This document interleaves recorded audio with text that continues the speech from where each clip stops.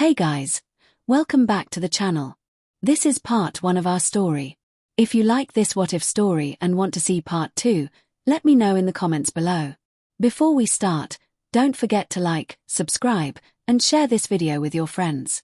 Also, check the description for more great content and my playlist. This story was posted by 𝗬𝗲𝗍𝗄𝗧 on Wattpad. Now, let's start. Izuku Yagi, formerly known as Izuku Midoriya, was now 17 years old.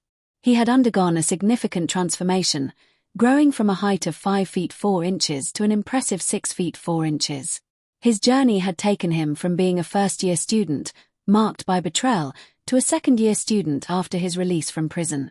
Izuku's personality varied depending on whom he interacted with. To those who believed in him, he was friendly, caring, and kind. However, to those who had turned their backs on him, he became stoic and serious, often appearing cold and indifferent. When threatened, he showed a ruthless side that left no room for mercy. He cherished his daughter, 𝗬𝗄𝗄, and valued the company of the big three, often seeking solace in quiet places. Conversely, he harbored deep resentment towards the entire UA staff and students, with a few exceptions, including Nezu, Recovery Girl, Lunch Rush, and the big his feelings of animosity extended to his former family, villains, fake heroes, and the government. Izuku possessed immeasurable strength, speed, agility, stamina, durability, and endurance, along with exceptional combat skills. He had mastered ki manipulation and could survive without oxygen. His abilities included flight, ki blasts, and various powerful techniques that showcased his combat prowess. Among those who remained loyal to him were Nezu, Hatsune, David, and Melissa Shield, Detective 𝗬𝗂𝗁, Gran Torino, and the Big Three, who had yet to reunite with him after their early graduation and overseas mission. Others like Kota, Recovery Girl, Lunch Rush, Ryako, Mako, Nagant, and Fat Gum were also on his side. However, he held a deep-seated grudge against those who had betrayed him, vowing never to forgive anyone, even his mother, which weighed heavily on him.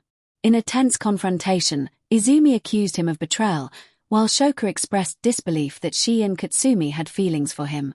Ida declared that he did not deserve to be at UA, and Katsuki insisted he belonged in prison with other villains. 𝗵's disappointment in Izuku was palpable, and Inko disowned him, calling him a disgrace to their family name. Aizawa expressed disbelief at having such a student in his class, while Monoma labeled him a villain. Itsuka lamented that the person she liked had turned out to be a villain, and Setsuna expressed disgust. Momo felt fortunate not to have dated him, while Mina was shocked to realize they had a friend like him. Nezu, however, promised to find a way to help Izuku. In a chilling moment, Shigaraki taunted the heroes, revealing that they had someone capable of transforming into anyone. Toga, holding a vial of BLD, drank it and transformed into Izuku, mimicking his voice and laughing before reverting back. Shigaraki posed a haunting question: would Izuku continue to strive as a hero or succumb to his darker destiny?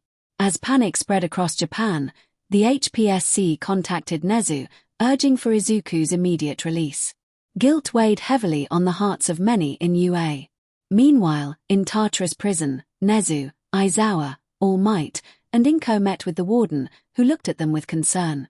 The warden questioned their certainty about their decision, to which Nezu responded with unwavering confidence. The warden sighed, expressing hope that Izuku still held on to the pride of a hero, fearing that if he did not, they might not be able to stop him. Izuku's classmates expressed their apologies, hoping for a reaction from him. However, he remained silent, his face devoid of emotion as he stared at them. He coldly stated that if they were done playing around, he had other things to do and walked past them, leaving them in shock. Shoka and Katsumi called out to him, but he didn't even glance back, which broke their hearts.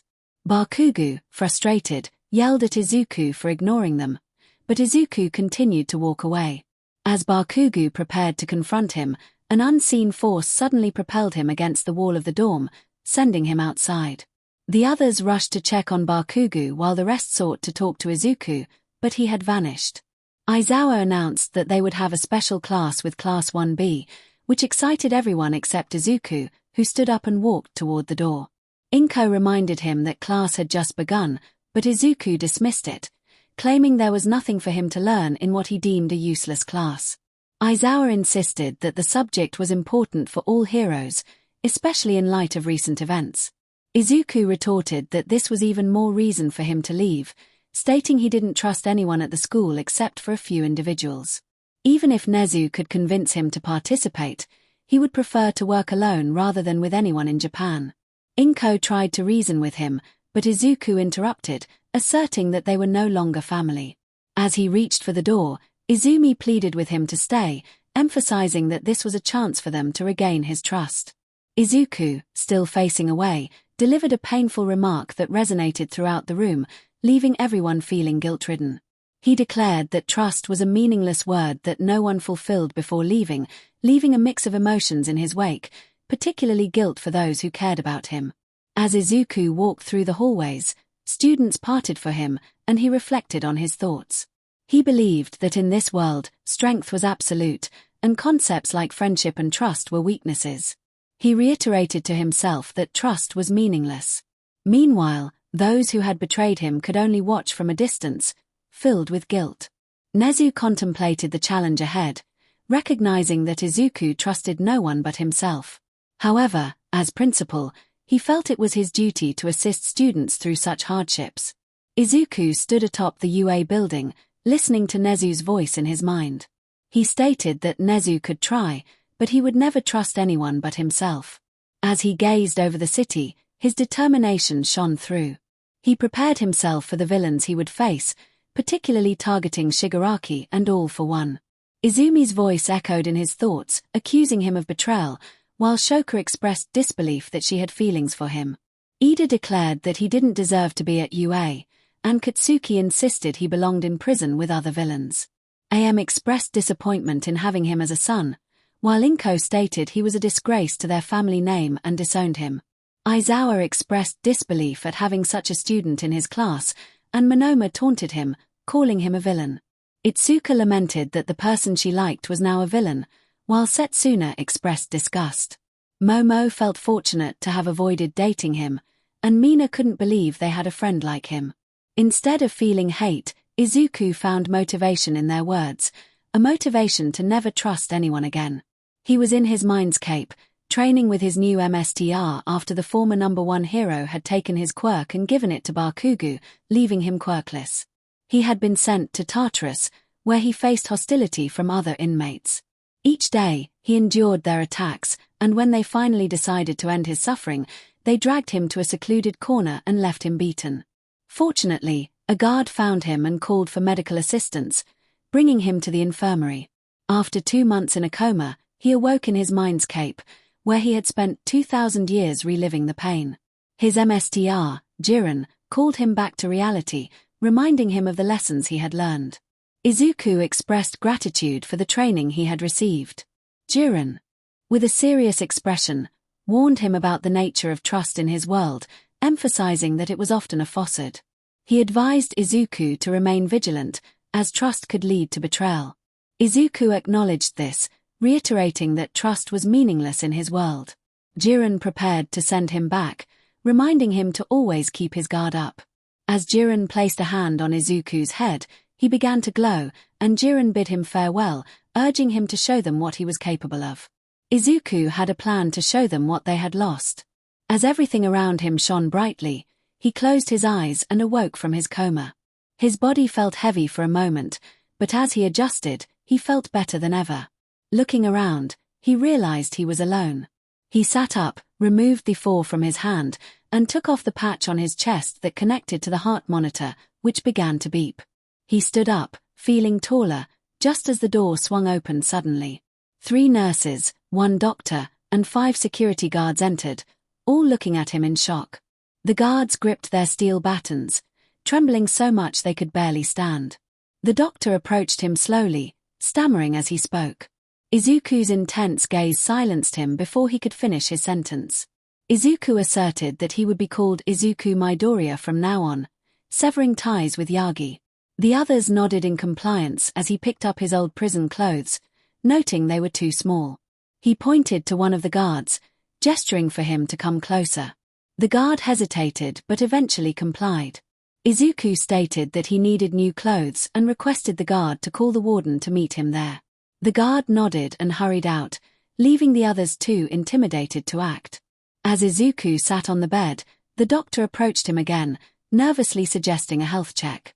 Izuku nodded, and the doctors and nurses examined him, surprisingly finding him perfectly healthy. Just then, the warden arrived, wearing a serious expression. Izuku walked toward him, stopping about 5 feet away. The room was filled with an overwhelming tension, causing the guards to sweat profusely. The doctors and nurses had already left, unable to handle the pressure.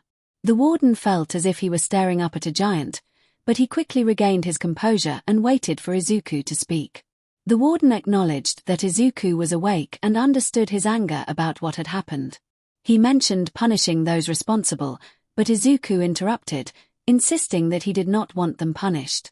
The warden looked confused as Izuku declared that he would be the one to deliver the punishment. His serious tone shocked everyone present, and the warden found himself unable to meet Izuku's gaze, overwhelmed by the intensity in his eyes.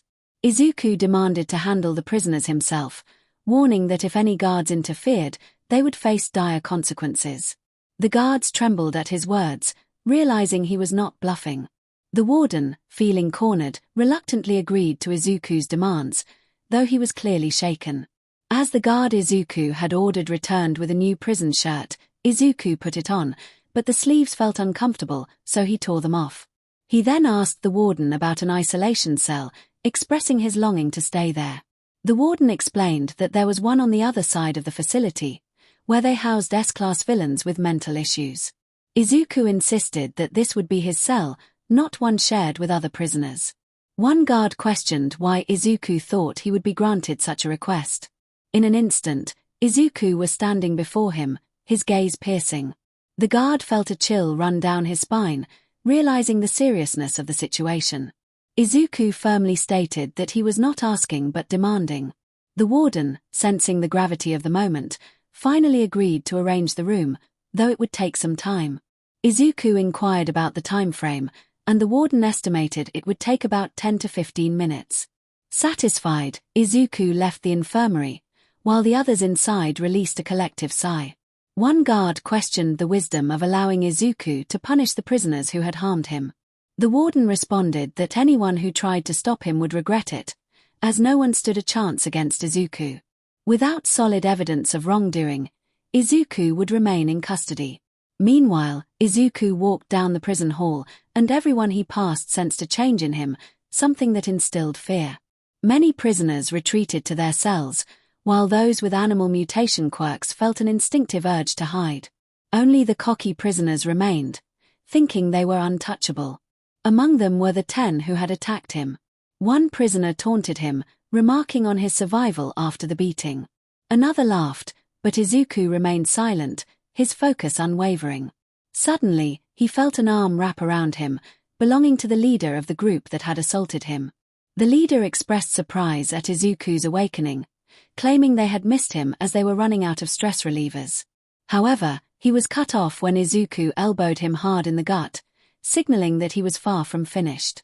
Izuku grabbed the back of the inmate's head and slammed him forcefully to the ground, causing a web-like crack to form beneath them.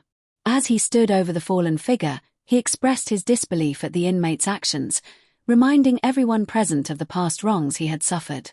The others hesitated, unsure of their next move, when one of the inmates who had previously taunted Izuku charged at him, throwing a punch aimed straight at his face. However, the smug expression on the attacker's face quickly shifted to shock as Izuku remained unfazed, as if he had been struck by a mere pillow. He remarked that the inmate hit like a child before retaliating with a powerful punch that sent the attacker flying across the hall. The remaining inmates looked on in fear as Izuku advanced toward them. In a panic, they began to flee, but he swiftly appeared in front of them, casting a fierce glare.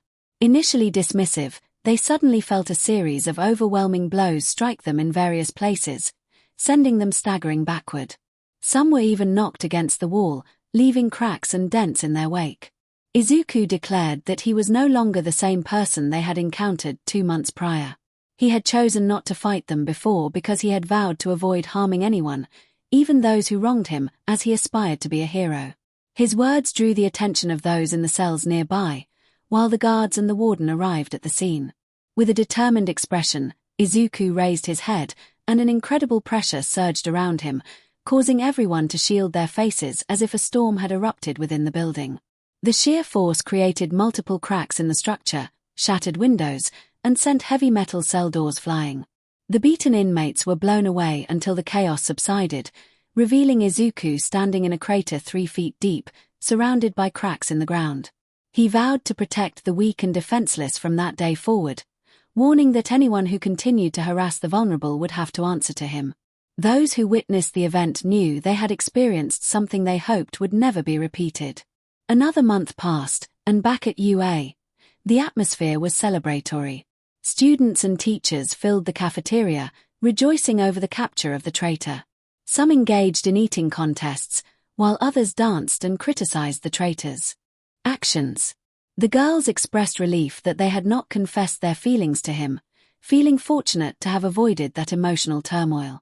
Meanwhile, the teachers reflected on their disappointment, with Aizawa regretting that he had trained someone who turned out to be a villain. All Might lamented the situation, feeling pity for Izuku, who had only wanted to be a hero. Inko suggested that they should have placed him in an orphanage, and the others agreed as the celebration continued. However, 4 individuals remained apart from the festivities. One student was in her support class, focused on her work and ignoring calls to join the celebration. Another was in the infirmary, feeling disgusted by the celebration of a boy sent to the most dangerous prison in Japan without solid evidence of his wrongdoing. A third was in the cafeteria, cooking for the celebration but unable to enjoy it, feeling conflicted about celebrating someone imprisoned without proof of guilt. The last was in his office, searching for evidence to clear Izuku's name, but every lead seemed to lead to a dead end, as if someone were deliberately concealing the truth. Nezu noted that someone was trying to hide the evidence and decided it was time to step up his efforts. He typed rapidly on his laptop, laughing maniacally as he worked. The following day, everyone awoke feeling good after the previous day's festivities. However, their morning was abruptly interrupted when the television screen flickered and blurred, capturing the attention of everyone in Japan. As the image cleared, they were met with a shocking sight: the League of Villains, with Shigaraki seated on a throne and the rest of the League standing beside him. Shigaraki greeted the heroes, expressing his pleasure at their good behavior over the past few months, leaving everyone stunned. The villains had been quietly scheming, biding their time while the heroes enjoyed their break. Compress revealed that they had been letting the heroes lower their guard.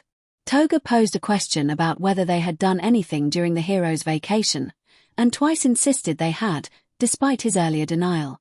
Back at UA, Bakugo delivered troubling news: they had already apprehended the supposed traitor. Shigaraki laughed, mocking the heroes for jumping to conclusions without evidence, claiming there was no traitor among them. A collective gasp echoed through UA and across Japan, except for a few who still believed in Shigaraki's innocence. Darby pointed out the betrayal of an innocent person, noting that only Nezu was actively seeking solid proof of the traitor's innocence. Shigaraki reminded them of their ability to transform, gesturing to Toga. She took a vial of BLD, drank it, and transformed into Izuku, mimicking his voice and demeanor, only to laugh as she reverted back. Shigaraki posed a chilling question about whether Izuku would continue to be a hero or seek revenge. This revelation shook everyone, especially those in UA who had feelings for Izuku. Shigaraki announced there was one final message, leaving everyone on edge. The screen shifted to Tartarus, where the villains were imprisoned, and Shigaraki's voice echoed through the air as he initiated the Nemesis Protocol. Explosions rocked the building, and black liquid began to seep in, revealing monstrous creatures reminiscent of those they had fought in previous battles. Class 1A recognized the threat as a Nomu. Izumi expressed disbelief at the sheer number of them, while Aizawa urged everyone to suit up, as all heroes had been called to action. Without hesitation, they changed into their hero costumes, ready to mobilize toward Tartarus. Nezu watched them leave, silently hoping Izuku would not succumb to darkness.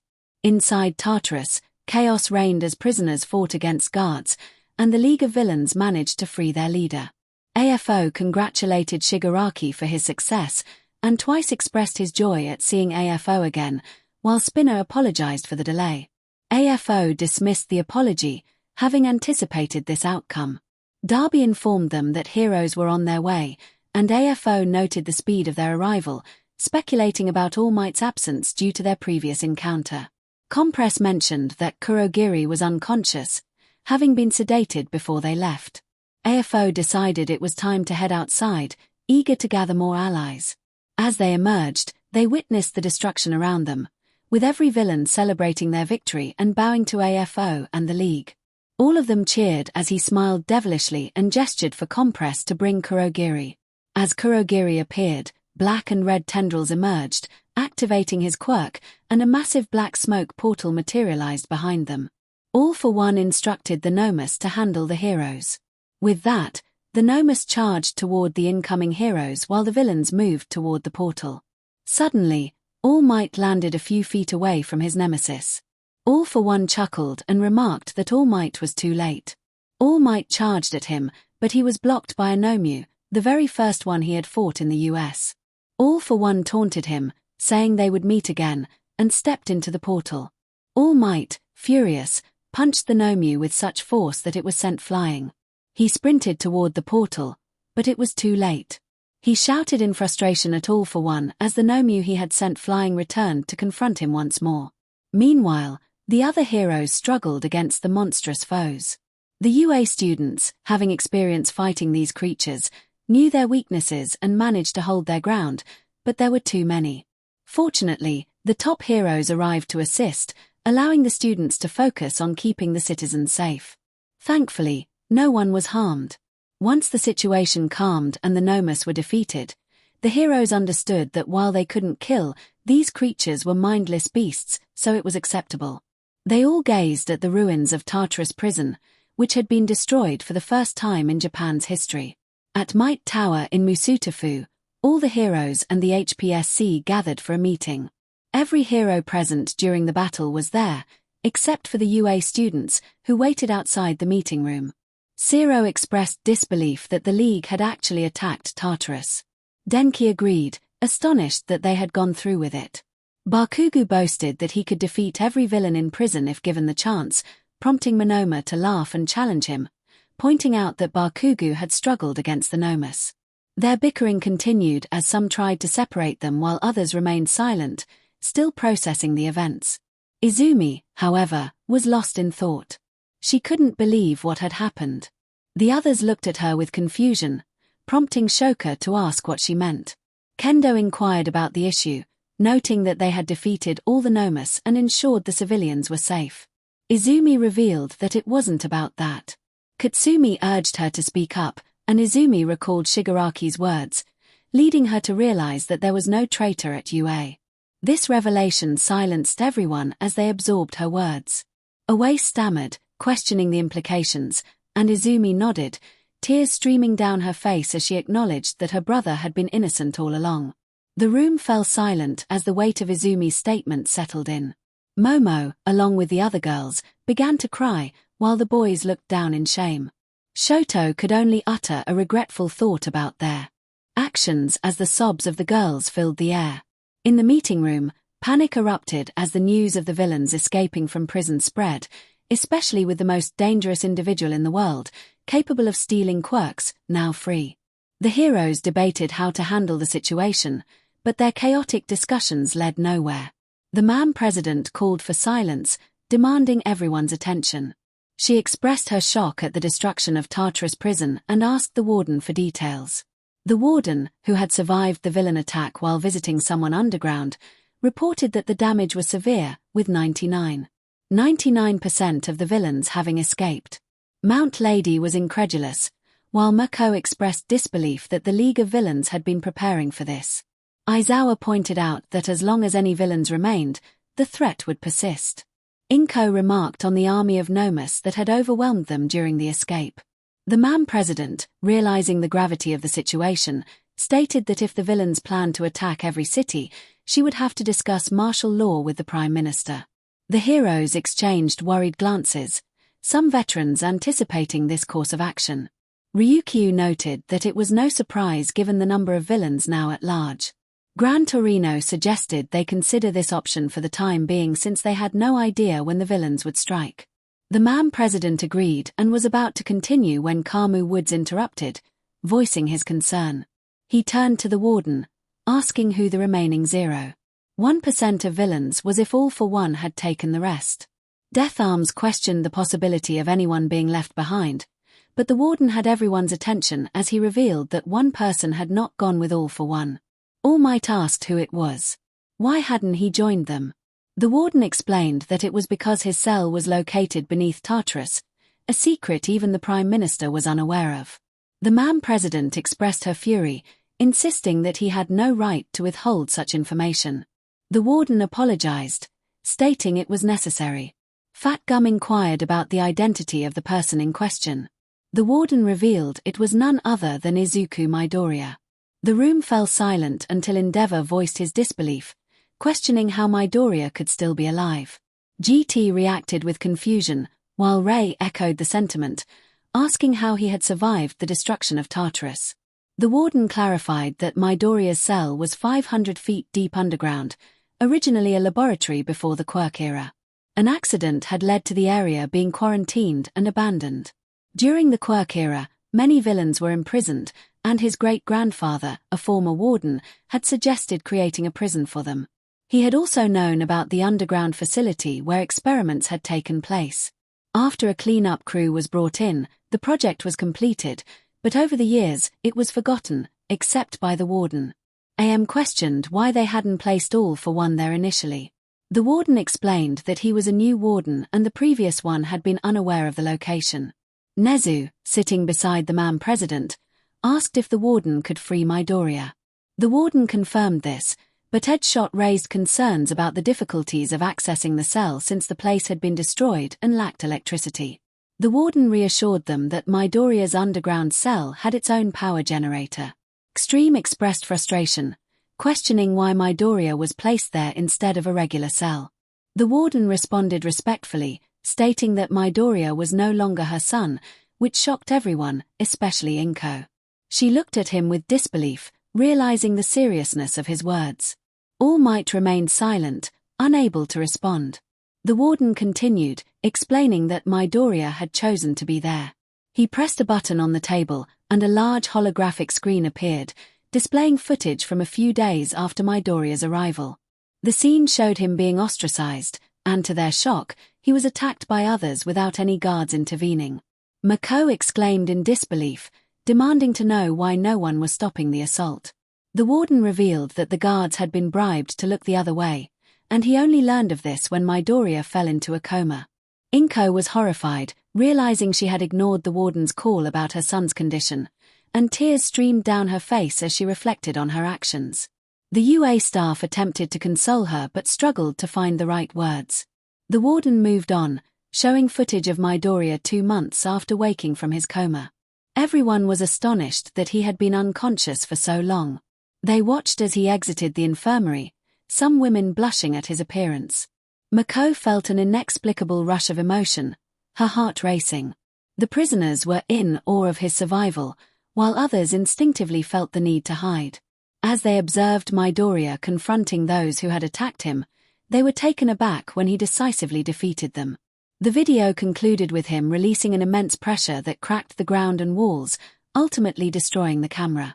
Everyone in the room was left speechless. 𝗵𝘃𝗲 finally broke the silence, expressing disbelief.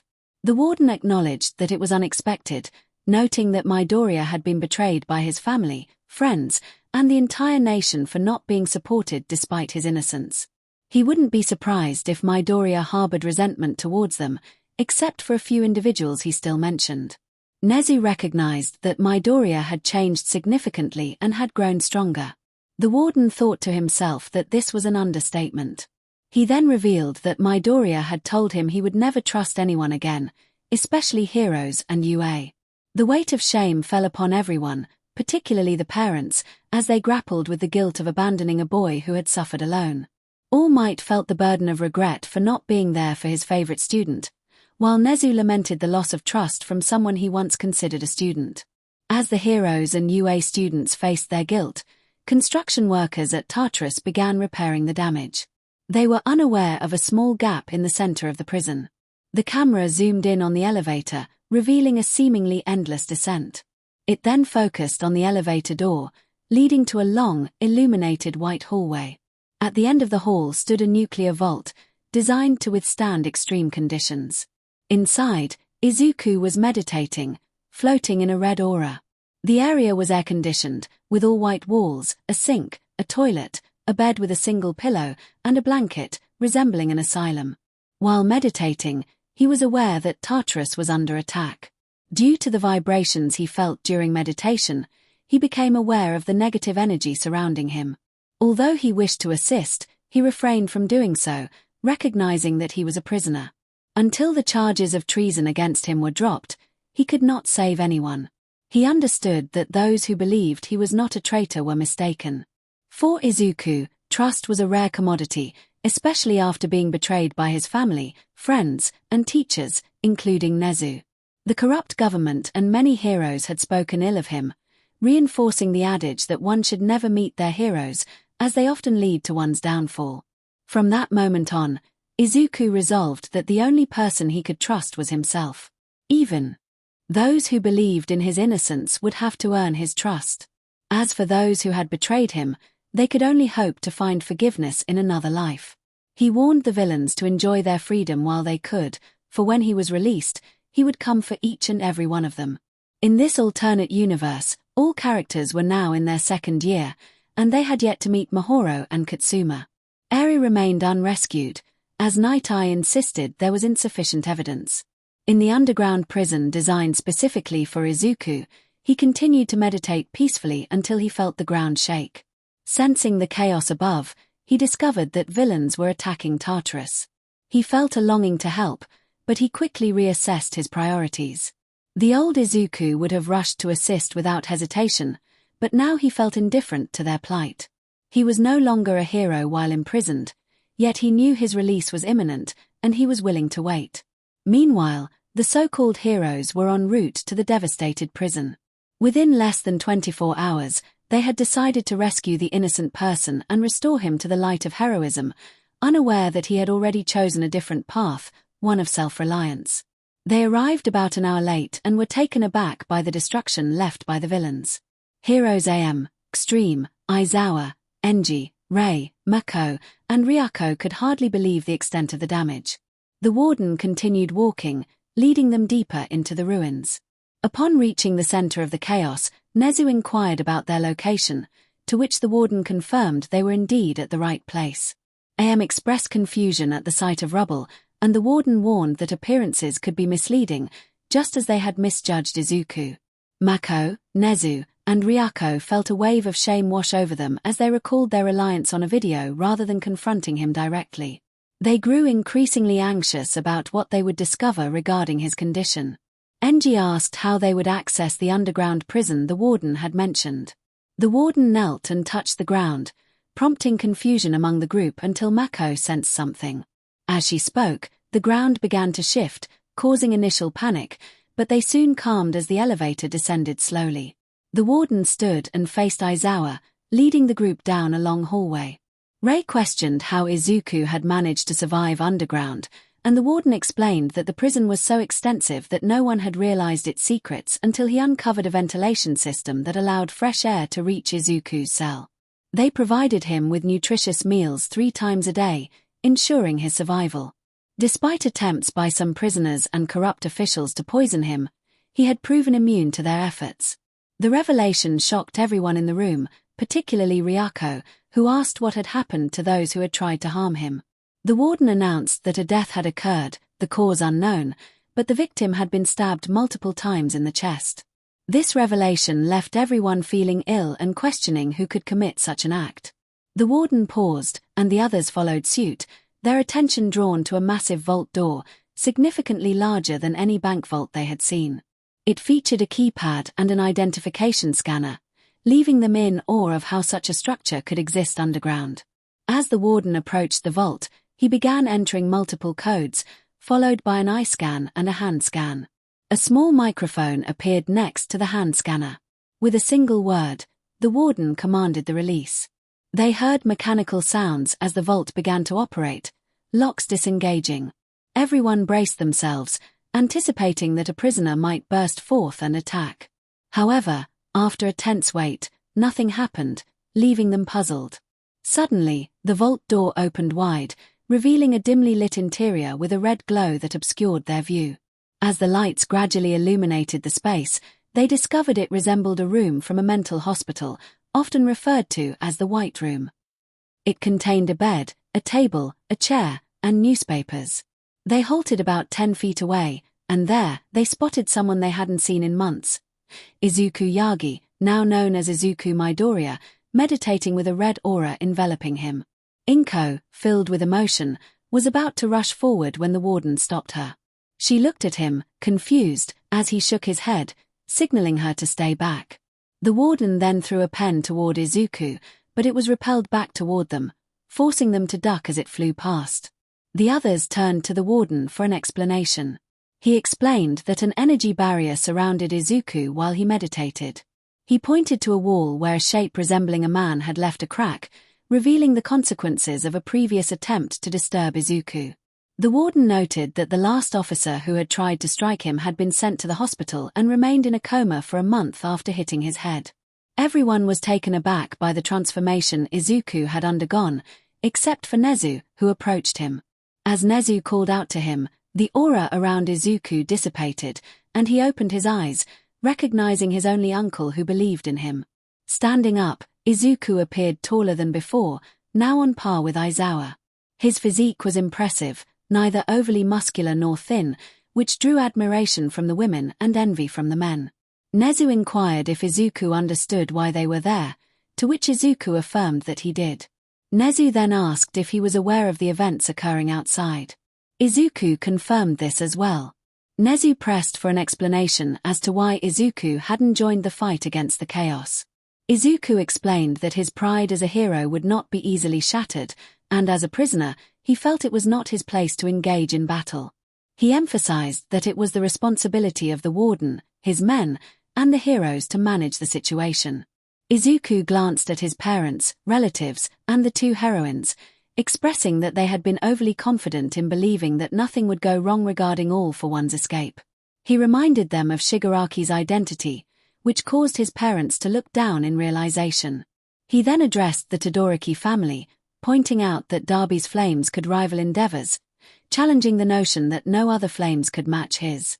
The tension in the room escalated as Izuku addressed Aizawa directly, expressing disappointment that Aizawa had judged him too quickly, contrasting with the respect he had previously held for him. Before anyone could respond, Izuku redirected the conversation back to the reason for their visit. Nezu felt a pang of hurt when Izuku did not refer to him as uncle. Nezu explained that since Shigaraki revealed Izuku was not the traitor, all charges against him had been dropped. The warden handed Izuku a folder with a prominent innocent stamp on it. Nezu then declared that Izuku was now free. Izuku reviewed the files, feeling satisfied with his uncle's efforts, though it was not enough to fully appease him. The warden then mentioned a favor that he and the Hero Commission wished to request from Izuku. He presented another folder, thicker than the last, and when Izuku inquired about its contents, the warden explained that it detailed all the prisoners who had escaped from Tartarus. The government and Hero Commission requested that Izuku capture and return them.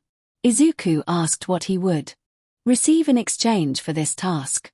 The warden announced that there would be full immunity for all crimes committed in order to capture the escaped villains, along with an official pro-hero license to prevent arrest for the illegal use of quirks.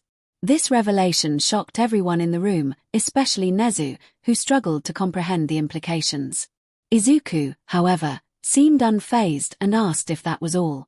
The warden confirmed it, and Izuku began examining the file containing details about the escapees. Toshinori expressed disbelief, questioning how Izuku could possibly think he could capture all of them. Aizawa chimed in, emphasizing the sheer number of criminals and the absurdity of expecting Izuku to handle it alone. Despite the concerns, Izuku declared his willingness to take on the task, but only under two conditions. The warden inquired about these conditions. Izuku stated that, first, he was still a student and would return to UA, only responding to calls if the villains posed a significant threat. The warden considered this and nodded in agreement. Izuku continued, saying that he would handle the situation independently, requesting only information about the last known locations of the villains, insisting he did not want any support from heroes. This declaration caused concern among those present, particularly Mako and Nezu, who worried about his refusal of help. Inko, Izuku's mother, interjected, expressing her disbelief that he thought he could do this alone. She reminded him of the dangers posed by the numerous criminals and pleaded with him not to put himself in harm's way, tears streaming down her face. Everyone turned to Izuku, expecting a heartfelt response, but he remained emotionless, staring at her. He coldly questioned who she was to dictate his actions, leaving everyone in shock. Inko stammered that she was his mother, but Izuku dismissed her claim, stating that he had no family since arriving in prison. Toshinori attempted to remind him of his family ties, mentioning his sister and friends, but Izuku insisted that he was only Izuku Midoriya, not Izuku Yagi. This revelation devastated Inko, who cried out that he was their son. Izuku reminded her of her earlier words, causing her to falter as she recalled disowning him. Overwhelmed with emotion, Inko collapsed to her knees, while Toshinori and Rei rushed to her side.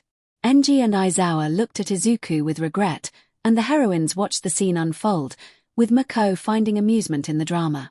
The warden, sensing the tension, instructed Izuku to keep the folder and review the escapees. He promised to contact Izuku once Tartarus was rebuilt and the last sightings of the prisoners were confirmed. Izuku nodded, accepting the task as the warden turned to leave. Nezu followed, along with Mako and Ryako, who had been mere spectators. Meanwhile, Toshinori and Rei helped the distraught Inko, who was lost in a vision of a younger Izuku smiling and waving goodbye. As they exited, Izuku finally saw the sun after a long time, taking in the destruction left by the villains at Tartarus. He asked the warden how long it would take to rebuild the facility. The warden estimated about a month but mentioned he could expedite the process to 3 weeks. Izuku acknowledged the timeline, knowing the escaped prisoners would not wait, but he resolved to be patient, as their escape was no longer his concern. They made their way to the car, with Izuku riding alongside Nezu and the warden. Mako and Ryako had other commitments and bid farewell. Izuku's family noticed his indifference toward them, realizing he had changed since his release. During the drive back to UA, Nezu informed Izuku that the staff had decided to combine classes 2A and 2B, but the rivalry between the sections remained. Izuku expressed his disinterest in the other students, insisting they stay away from him. Nezu had anticipated this response and suggested that Izuku have his own floor in the dormitory. Izuku agreed, inquiring about his belongings. Nezu explained that they were about to be discarded until they learned of Izuku's innocence.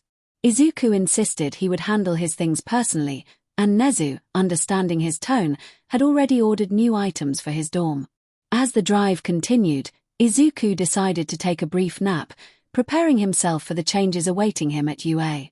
He wondered how his former friends, crushes, and staff would react to the new version of himself. He also contemplated what his family would do, whether they would respect his distance or attempt to bring him back into their fold. Midoriya Izuku looked at the warden with a blank expression. The warden informed him that something would be sent in a few days. Izuku nodded as the warden returned to the car and drove away. Nezu climbed onto Izuku's left shoulder and suggested they head to his office first. Izuku agreed and entered the UA grounds for the first time in months. He noticed the area was empty and wondered why no students or staff were present. Nezu explained that the hero course had been called for assistance, forcing the rest of the students back into their dorms in case of emergencies. The staff members were assigned to guard the dorm rooms until it was safe, but he believed they were waiting in his office. Since Shigaraki's announcement, classes had been suspended for 3 days. As they approached Nezu's office, Izuku opened the door and entered the room, where all the staff were gathered. A few stood up, and upon seeing a tall figure enter, they instinctively took defensive stances until they recognized Nezu on his shoulder. Nezu introduced Izuku as their student, Midoriya Izuku, also known as Izuku Yagi. The staff reacted with surprise, noting how much he had grown. Nezu addressed the group, explaining that after Shigaraki's announcement, there was no reason to keep Izuku imprisoned. One staff member questioned why he was still called Midoriya instead of Yagi, given his lineage. Suddenly, an intense air pressure filled the room, causing everyone to shield their faces as they turned to see the source, Izuku, glaring fiercely. Nezu raised his paw, signaling Izuku to calm down. He clarified that Izuku had been disowned by his former family, who no longer wished to be associated with the traitor. Nezu then stated that since Izuku had no last name, he had changed it to his own, making him Nezu Midoriya. The staff processed this revelation, shocked to learn that Nezu had a last name. One of them welcomed Izuku back, but he interrupted, making it clear that he was there solely to pursue his dream of becoming a hero. Even when villains invited him to join their group, his pride as a hero would not be easily diminished. He expressed his disappointment that they had believed a video instead of allowing him to explain himself. The staff lowered their heads, recognizing their failure not only as teachers but also as heroes, reflecting on how they had treated someone who had once been kind and innocent. Izuku informed Nezu that he would be heading to the dorm, as it had been a long day. Nezu nodded and retrieved a key from his drawer, handing it to Izuku. He explained that it was the key to his new room on the 6th floor, and the movers had already organized his belongings. Izuku thanked his uncle, and 𝗬𝗪 mentioned he would join them to make an announcement to the students. As they approached the door, Nezu prepared to address the remaining staff before dismissing them. Midoriya walked alongside 𝗬𝗪, feeling an urge to engage him in conversation. However, he hesitated, uncertain of how to approach the topic. Izuku had changed, and he sensed that 𝗬𝗪 might not be open to talking. Yet, as a teacher, 𝗬𝗪 felt it was his responsibility to understand his students' feelings and offer support, even if he disliked such emotional discussions. Izuku suddenly interrupted 𝗬𝗪, asserting that he preferred to be called Midoriya. This caught 𝗬𝗪 off guard, as he had referred to him by his hero name rather than as a teacher or family member. Izuku halted and turned to 𝗬𝗪 with a serious expression. He conveyed his feelings candidly, expressing disdain for 𝗬𝗪 and most people at the school, as well as a significant portion of Japan, except for a select few. He stated that their past relationship was now merely a memory he would carry, and while he respected 𝗬𝗪 as a hero, he would no longer acknowledge him in any other capacity. He made it clear that 𝗬𝗪 and those who had betrayed him would never regain his trust, and he asserted that 𝗬𝗪 had no authority to expel him. 𝗬𝗪 listened intently, nodding in response. He then requested that Izuku wait outside while he used the restroom. Izuku complied and stepped out of the UA building, waiting patiently for 𝗬𝗪. Inside the restroom, 𝗬𝗪 leaned against the wall, his hair obscuring his eyes as tears began to fall. He reflected on Izuku's words, recalling moments when Izuku had sought guidance on fighting and had looked up to him. The fond memories of their time together now felt distant and painful. After a moment, 𝗬𝗪 composed himself, washed his face, and exited the restroom to find Izuku waiting outside. For a fleeting moment, he imagined the old Izuku smiling at him before the image faded into the unknown. Izuku then stated that it was time to go, and he proceeded toward the dorm, with 𝗬𝗪 following closely behind as dark clouds gathered overhead. In the dorm, the atmosphere was relaxed. Class 2A and Class 2B had gathered in the 2A dorm, feeling remorseful for their previous betrayal of Izuku, who had been innocent all along. They began brainstorming ways to make amends, with some suggesting buying him new merchandise and others proposing a group outing to a concert or event. Some students were making reservations at a restaurant for a date with him, intending to confess their feelings. Just then, the dorm door swung open, revealing 𝗬𝗪. He instructed Ida to gather everyone, and Ida quickly ran off to assemble the class. Within 2 minutes, all the students in the hero course were present. 𝗬𝗪 acknowledged their attendance and proceeded with the announcement. He informed them that, as they were aware, the previous day, villains had attacked the most secure prison in Japan in a bid to rescue their leader, 𝗬𝗪. The mention of that name sent shivers through everyone, especially the new one-for-all user, who recalled his encounter with 𝗬𝗪 and how he had stood helplessly until All Might arrived to save him during the battle at Kamino. 𝗬𝗪 continued, explaining that the city was under full lockdown due to numerous escaped prisoners who would likely commit crimes until Tartarus finished repairing the damage. He announced that they would all be training harder than ever before. The students felt a wave of anxiety wash over them, recalling the grueling training sessions they had endured under Aizawa and 𝗵𝘃𝗃 expressed his discomfort, while Tetsu questioned why he had to bring it up. Kendo pointed out that this situation was problematic, especially since they were still shaken by the League of Villains freeing such a dangerous individual. Izumi added that her father was struggling with hero duties due to injuries inflicted by that monster. Ibara inquired about Izumi's father, and she shared that Recovery Girl had informed them of significant damage to his respiratory system, limiting his hero work to just 5 hours. Kaminaru was incredulous, and Shoto confirmed the severity of the situation, noting that even Aunt Inko was shocked by the extent of his injuries. As they continued their discussions, Aizawa interrupted, announcing that someone would be assisting them in dealing with the escaped villains. Katsuki protested, not wanting any additional help, while Ida reprimanded him for his language. Aizawa clarified that this new ally had 2 conditions, the first being that they would only be called upon if the villains proved difficult to capture, and the second being that he preferred to work alone without support from anyone, especially heroes. Curiosity piqued, the students began to speculate about this mysterious figure. Aizawa warned them that they had no idea who they were dealing with, and Shinso expressed concern about the person's mental state. Katsuki, frustrated, demanded to know where this person was, causing the others to distance themselves from his outburst. Monoma, eager for a confrontation, asked Aizawa about the newcomer. Aizawa warned them that they stood little chance against this individual. Just then, the lights went out, and Shishida noted that there had been a blackout. Shoto and Shoka illuminated their fingers with fire, providing some light. As the door to the dorm building swung open with a powerful gust of wind, everyone shielded their faces, trying to see the figure standing in the doorway, framed by the storm behind him. As the rain began to pour and the wind howled, Shoto stepped forward to confront the mysterious figure. At that moment, a flash of lightning illuminated the room, revealing the newcomer. The electricity flickered back on, and the students could see him clearly. He stood as tall as Aizawa, with green hair and a more muscular build than they remembered. The room erupted with exclamations of surprise as they recognized him as Izuku Yagi. However, Izuku did not seem pleased to see them. Aizawa noticed this and raised his hand to halt the students as they moved to greet him, leaving them confused. Aizawa explained that Izuku did not want to be near any of them after everything that had transpired. Kaminari, trying to lighten the mood, suggested that Izuku had likely forgotten about the past. But when he attempted to pat Izuku on the back, he was met with a fierce glare, followed by a sudden force that sent him stumbling back, causing a few others to fall as they caught him.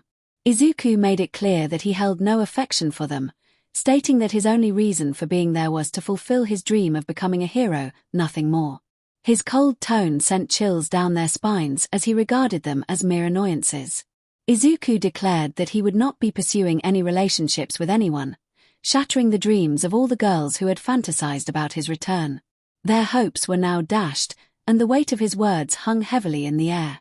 Katsumi, filled with disbelief, questioned his statement, unable to comprehend his feelings. Izuku affirmed that he meant every word, insisting that their past was nothing more than a bothersome memory.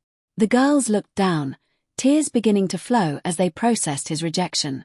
Ida, unable to contain his anger, demanded that Izuku apologize for his unacceptable behavior. Izuku challenged him, asking for a valid reason to do so.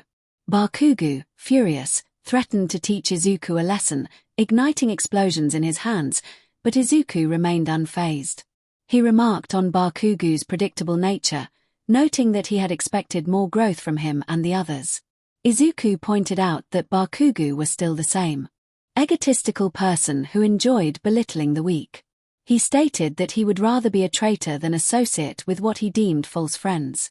The group was taken aback by his words, realizing that he felt more at home as an outcast than among them. Bakugo, enraged, lunged at Izuku, but Aizawa intervened. However, he quickly noticed that Izuku had vanished from his side. A loud cough drew his attention, and he turned to see Bakugo on the ground, with Izuku stepping on his back. Izuku commented on Bakugo's predictable attack, surprised that no one else had followed suit. Izumi, astonished, admitted she hadn't seen Izuku take down Bakugo so swiftly. Katsumi echoed her disbelief, while Shoto noted that the action had happened in the blink of an eye. Aizawa called out to Izuku, urging him to let Bakugo go. After a moment, Izuku lifted his foot, making his way to the elevator as everyone stepped aside. As the elevator doors closed, Inko and Toshinori rushed in, breathing from their sprint to the dorm. They were met with a mix of emotions from their students, who were helping Bakugo. Confusion filled the air as they wondered what had transpired. Their eyes followed Izuku, who had entered the elevator with a cold expression, leaving everyone in shock. The girls felt tears streaming down their faces, realizing that their chances of winning Izuku's affection were gone due to his animosity. The boys, except for Bakugo and Monoma, hung their heads in sadness over what their friend had become. Inko fell to her knees, regretting her previous words to Izuku. She understood that once a family member was disowned, there was no way to reclaim their name, a law that had persisted in Japan for years. Now, she mourned the loss of her son, feeling helpless. Meanwhile, everyone downstairs remained in shock over their former classmate's return. Some were assisting Bakugo, still unaware of the events that had unfolded. Izuku made his way to the top floor, where he occupied the entire 5th floor. He surveyed his room, satisfied with its interior, which included a living room, kitchen, bedroom, gaming room, and gym. Everything he needed was there, but he remembered that his old belongings were outside the dorm. Determined to address it, he descended the stairs, ignoring everyone in the common room. Kirishima called out to him, drawing everyone's attention as they followed him to the door. They watched as he carried 4 boxes effortlessly, as if they were light as feathers. Izumi asked if he needed help, but he remained silent, heading down the stairs instead of bringing his items inside. Ida shouted after him, questioning where he was taking the boxes, but Izuku paid him no mind. He dropped the boxes carelessly, and one burst open, revealing his old belongings. Iboro exclaimed in surprise, while Katsumi and Uraraka questioned his actions. Before they could finish, Izuku unleashed a powerful blast at his old possessions, leaving everyone in shock as they processed what had just happened. Izumi cried out for her brother, and he paused, turning to face them with a hurtful glare. The look in his eyes conveyed everything he felt, and he walked back inside, leaving the others outside feeling guilty. One by one, they eventually retreated indoors, while Izumi lingered, glancing back at the remnants of Izuku's belongings. She noticed something on the ground and picked it up, tears streaming down her face as she held a promise bracelet they had exchanged when they were 4 years old, a symbol of their vow to always stick together. Now, she felt the weight of her betrayal, having broken that promise after accusing him of being a traitor. The following day, school resumed, and there was nothing that could be done about the escaped prisoners since they were still students. They would only be called upon for backup.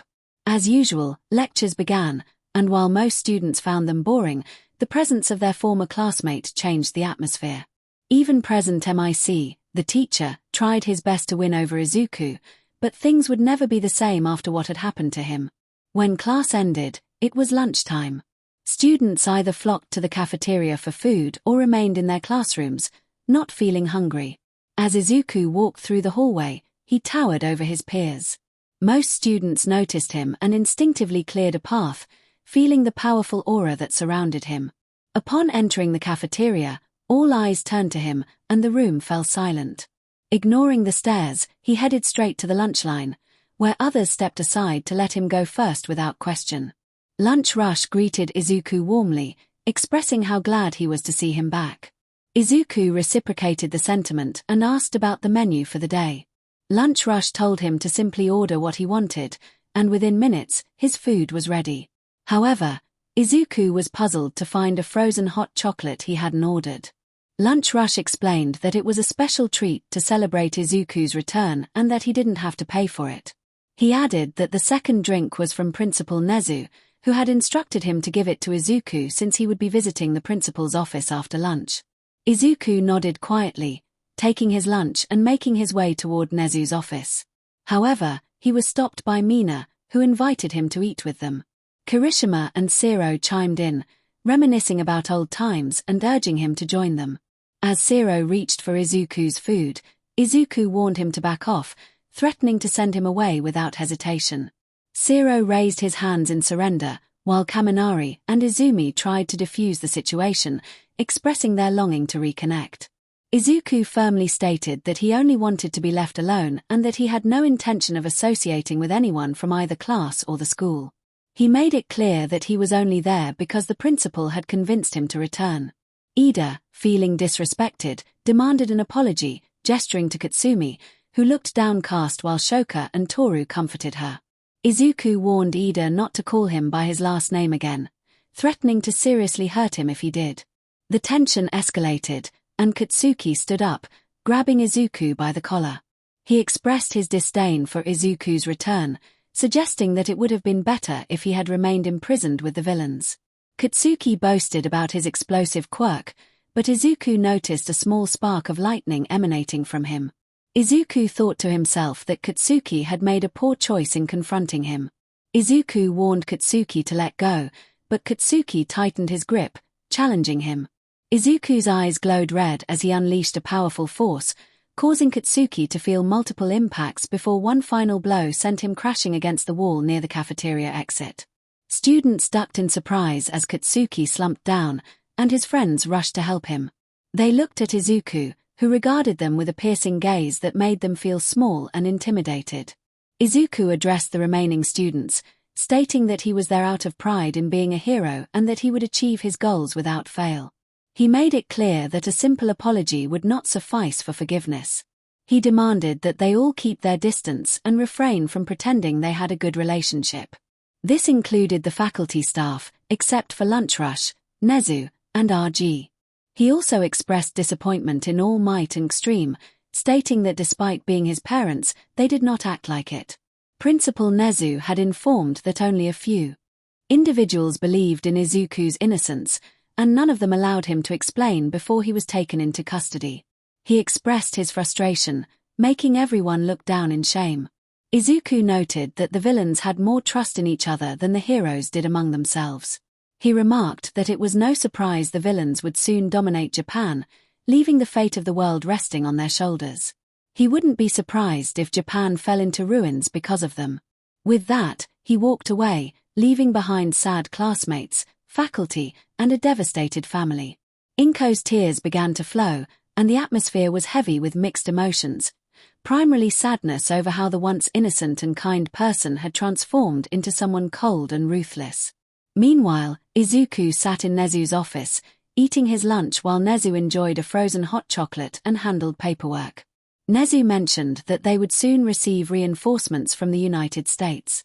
Curious, Izuku asked who it would be, and Nezu informed him it was the #1 hero in the United States, Star and Stripes. Izuku acknowledged this news, noting that usually he would be excited about such an arrival, but things had changed. Nezu explained that she would arrive at the end of the month, as she still had unfinished business in the Middle East, where there were many threats.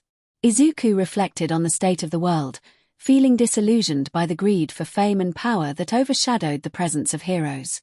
Nezu sighed, indicating that the escaped villains would be on the move soon. Izuku agreed, stating that some villains were not even worth stopping, and the real threat came from the League of Villains.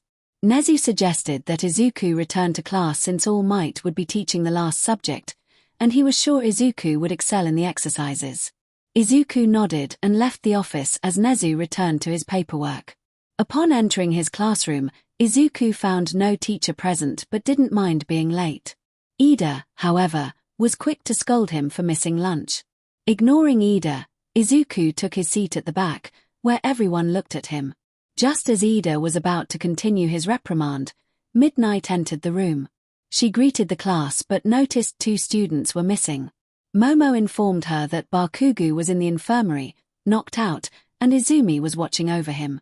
Midnight acknowledged this and decided not to disturb Izuku, who seemed to be awake and focused. Midnight instructed Momo to share her notes with Bakugo and Izumi after class, and then began the lesson. Halfway through, Izumi and Bakugo arrived, having missed part of the class. Izumi apologized, but Bakugo shot Izuku a glare filled with animosity as they took their seats. After class, the students discussed how to earn Izuku's forgiveness, brainstorming ideas like hero merchandise, festival tickets, luxury hotel stays, or even asking him out. However, they quickly remembered that he had destroyed all his old belongings, eliminating the merchandise option. Just then, All Might entered the room, dressed in his heroic attire, with his wife, 𝗧𝗵𝗲, by his side.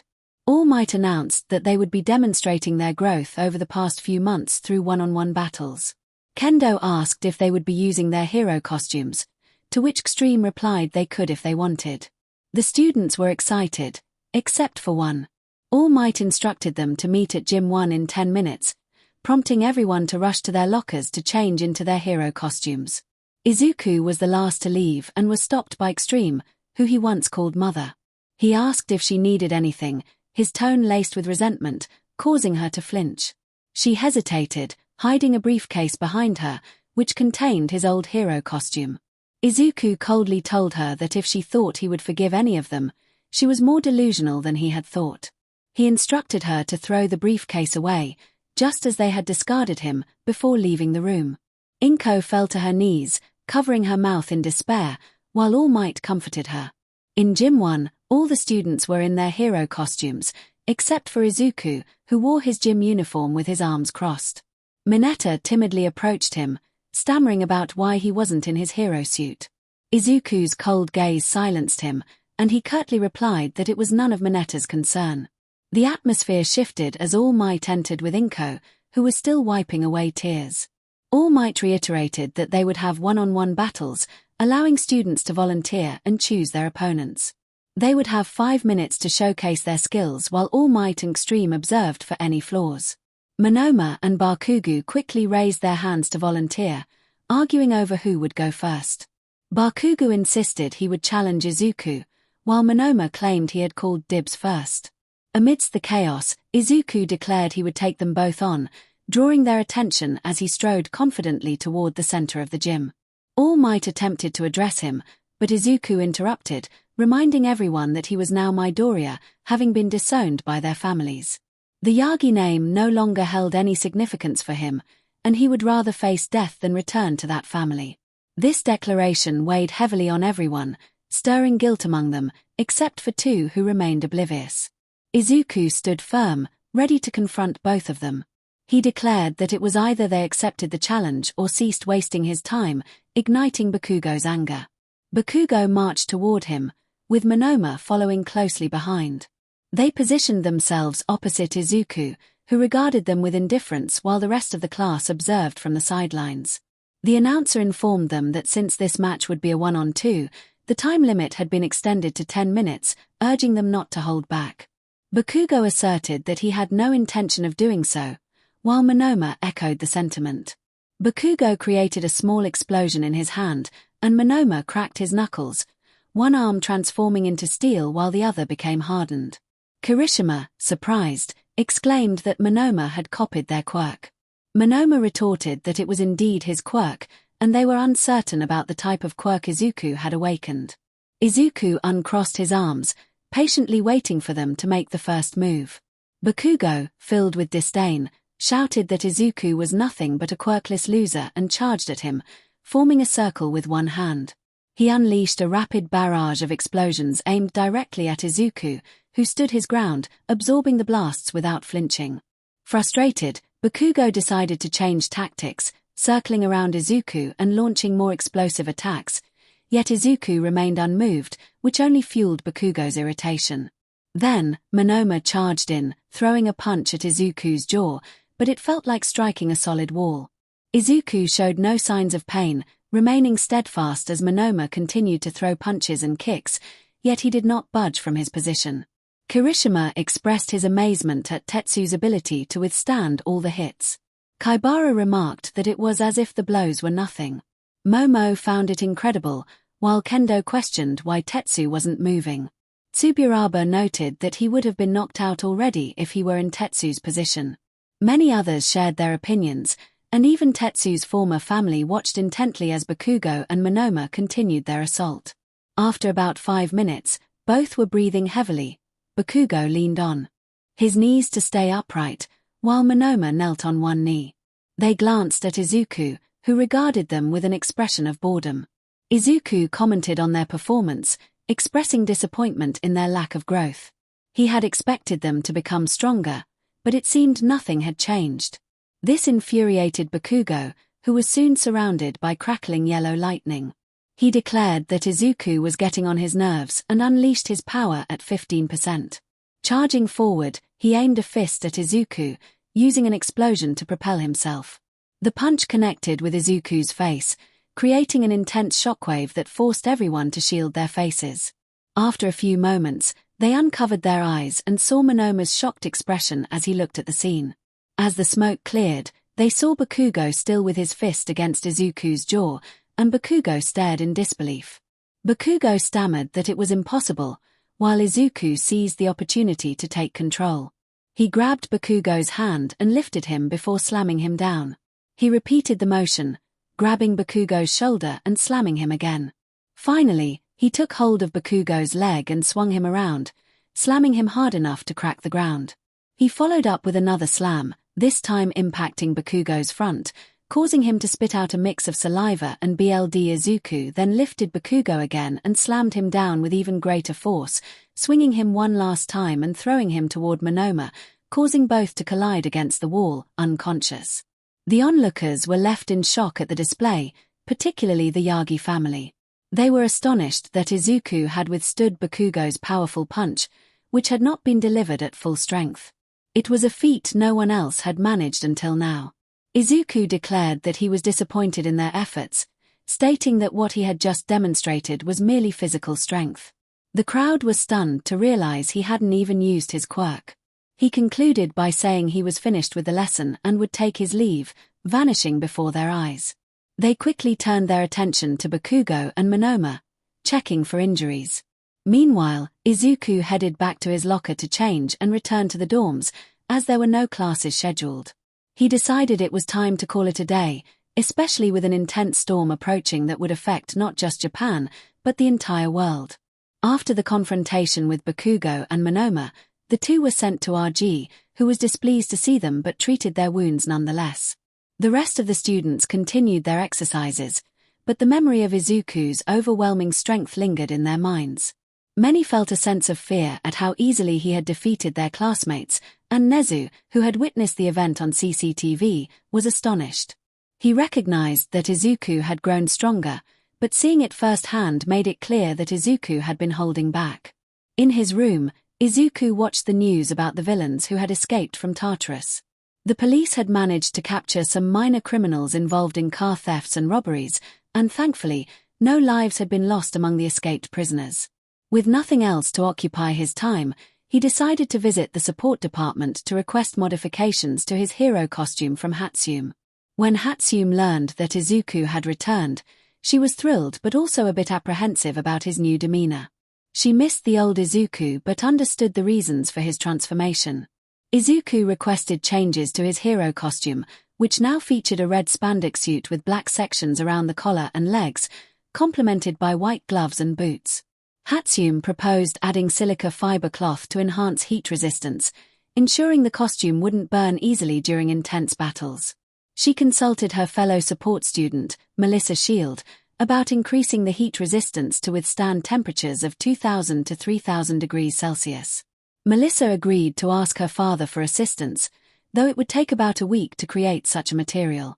Just then, there was a knock at the door. One of the support students opened it and was taken aback by Izuku's imposing presence, as he stood tall like All Might. Izuku inquired if 𝗵𝘃𝗁 was present, but the student was too intimidated to respond. Finally, 𝗵𝘃𝗁 burst in, excitedly exclaiming that Muscles had arrived and urged everyone to ignore the others. She shouted as Izuku passed the student and approached 𝗵𝘃𝗁, who was nearly finished with his hero costume. 𝗵𝘃𝗁 explained that the costume had taken a lot of effort to create, but it was only a prototype. She mentioned that she had asked their friend 𝗵𝘃𝗁 to help design something that could withstand temperatures of 2,000 to 3,000 degrees Celsius. 𝗵𝘃𝗁 promised to consult her father or someone he knew for assistance, but for now, the costume could only endure about 1,000 to 1,200 degrees Celsius, so she advised Izuku to be careful. Izuku expressed his gratitude to 𝗵𝘃𝗁, but she noticed he wasn't smiling like before, which made her feel a bit sad. She decided to check on 𝗵𝘃𝗁 for any updates, turning to her computer to look through everything. While Izuku had been away, UA had undergone significant upgrades, and the support course had its own setup to avoid confusion over belongings. He grabbed his new hero costume, placed it in a case, and headed out. Upon exiting the room, he accidentally bumped into someone, causing her to fall. Izuku took a moment to look at the girl he had collided with. She had fair skin, average height, and wide, curious eyes with long, thick upper eyelashes. Her royal blue irises sparkled, and her periwinkle hair flowed down to her knees, complemented by a matching dress. He apologized for the accident, but she quickly replied that she was the one in a rush and not careful. Just then, 2 boys came running toward them. One had yellow hair and a cartoonish face, while the other had indigo hair that stuck out behind his head, with thin, tired-looking eyes partially hidden by his bangs. They scolded the girl for her reckless behavior. The girl, 𝗫𝗫𝗫, explained that she couldn't help it. She missed being at UA after graduating. One of the boys, 𝗵𝘃𝗄, acknowledged that she was always like this. As they introduced themselves, 𝗵𝘃𝗄 mentioned that they were part of the Big Three at UA. He introduced 𝗵𝗃𝗄, the boy with indigo hair, and 𝗫𝗫𝗫, the girl Izuku had bumped into. Izuku recognized them as rising stars, famous for their achievements as graduates and nearly becoming top pro heroes. 𝗵𝘃𝗄 asked if Izuku was a new student, and 𝗫𝗫𝗫 eagerly inquired about his year and quirk, bombarding him with questions until 𝗵𝗃𝗄 wrapped an octopus tentacle around her mouth to quiet her. 𝗵𝗃𝗄 apologized for 𝗫𝗫𝗫's enthusiasm, explaining that she always acted this way when meeting new people.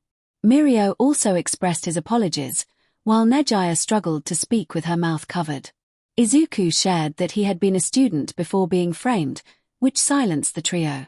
𝗵𝘃𝗄 recognized him as the one labeled a false traitor, and 𝗵𝗃𝗄 confirmed that this was how many referred to him even outside the country. 𝗫𝗫𝗫 added that some believed the school and authorities should be punished for the false accusations. Izuku asked where they stood on the matter, and 𝗵𝘃𝗄 explained that they were somewhere in between. However, after the villain's revelation, people's opinions had changed, and many regretted their previous judgments. Izuku stated that he no longer cared what others thought. 𝗵𝘃𝗄 cautioned him about his harsh words, but Izuku explained that betrayal from family, friends, and even his country had hardened his resolve.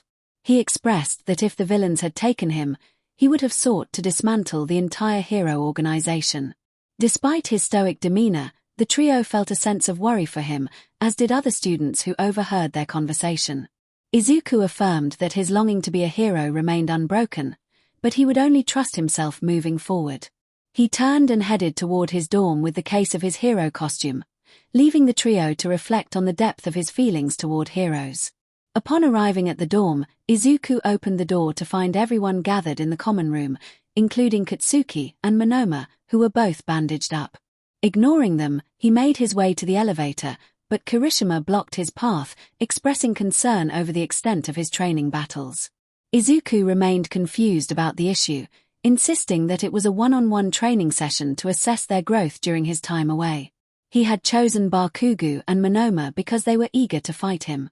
Kaminari interjected, but Izuku clarified that if he had been told to hold back, he would have done so, leaving Bakugo in disbelief.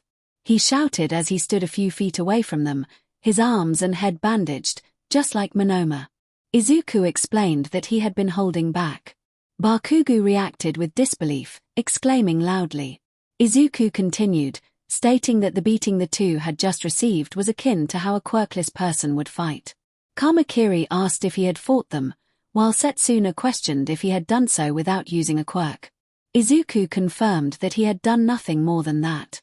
Katsumi brought up the day Izuku had sent her brother crashing into a wall with just a glare, prompting Momo to ask for clarification on that incident. Izuku dismissed their concerns, leading Ida to assert their right to speak as classmates.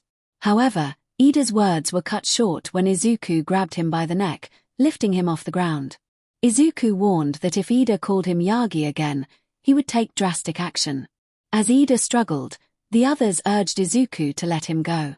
Shoto shouted for him to stop, while Tetsu insisted that what he was doing was wrong. As the classmates tried to reason with him, they noticed Izuku raising his hand, and the situation escalated. He clenched his fist, preparing to strike, but his friends grabbed his arm to prevent him from making a regrettable decision. Soto called out for him to stop, while Shoji warned him of the trouble he would face. Izumi pleaded with her brother to halt his actions. Despite their efforts, Izuku remained unfazed, until a strong grip caught his attention. He turned to see the one person he despised the most. The figure urged him to let Ida go, but Izuku threatened to tighten his grip if he was called son again. The figure addressed him respectfully, asking him to release Ida. Finally, Izuku relented, allowing Ida to gasp for air as the figure released his other hand. Izuku issued a warning to everyone, declaring that he was no longer a Yagi, having been disowned by Inko Yagi, his former mother.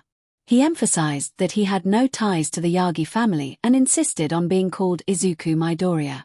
He warned them that if they got it wrong again, they would end up like Ida, who was still recovering. He made it clear that even if they attempted to apologize, they should forget it, as he would never forgive them for their actions. With that, he headed to the elevator, suggesting they be ready within an hour. As the elevator doors closed, confusion lingered among the group about his intentions. About an hour later, the atmosphere had calmed, except for Ida, who bore a mark on his neck, and Bakugo and Monoma, who were still bandaged. Soto was cooking with Momo, Ibora, and Kaibara assisting him, while the others engaged in card games, watched movies, and chatted. Suddenly, an alarm blared, causing everyone to look around. A red siren flashed, and the door burst open as Aizawa entered. He instructed everyone to put on their hero costumes, as they were needed in the city. Without hesitation, they grabbed their gear. While they were still changing, Aizawa heard the elevator and turned to see Izuku emerge in his new hero costume, surprising him. Izuku inquired about their status, and Aizawa informed him that they were still changing. Izuku expressed his frustration at the delay. Just then, they heard static from the radio at Izuku's waist, signaling an urgent message. "Midoriya, do you copy?" Izuku picked up the radio and responded, identifying himself. The warden informed him that the patrols had spotted 3 dangerous villains in the city. 2 of them had the ability to grow in size, while the third was causing chaos and holding a hostage. If Izuku didn't arrive soon, the hostage would be in grave danger. Izuku's expression darkened at the mention of 𝗵𝘃𝗲, the villain responsible for the situation. He felt a surge of pressure that caused everyone around him to shift their focus toward him. He asked where 𝗵𝘃𝗲 was located, and the warden directed him to a nearby park where other heroes were attempting to negotiate. The warden reassured him that the professionals could handle the giants, but 𝗵𝘃𝗲 needed to be stopped before he harmed anyone further. Izuku clipped the radio back to his waist and headed for the door. Itsuka called out to him, asking where he was going, but he didn't respond as he opened the door and took off into the sky. His classmates watched in disbelief, astonished that he could fly. Izumi asked their teacher where her brother was headed, and Aizawa explained that he had been assigned a different mission. The class reacted in shock, and Ida protested, but Nezu intervened, stating that everyone had been assigned to different areas. Meanwhile, in the city, the professional heroes were engaged with the 3 troublesome villains. Most were focused on the giants, trying to prevent them from causing extensive damage to the buildings. A few students from other hero schools were assisting with 𝗵𝘃𝗲, but he was proving to be too powerful. He stood atop a truck, holding a hostage, a boy named Kota, who was wearing red shoes and a cap adorned with 2 horns. Kota had been shopping with his aunt and her friends when they were ambushed by villains. They attempted to escape, but 𝗵𝘃𝗲 captured Kota after easily overpowering his aunt. As 𝗵𝘃𝗲 held Kota aloft, he demanded what he wanted, threatening the boy's life and referencing the tragic fate of Kota's parents. Kota struggled to free himself, but 𝗵𝘃𝗲's grip tightened painfully. Mandalay, a hero, pleaded to be released so she could save him, but her teammates restrained her, warning that 𝗵𝘃𝗲 would act quickly if she broke free. Kota shouted defiantly, but 𝗵𝘃𝗲 only tightened his hold, enjoying the fear he instilled. Mandalay cried out in desperation as the other heroes looked on, feeling helpless. Just as it seemed all hope was lost, a loud boom echoed through the air, and a red light streaked toward them. Before anyone could react, 𝗵𝘃𝗲 was sent flying backward, landing far from where he had stood. Kota looked up at his savior, recognizing the familiar green hair of his older brother, Izuku. Izuku landed gracefully and set Kota down, rushing to embrace his aunt, who held him tightly. They all turned their attention to Izuku, who was thanked by Mandalay for his timely arrival. Izuku, however, reminded her that he was now Midoriya. Tiger, another hero, expressed regret for not visiting him during his time in prison, but Izuku dismissed it, stating they had unfinished business. Muscular, furious, charged at them, vowing revenge. As the heroes prepared for battle, Izuku calmly walked toward Muscular, ignoring the attempts of others to stop him. Muscular swung a powerful punch, but Izuku effortlessly stopped it with a single finger, infuriating the villain further. The heroes watched in awe as Izuku continued to hold his ground against Muscular's relentless attacks. The heroes began to recognize Izuku as the one who had been labeled a traitor, but they were relieved he was on their side. Just then, a loud explosion echoed, drawing their attention back to the fight. They were astonished to see Muscular on the ground, while Izuku stood tall, his foot resting on Muscular's face, a look of disappointment on his features. As sirens approached, a SWAT team arrived, fully equipped and ready to assist. Izuku grabbed Muscular by the leg and dragged him toward them, while the heroes and trainees cleared a path, ready to bring the situation under control. Izuku was seen dragging Muscular, signaling one of the men to prepare the truck. Once the truck was in position, he was about to toss Muscular inside when one of the soldiers intervened. The soldier explained that they needed to place a quirk-canceling device on Muscular before securing him in the truck. Izuku paused for a moment but then nodded in agreement. After they fitted the device around Muscular's neck, which also contained an electric shock feature to prevent removal, Izuku lifted him up and tossed him inside. Muscular stirred briefly before Izuku delivered a punch that knocked him out cold. As Izuku finished with Muscular, he felt the ground tremble and noticed two giant villains battling 𝗵𝘃𝗧𝗄𝗃, Hawks, and Ryako, who were trying to subdue them. He turned to the SWAT captain, instructing him to ready a team at their location before launching himself toward the remaining villains. The onlookers were still in shock at how effortlessly he had taken down such a dangerous foe, unaware that Izuku had not even tapped into his full power, believing none of them were worthy of witnessing his true potential. Meanwhile, the two giant villains continued their rampage. One was engaged with 𝗵𝘃𝗧𝗄𝗃, while the other faced off against Hawks and Ryako, with additional heroes providing backup. The situation was proving to be quite challenging, especially against the towering villain that Ryako and Hawks were battling, who stood approximately 270 meters tall, significantly larger than any villain they had encountered before. The giant 𝗵𝘃𝗧𝗄𝗃 was fighting was only slightly taller than her. Ryako expressed frustration at the size of their opponent, while Hawks acknowledged the difficulty they faced, noting that 𝗵𝘃𝗧𝗄𝗃 was still in the fight. 𝗵𝘃𝗧𝗄𝗃 shouted defiantly, challenging the villain's expectations. Hawks dodged a massive hand aimed at him, but the giant's attack resulted in the destruction of the building behind him. Ryako cursed the situation, while Hawks hoped the building had insurance. Amidst the chaos, 𝗵𝘃𝗧𝗄𝗃 called for assistance, and suddenly, the area became frigid as the giant villain she was battling was encased in ice, rendering him immobile. The heroes turned to see 𝗵𝘃𝗧𝗄𝗃, along with 𝗵𝘃𝗃, arriving on the scene. 𝗵𝘃𝗧𝗄𝗃 expressed her relief at their arrival, and 𝗵𝘃𝗧𝗄𝗃 explained they had just finished dealing with another threat in the city before hearing about the trouble with the giants. 𝗵𝘃𝗧𝗄𝗃 explained the situation, pointing out the giant that Ryako and Hawks were struggling against.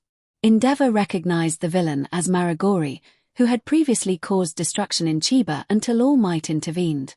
He noted that All Might was currently occupied with another villain in a different city. A random hero reported that All Might would arrive in 10 minutes, prompting 𝗵𝘃𝗃 to rally the heroes to hold off 𝗵𝘃𝗃𝗃 until then, despite his doubts about his own abilities against such a formidable foe. The heroes sprang into action, providing support for Ryako and Hawks, but 𝗵𝘃𝗃𝗃 had already wreaked havoc, destroying much of the city. He taunted the heroes, expressing his longing to face All Might, the one who had previously defeated him. With a powerful swipe, he sent Ryako and Hawks crashing into a building. 𝗵𝘃𝗃𝗃 attempted to freeze 𝗵𝘃𝗃𝗃, but he easily shattered the ice with a stomp. 𝗵𝘃𝗃𝗃 boasted about the weakness of his opponents, but before he could continue, a red blur streaked past, leaving a trail of energy. The force of the impact sent him crashing into the beach at 𝗵𝘃𝗵𝗲, creating a massive wave. The heroes turned to see the source of the attack, recognizing the green-haired figure that many were familiar with, a person who had been betrayed by some of the heroes and the nation.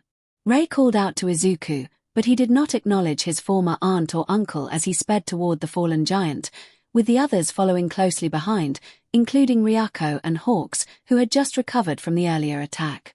At 𝗵𝘃𝗵𝗲 Beach, the 270-meter giant lay in shock, still trying to comprehend what had just happened. As he looked up at the dark, cloudy sky, he heard a sound and sat up, only to see a red blur approaching him rapidly. He stood, creating a significant wave in the water, preparing to confront the one who had struck him. Finally, he saw a figure floating before him, clad in a red spandex suit with black sections around the collar and legs, white gloves, and white boots. 𝗵𝘃𝗲 demanded to know if Izuku was the one who had punched him, to which Izuku simply responded with a challenging demeanor. 𝗵𝘃𝗲 finally found someone who could challenge him, especially with all might absent. He considered Izuku the best substitute. Izuku, however, didn't respond and charged at the giant villain. 𝗵𝘃𝗲 swung his fists and kicked, but his size made him clumsy, and Izuku, though small, was incredibly fast. He easily dodged each of 𝗵𝘃𝗲's attacks. 𝗵𝘃𝗲 shouted in frustration, demanding Izuku to stop dodging. Izuku, unfazed, questioned why he should comply. 𝗵𝘃𝗲, infuriated, continued his futile assault. Nearby civilians began to evacuate as heroes arrived to assist them. In a surprising move, Izuku decided to stay in one spot, floating in the air, and challenged 𝗵𝘃𝗲 to try and move him. This bold statement shocked everyone around, including the heroes and civilians. Some wondered if Izuku was insane, while others speculated about his intentions.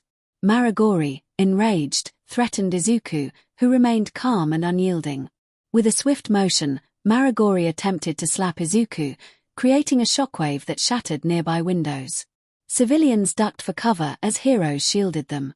Ray quickly conjured an ice wall to protect those nearby, and once the shockwave subsided, 𝗬𝗲 melted the ice, revealing that Izuku had remained unharmed. 𝗵𝘃𝗲, in disbelief, questioned how this was possible. Izuku, unimpressed, expressed his disappointment in 𝗵𝘃𝗲's abilities. The giant villain, refusing to surrender, declared he would rather die than give in. Izuku, undeterred, responded that such an outcome could be arranged. In an instant, Izuku closed the distance and delivered a powerful uppercut, sending 𝗵𝘃𝗲 soaring. He gathered energy in his hands, forming a massive sphere before launching it at the villain, who flew into the sky. Izuku turned away, crossing his arms, and declared the battle over. A tremendous explosion lit up the city, capturing the attention of heroes and villains alike. The event was broadcast live, with many watching from stores and homes. As the smoke cleared, 𝗵𝘃𝗲 lay unconscious, and SWAT teams moved in to apprehend him. Izuku descended gracefully, greeted by 𝗬𝗲 and Ray. Ray questioned Izuku about his reckless actions, while 𝗬𝗲 scolded him for nearly endangering the city. Izuku assured them he knew what he was doing, surprising them by addressing 𝗬𝗲 by his hero name. He explained that only a fool would agree to such a deal, as 𝗵𝘃𝗲 would face consequences regardless. Hawks inquired if Izuku's words were merely a ruse, to which Izuku confirmed. He emphasized the harsh realities of their world, causing the heroes to reflect on his words. He then turned to the reporters, who appeared apprehensive, and gestured for one to approach. Izuku addressed the audience, especially the children, warning them about the harshness of the world. He encouraged them to pursue their dreams of becoming heroes but cautioned that trust is scarce.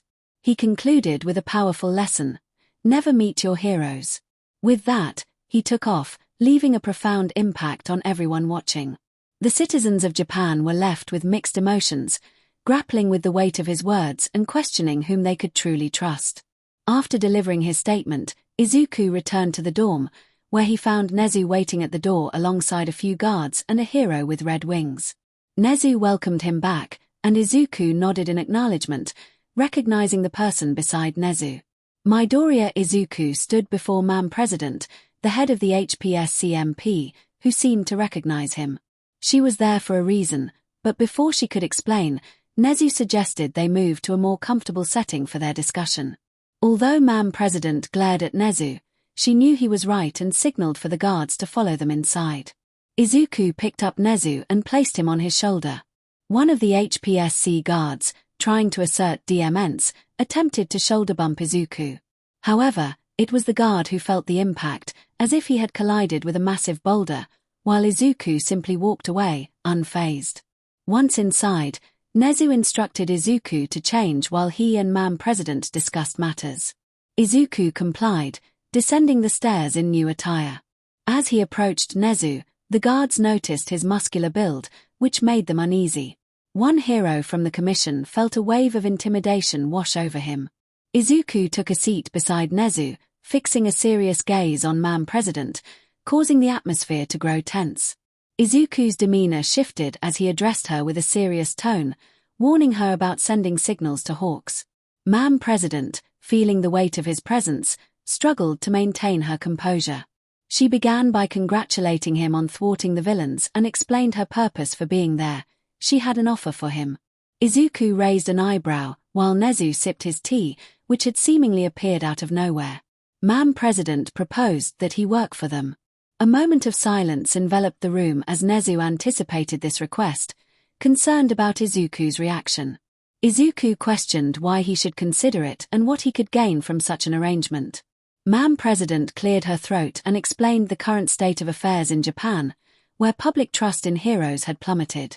After Shigaraki revealed that Izuku was not the traitor, the trust level had only slightly improved, but it was still a dire situation. Izuku remained unconvinced, asking how this was his problem. 𝗵𝘃𝗃 insisted they needed the public to rely on heroes again, and they believed he could be the key to restoring that trust. This revelation caused Izuku to frown, while 𝗍𝗂 recognized the underlying motives behind their request. 𝗵𝘃𝗃 continued, stating they wanted him to join a secret organization known only to a select few, including 𝗍𝗂 and his parents. Izuku's intense gaze caused everyone in the room to feel the weight of his presence, except for 𝗍𝗂 and 𝗵𝘃𝗃, who remained composed. Hawk struggled to maintain his stance under the pressure of Izuku's aura. 𝗵𝘃𝗃 quickly corrected herself, clarifying that she meant All Might and his wife, along with a few top heroes. The atmosphere lightened slightly, but Izuku remained skeptical. He asked what he would receive in return, making it clear that fame, fortune, or typical hero benefits would not suffice.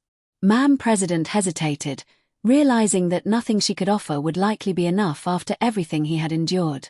Hawks interjected with a surprising suggestion: a free pass to eliminate any criminals or villains deemed beyond redemption. The room fell silent as everyone looked at him, questioning his sanity. Izuku expressed his disbelief, while Hawks explained that he had taken down over 100 villains in his career, contributing to a significant drop in crime rates. He warned Izuku that once he crossed certain lines, there would be no turning back. Just then, a beeping sound interrupted their conversation, and 𝗵𝘃𝗃 pulled out her phone. She expressed her longing to continue but mentioned she had other matters to attend to. She retrieved a business card from her pocket and placed it on the desk in front of them, stating that if Izuku ever considered Hawk's offer, he should reach out. Additionally, she informed him that the Prime Minister was willing to grant him diplomatic immunity as part of the deal. She informed him that she had spoken with the other HPSC members worldwide, who believed he deserved the opportunity after half of Japan had betrayed him. They wished to discuss matters with him. As she stood and exited the building, her guards followed, while Hawk simply smiled and waved goodbye, leaving 𝗍𝗂 and Izuku alone. Izuku turned to his uncle, seeking guidance. 𝗍𝗂, sipping his tea, replied that while he would usually advise against accepting their offer, the decision ultimately lay with Izuku. He assured his nephew that he would do his best to guide him. Izuku expressed that he had no intentions of killing anyone, despite their wrongdoings. He merely wanted to remind them of the consequences of their actions. 𝗍𝗂 rested his chin on his paws, contemplating Izuku's words. An idea struck him, causing him to shake with laughter. Izuku found his uncle's behavior unsettling and asked him to stop. 𝗍𝗂 then suggested a way for Izuku to inflict pain without taking lives, breaking bones and causing mental distress. Izuku raised an eyebrow, questioning if 𝗍𝗂 was suggesting he adopt a 𝗵𝗃-like approach. 𝗍𝗂 affirmed that 𝗵𝗃 left his enemies with mental scars as well as physical ones, making them regret their crimes. After a moment of thought, Izuku nodded in agreement. 𝗍𝗂 mentioned he would relay Izuku's response to the woman from the 𝗵𝗃. Izuku added a condition, insisting that if she or any 𝗵𝗃 member attempted to control him, their agreement would be nullified. He emphasized that he would not take orders from anyone, only handle problems as he saw fit. He warned that if they threatened him, he would not hesitate to erase them from existence. 𝗍𝗂 nodded, took a card from the table, and left for his office, leaving Izuku deep in thought. The idea of causing enough pain to deter further crimes was appealing. He had promised himself to take everything seriously once he was free from prison. Lost in his thoughts, the door suddenly opened, revealing the rest of Class 2A and B, who looked exhausted upon seeing Izuku. Izumi asked how long he had been there, but Izuku narrowed his eyes at her, making her uncomfortable. He clarified that he no longer wanted to be called Onii-chan, as he had been disowned by their parents and was no longer their sibling. He mentioned he had been there for about an hour. Kendo and Ida questioned why he was not helping them evacuate civilians. Izuku pointed out that they had plenty of heroes assisting them. Kendo insisted that they still needed him, but Izuku explained that he had been instructed by the warden to deal with someone they were struggling to confront. Shoka asked who that was, and Izuku revealed it was the individual who had caused chaos at the camp until he intervened. They struggled to recall who he meant when Izumi and Momo suddenly exclaimed, "Muscular." They remembered how he had easily overpowered them and nearly harmed a child due to his parents' actions. Katsuki boasted that he could have defeated Muscular easily, but Izuku reminded him that he had been the first to engage and the first to be knocked out. Katsuki was ready to retaliate, but Kirishima and Kaminari held him back. Monoma argued that Izuku could still assist them in clearing the remaining villains. Izuku challenged them to provide a good reason for him to help, considering they had turned their backs on him. Their silence spoke volumes, and just as Izumi was about to speak, the dorm phone rang. Tsuyu answered it, confirming that Principal 𝗍𝗂 wanted to see Izuku. Izuku wondered what his uncle needed and decided he had to leave. As he walked past them, Shoto suddenly placed a hand on his shoulder. Shoto acknowledged their mistakes and expressed that they were all seeking redemption for their actions. He mentioned that the people they had evacuated were asking for Izuku's forgiveness on their behalf. Izuku regarded Shoto for a moment before looking at the others, gauging their reactions. He locked eyes with Shoto, who flinched under the intensity of his gaze. Izuku asked if they truly wanted forgiveness, questioning if they could turn back time to before he was betrayed, before they had beaten him, and before he was labeled a traitor. The hope they had for his forgiveness began to fade as they realized the impossibility of his request. Not waiting for a response, Izuku brushed off Todoroki's hand on his shoulder and left the dormitory. As for the class, they felt there was nothing left they could do to earn his forgiveness, knowing that his wounds ran deep.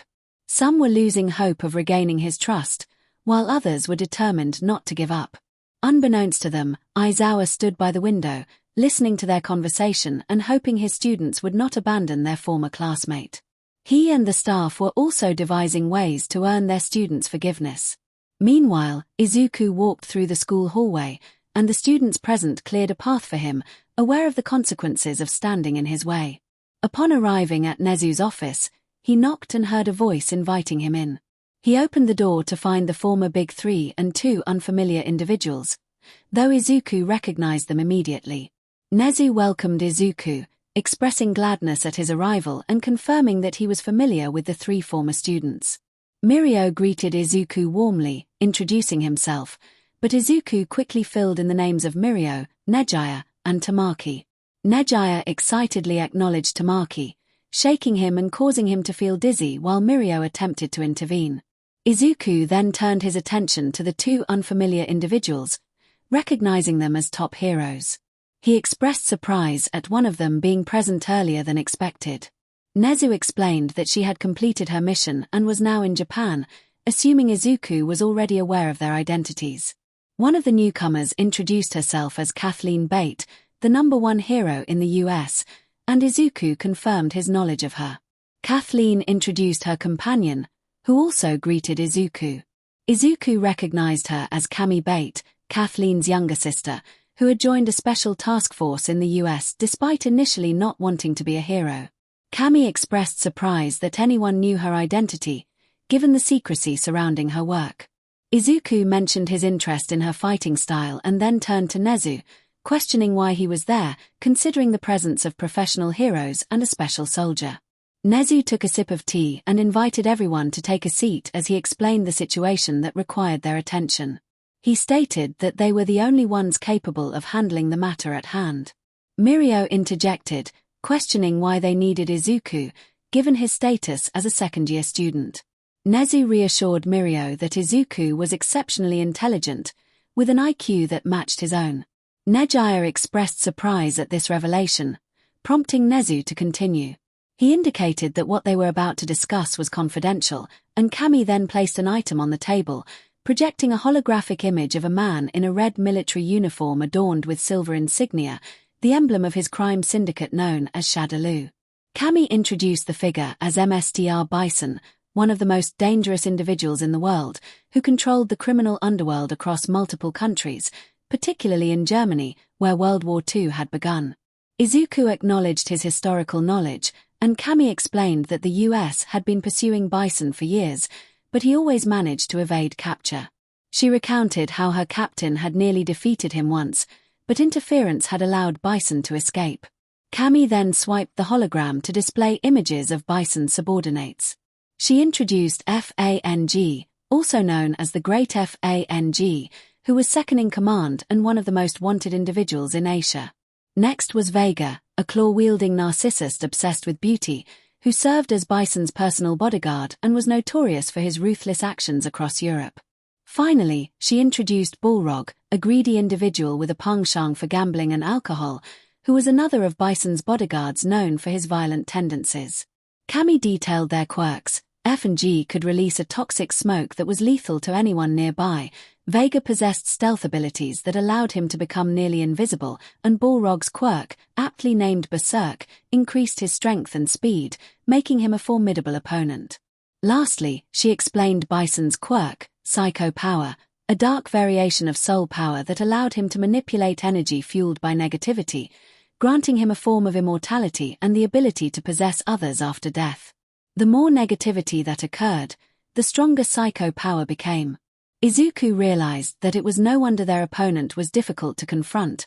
He thrived on negative energy, which about 95% of the population possessed. 𝗫𝗍𝗄𝗃 noted that facing someone like him would be nearly impossible since he could take control of others whenever he fell. She wondered how they could stop him for good. 𝗵𝗃𝗍𝗄𝗏 explained that they had someone with the ability to end him, but they needed all the assistance they could muster. She had received intel indicating that Bison had gathered a few allies in Japan. Izuku's expression turned serious as he connected the dots. AFO was the name that silenced everyone, as they could sense his anger, even if he did not express it outwardly.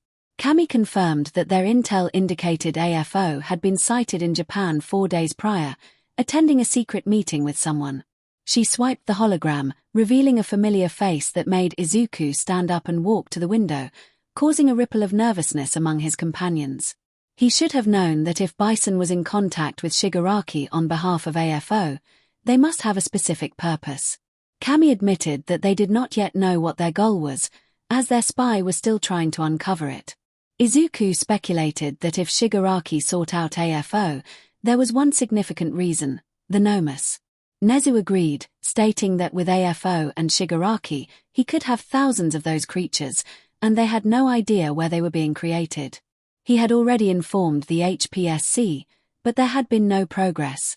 Kathleen interjected that regardless, Bison needed to be stopped immediately. She expressed her inability to assist them, as the Pentagon required her back in the US to handle a situation involving a rogue hero. She asked 𝗵𝗃𝗍𝗄𝗏 if she would be all right in her absence. 𝗵𝗃𝗍𝗄𝗏 reassured her that she would be fine, having called for reinforcements who would arrive in 3 hours. Kathleen wished her safety, and they shared a brief hug before she headed for the door, returning to the US. 𝗫𝗍𝗄𝗏 then inquired about the reinforcements 𝗵𝗃𝗍𝗄𝗏 had mentioned. She listed her allies: Captain Guile, Ryu, Ken, and Chun-Li. Their names left everyone in awe, as those individuals were legends in their own right. Izuku expressed his surprise at Kami's connections to such renowned fighters. She explained that while she had contact with them, the others could not assist, as they needed to defend their own countries in case Bison and his group decided to make a move on their territories. With a determined nod, Izuku prepared for what lay ahead. There was one individual that Izuku had been eager to learn about. Kami inquired who it was, and Izuku revealed the name, 𝗬𝗓𝗲. The mention of 𝗬𝗓𝗲 sent a chill through the group, silencing them with unease. Kami asked where he had heard that name, and Izuku explained that he had overheard it in prison. A witness claimed that 𝗬𝗓𝗲 was in Japan, though Izuku was uncertain of the truth. However, the description matched perfectly. Kami expressed concern, stating that if 𝗬𝗓𝗲 was indeed here, they needed to be on high alert.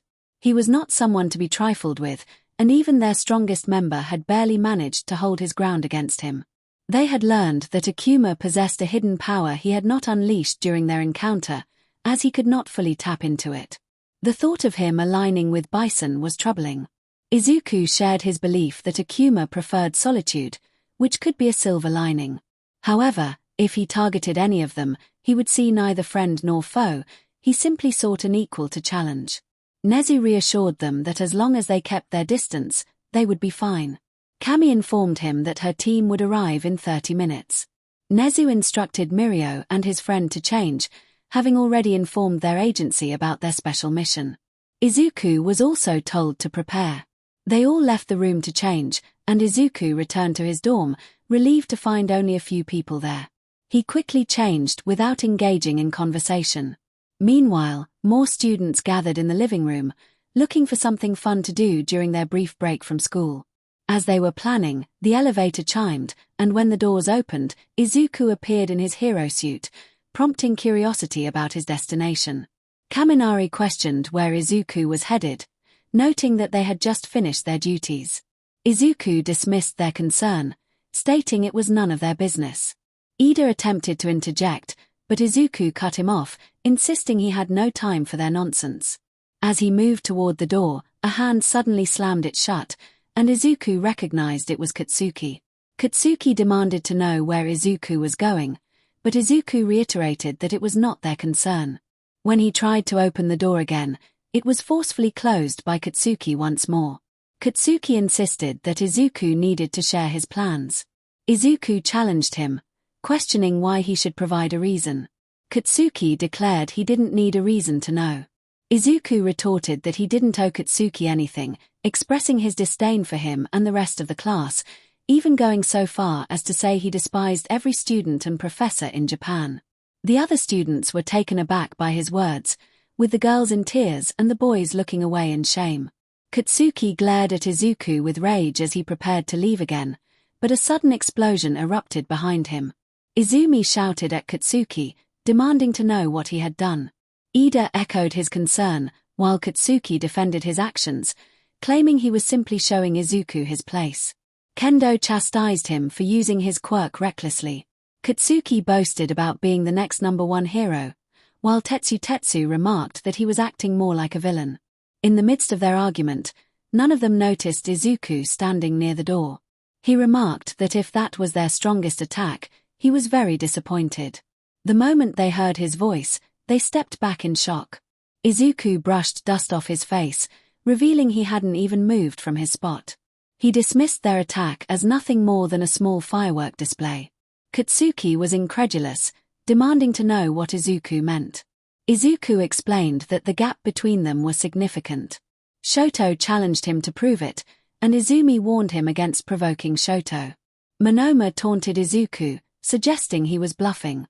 Izuku accepted the challenge and unleashed his power, sending Katsuki and several others flying across the room. The force shattered windows and shook the building as if an earthquake had struck. Those who remained standing braced themselves in disbelief. Izumi questioned what was happening, while Shoto and Kendo echoed her astonishment. As Izuku ceased releasing his energy, the class stared at him in shock. He stated that what he had just done was nothing compared to what he could achieve if he truly got serious. His serious tone instilled fear in everyone present. Just then, the door burst open, and the staff, along with the 3 rising stars, entered to assess the situation. Aizawa demanded to know what had occurred. Momo explained the events, while Izuku attempted to leave, only to have All Might grab his shoulder. All Might asked where he was going, but before Izuku could respond, Mirio interjected, explaining that they were assigned to a secret mission and that the details were classified. Izuku brushed off All Might's hand and confronted him directly, warning him to keep his distance. All Might questioned what would happen if he didn't comply. Izuku threatened him, moving closer and making it clear he was serious, which heightened the tension in the room.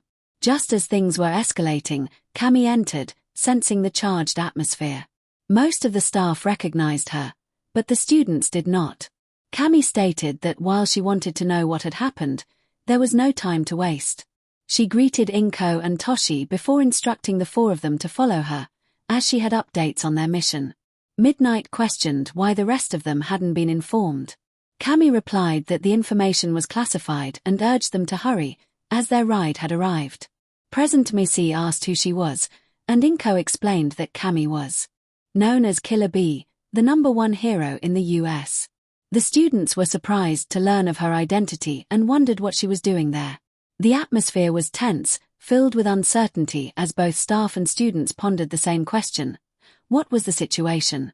The only one who held the answer was the enigmatic rat god himself. In the mountains of Aichi Prefecture, Japan, a solitary figure cloaked in darkness made his way through the rugged terrain.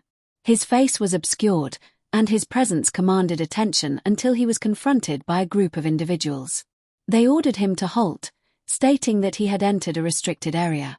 The cloaked man responded with indifference, asserting that he had no business with them and attempted to move past. However, the group insisted that their Grand Commander wished to speak with him. He refused their request, determined to continue on his path. As he approached them, they activated their abilities, blocking his way. With an air of defiance, he declared that none of them were worthy to know his name. He then shifted into an unfamiliar fighting stance, proclaiming that his fists knew no equal. In an instant, chaos erupted around them, and the only sounds that echoed through the mountains were the cries of terror and distress from those who witnessed the confrontation. Meanwhile, a helicopter journey was underway, transporting a group to their destination.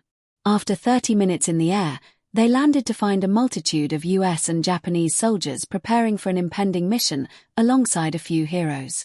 One of the soldiers greeted Captain Kami, introducing herself as Kate Laswell. She oversees the CIA's Special Activities Division and has been pursuing 𝗵𝘃𝗵𝗃 for some time. Laswell explained that 𝗵𝘃𝗵𝗃 has been smuggling high-tech weaponry from the United States to the highest bidder. He had recently stolen 4 nuclear missiles about a week ago, and intelligence suggested he was currently in Japan, somewhat to the north. She emphasized that the soldiers protecting him would stop at nothing to prevent them from reaching their target, even if it meant using lethal force. The young hero scanned their surroundings as she led the way to the tent, with the others following closely behind. Tamaki expressed disbelief at the number of soldiers present, while Nejaya noted that this mission was turning out to be more complicated than they had anticipated. As they arrived at a large tent, they encountered 8 individuals, 4 appeared to be fighters and 4 were soldiers. Kami approached the 4 combatants and welcomed them warmly. Chun-Li acknowledged her presence, while Guile greeted her with a friendly nod.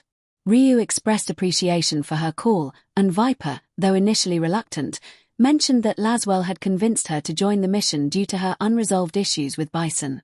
Laswell introduced Captain John Price, one of the best soldiers for the job, and Lieutenant Simon Riley, known as Ghost, who was his right-hand man. She gestured toward the tall, intimidating figure in a skull mask, who nodded in acknowledgement. Next, she introduced demolition specialist and sharpshooter John 𝗳𝗵𝗃𝗵𝗃, followed by Sergeant Kyle Garrick, also known as Gaz. Captain Price addressed the group, informing them that they should expect resistance during the mission, which could lead to significant conflict. He reassured the young heroes that they had the option to withdraw if they wished. As the rising stars exchanged glances, Izuku stepped forward, drawing everyone's attention. He declared his commitment to the mission, stating that while he might not fight in the same way, he could certainly deliver a memorable beating. 𝗵𝗃 inquired about his name, and Izuku introduced himself as Izuku Midoriya, known as the traitor of Japan, which surprised many in the room. Price expressed his surprise at Izuku's height, to which Izuku remarked that he had expected Price to be older. Gaz and Soap stifled their laughter, while Ghost gave Izuku a bemused look. Price chuckled, appreciating the banter. The other young heroes soon joined in, with Mirio stating their readiness to participate. 𝗬𝗬𝗎 expressed her reluctance to harm others but affirmed her commitment to protect the defenseless. Tamaki confirmed that the four of them had decided to take part in the mission, and they all shared a determined smile. 𝗵𝗃 instructed 𝗧𝗵𝗲 to provide the details of their operation. As they approached the large desk, she began to manipulate a holographic keyboard, revealing the enemy's base. 𝗧𝗵𝗲 explained that Bison and his group were located within a heavily fortified castle, equipped with numerous defenses. She emphasized that a direct assault was not feasible, and they would need to approach stealthily to catch the enemy off guard.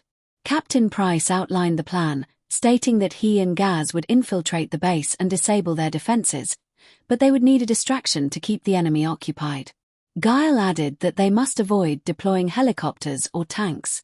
Izuku pointed out that there were warehouses and barracks outside the fortress, likely storing weapons for the prisoners, as the enemy would not risk exposing their soldiers.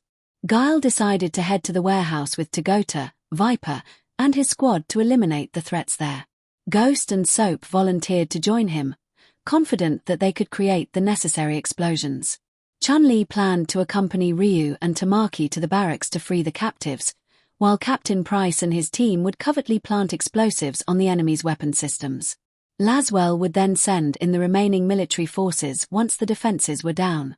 Mirio questioned how the US troops were allowed to operate in their nation, to which Cammy replied that it was thanks to their principal. Izuku joked about his uncle's knack for trouble and blackmail. Cammy then assigned Izuku to work with her, stating that they would assist 𝗵𝗃's crew in dismantling the weapon systems while downloading crucial information from the enemy's lab. Izuku cautioned them to be wary of the 𝗬𝗵𝗎, prompting Soap to ask for clarification. Izuku approached the table to gather information about the 𝗬𝗵𝗎, revealing their fearsome appearance to everyone in the room. He explained that if the League of Villains was collaborating with Bison, they could expect to encounter bioengineered monsters created from human corpses, designed to be stronger and capable of wielding multiple quirks. Ghost remarked on the creature's intimidating appearance, a sentiment echoed by others in the room.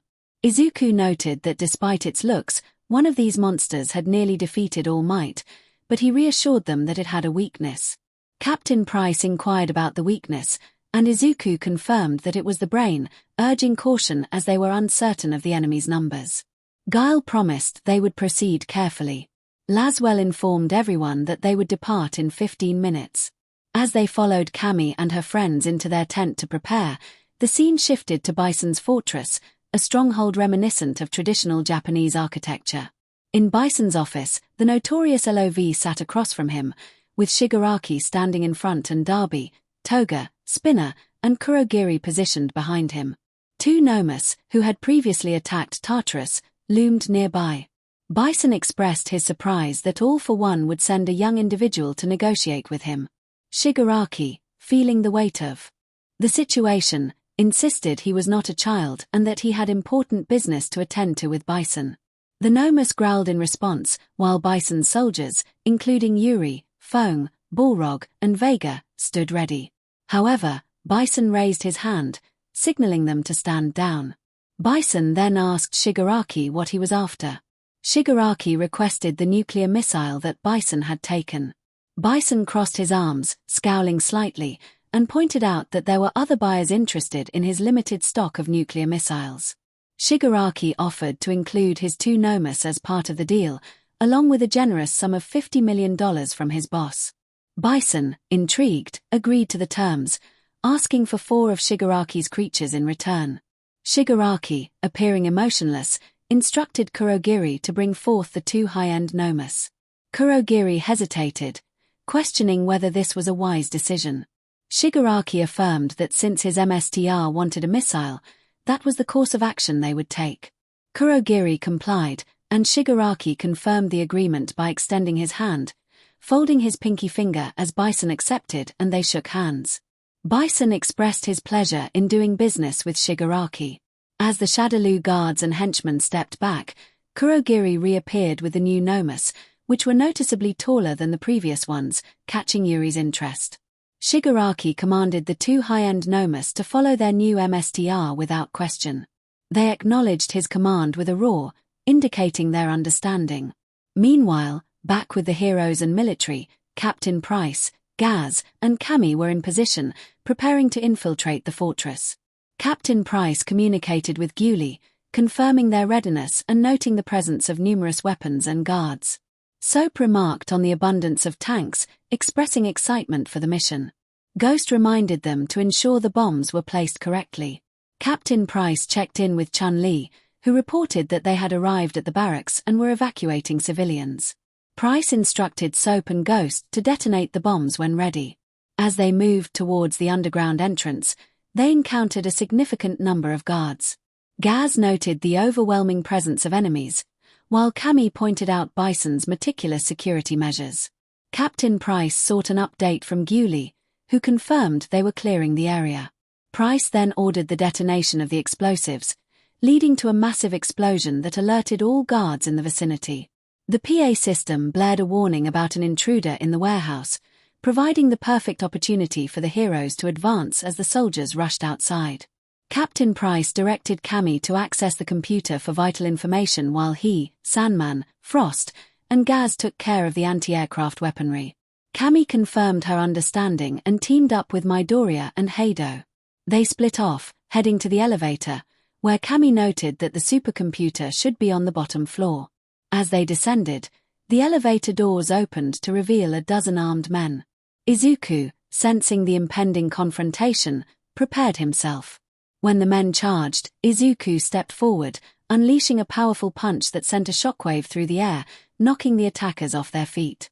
Cammy and Nejiya were taken aback by the display of strength as Izuku continued walking, prompting them to follow. Nejiya, curious about Izuku's quirk, attempted to engage him in conversation, but he remained silent, much to her frustration. Undeterred, she used her quirk to float in front of him, pleading for an answer. Izuku simply declined and walked around her, leaving her astonished that her usual tactics had failed.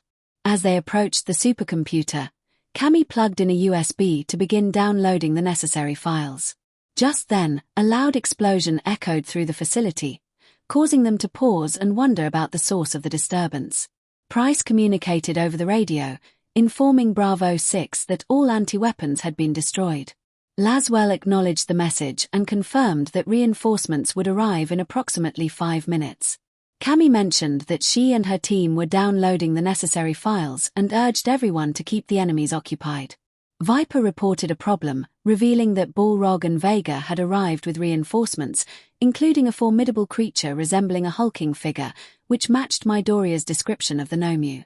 Chun-Li echoed 𝗵𝘃𝗃's concerns, noting that Feng was also facing 2 opponents, one hulking and the other tall and strong. Laswell instructed them to delay the enemies until backup arrived. While waiting for the USB to finish downloading, Izuku sensed a presence nearby.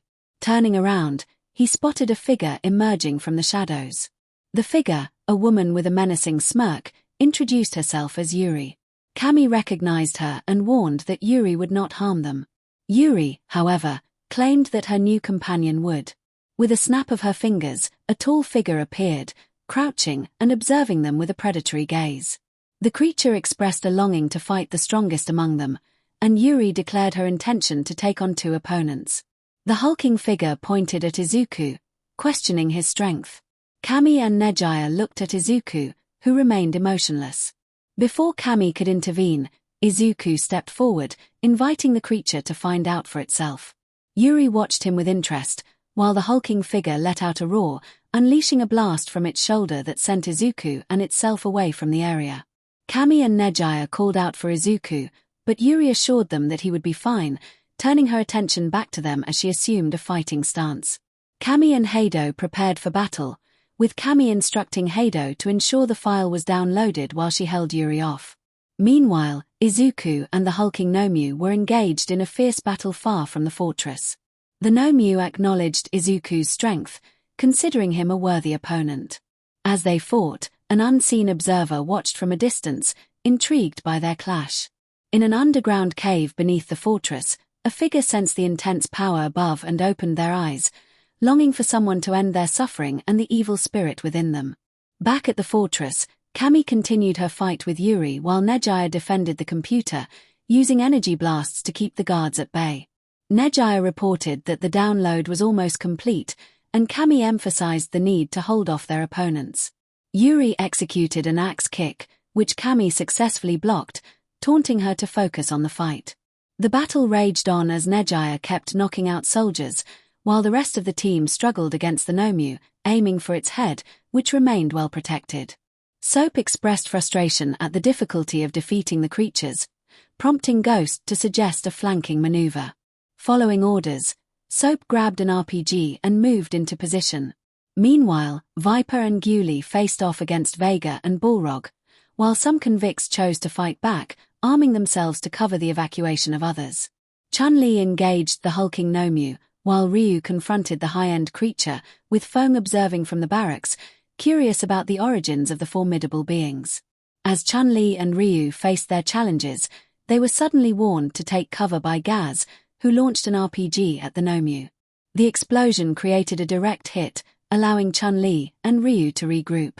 𝗂𝗂𝗃 downplayed his assistance, mentioning that he and Price would head to their location after neutralizing the anti-defense. Price shouted for everyone to get down as the hulking 𝗵𝗵𝗃 charged at them. He intercepted the creature, firing another RPG that sent it flying. 𝗂𝗂𝗃 expressed disbelief that the creature was still alive, and Price explained that its weakness lay in its exposed brain, which was heavily guarded. They turned their attention to the other 𝗵𝗵𝗃, which remained standing, unimpressed. The hulking figure taunted them, asserting their weakness. Chun-Li noted that the creature's ability to speak indicated a higher level of intelligence, and Ryu agreed, confident that this opponent would be more challenging than the others. The two fighters charged at each other, while 𝗂𝗂𝗃 and Price focused on taking down their opponent. Meanwhile, Izuku faced one of the 𝗵𝗵𝗃, clearly gaining the upper hand as he skillfully blocked its attacks. The 𝗵𝗵𝗃 grew increasingly furious.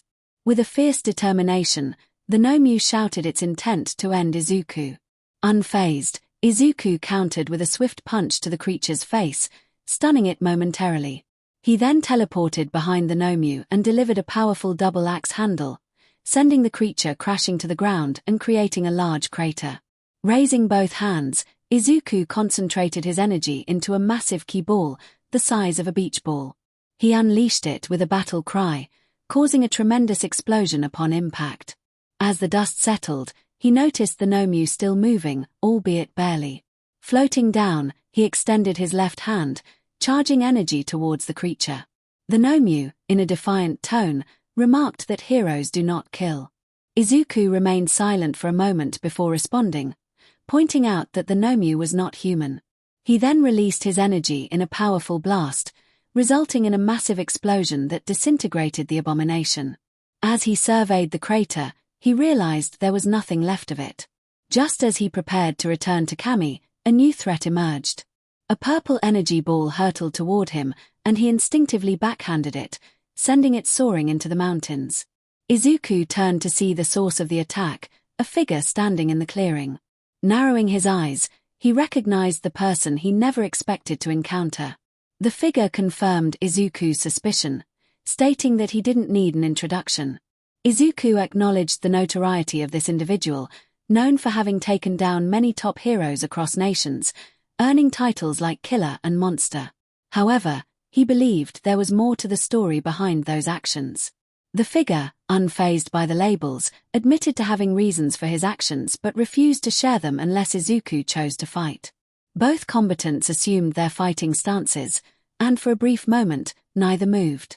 Then, they charged at each other, their fists colliding with such force that a shockwave rippled through the area, felt miles away. Meanwhile, in his fortress, Bison observed the chaos unfolding from his office. Unconcerned about the attacks on his base, he prepared to dismiss the situation when he sensed a powerful presence that made him smile. He donned his black cape and opened a portal, pressing a red button before stepping through. Elsewhere, Ryu and Chun-Li were engaged in battle against the 𝗧𝗵𝗄 when Ryu suddenly sensed a familiar presence. He expressed his concern about 𝗧𝗵𝗄's arrival, prompting Chun-Li to inquire about the situation. Before they could react, the 𝗧𝗵𝗄 blasted off toward the location of 𝗧𝗵𝗄 and Izuku's fight. Chun-Li cursed under her breath, while Fang, observing the unfolding events, noted that it seemed 𝗧𝗵𝗄 was seeking a worthy opponent. Chun-Li demanded Fang surrender, but he defiantly chose to release toxic gas from his body, prompting the fighters to flee, aware of the danger it posed. Ryu urged everyone to evacuate the area immediately, warning of the unknown gas. Back at the fortress, Captain Price communicated with his team, checking on their status. Ghost reported they were holding their ground, though 𝗳𝗵𝗄 had narrowly escaped a close encounter with a 𝗵𝗄. Price acknowledged their efforts and inquired about Major 𝗬𝗎, who confirmed their position and the recent victories against the 𝗵𝗄. Suddenly, Kami's voice broke through, urgently warning that Bison had launched a nuclear missile targeting the fortress, with less than 30 minutes until impact. Price ordered an immediate evacuation, demanding to know Kami's location. She informed him that she and 𝗧𝗪𝗧 were en route. 𝗧𝗪𝗧 confirmed the urgency, noting the impending disaster. Ghost raised concerns about Izuku's whereabouts, prompting Nejiya to reveal that the 𝗵𝗄 had sent him away, leaving them uncertain of his location. Price called out to Kate, who was tracking Izuku's position, only to discover he was 5 miles from the fortress, still within the blast radius. Mirio insisted they couldn't leave him behind, and Gaz agreed, expressing concern for Izuku's safety. 𝗧𝗪𝗧 prepared to call for assistance when a voice interrupted them. It was Izuku, who insisted they should not send anyone to his location, warning that 𝗧𝗵𝗄 desired to fight him alone. He explained that any interference would result in dire consequences, as 𝗧𝗵𝗄 was only sparing him to engage in battle after witnessing his strength against the 𝗵𝗄. Ryu declared his intent to reach Izuku, but Izuku firmly insisted he could not allow anyone to come, knowing the danger that would follow. Ryu was aware that Izuku had faced this man before, but he sensed something different about him.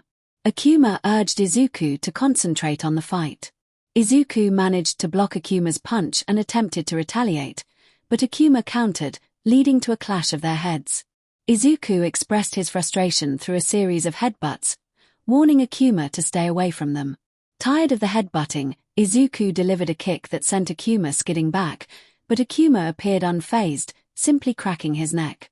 𝗧𝗵𝗄 acknowledged Izuku's strength, speed, and focus but noted a lack of something essential.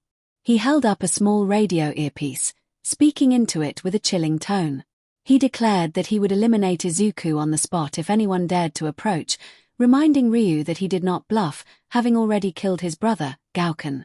The silence that followed his words was heavy, as everyone listened intently.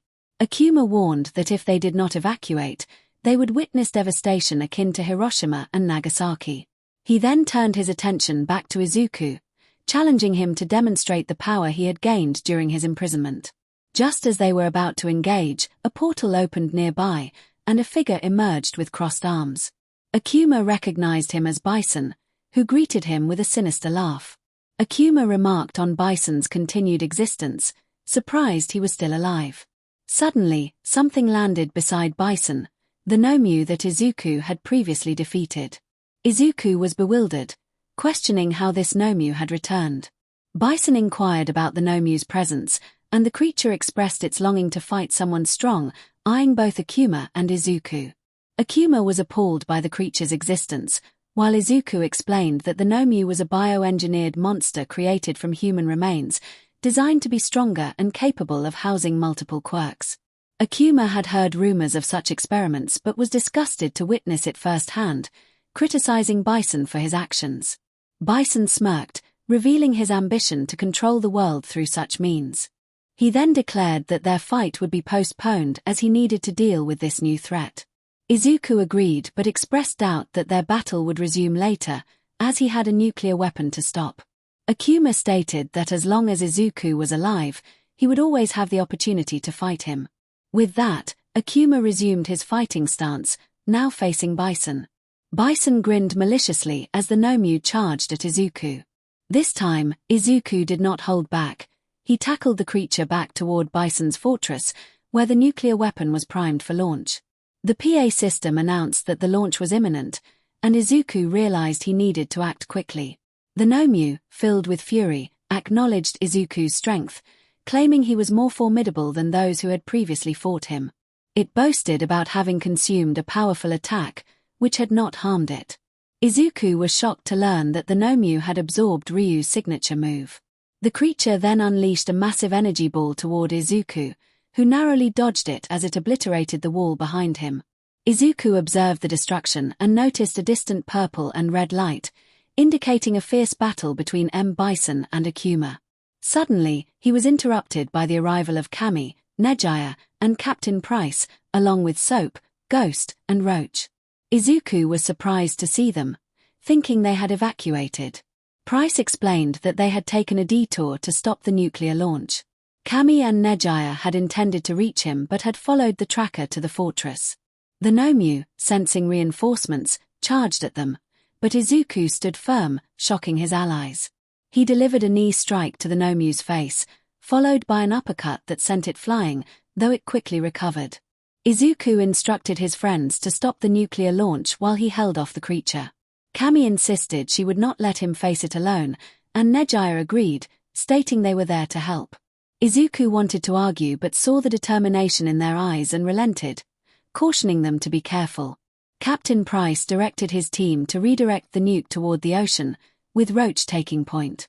As they moved, the 𝗵𝗄 glared at Izuku with intense hatred, seemingly hearing a voice commanding it to kill. Both Izuku and the 𝗵𝗄 charged at each other, their hands clashing as the creature roared. Izuku remained calm and headbutted the 𝗵𝗄, while 𝗵𝗵𝗃𝗃 joined in, delivering a kick that stunned the creature. 𝗵𝗃𝗏 then distracted the 𝗵𝗄, blasting it with her quirk.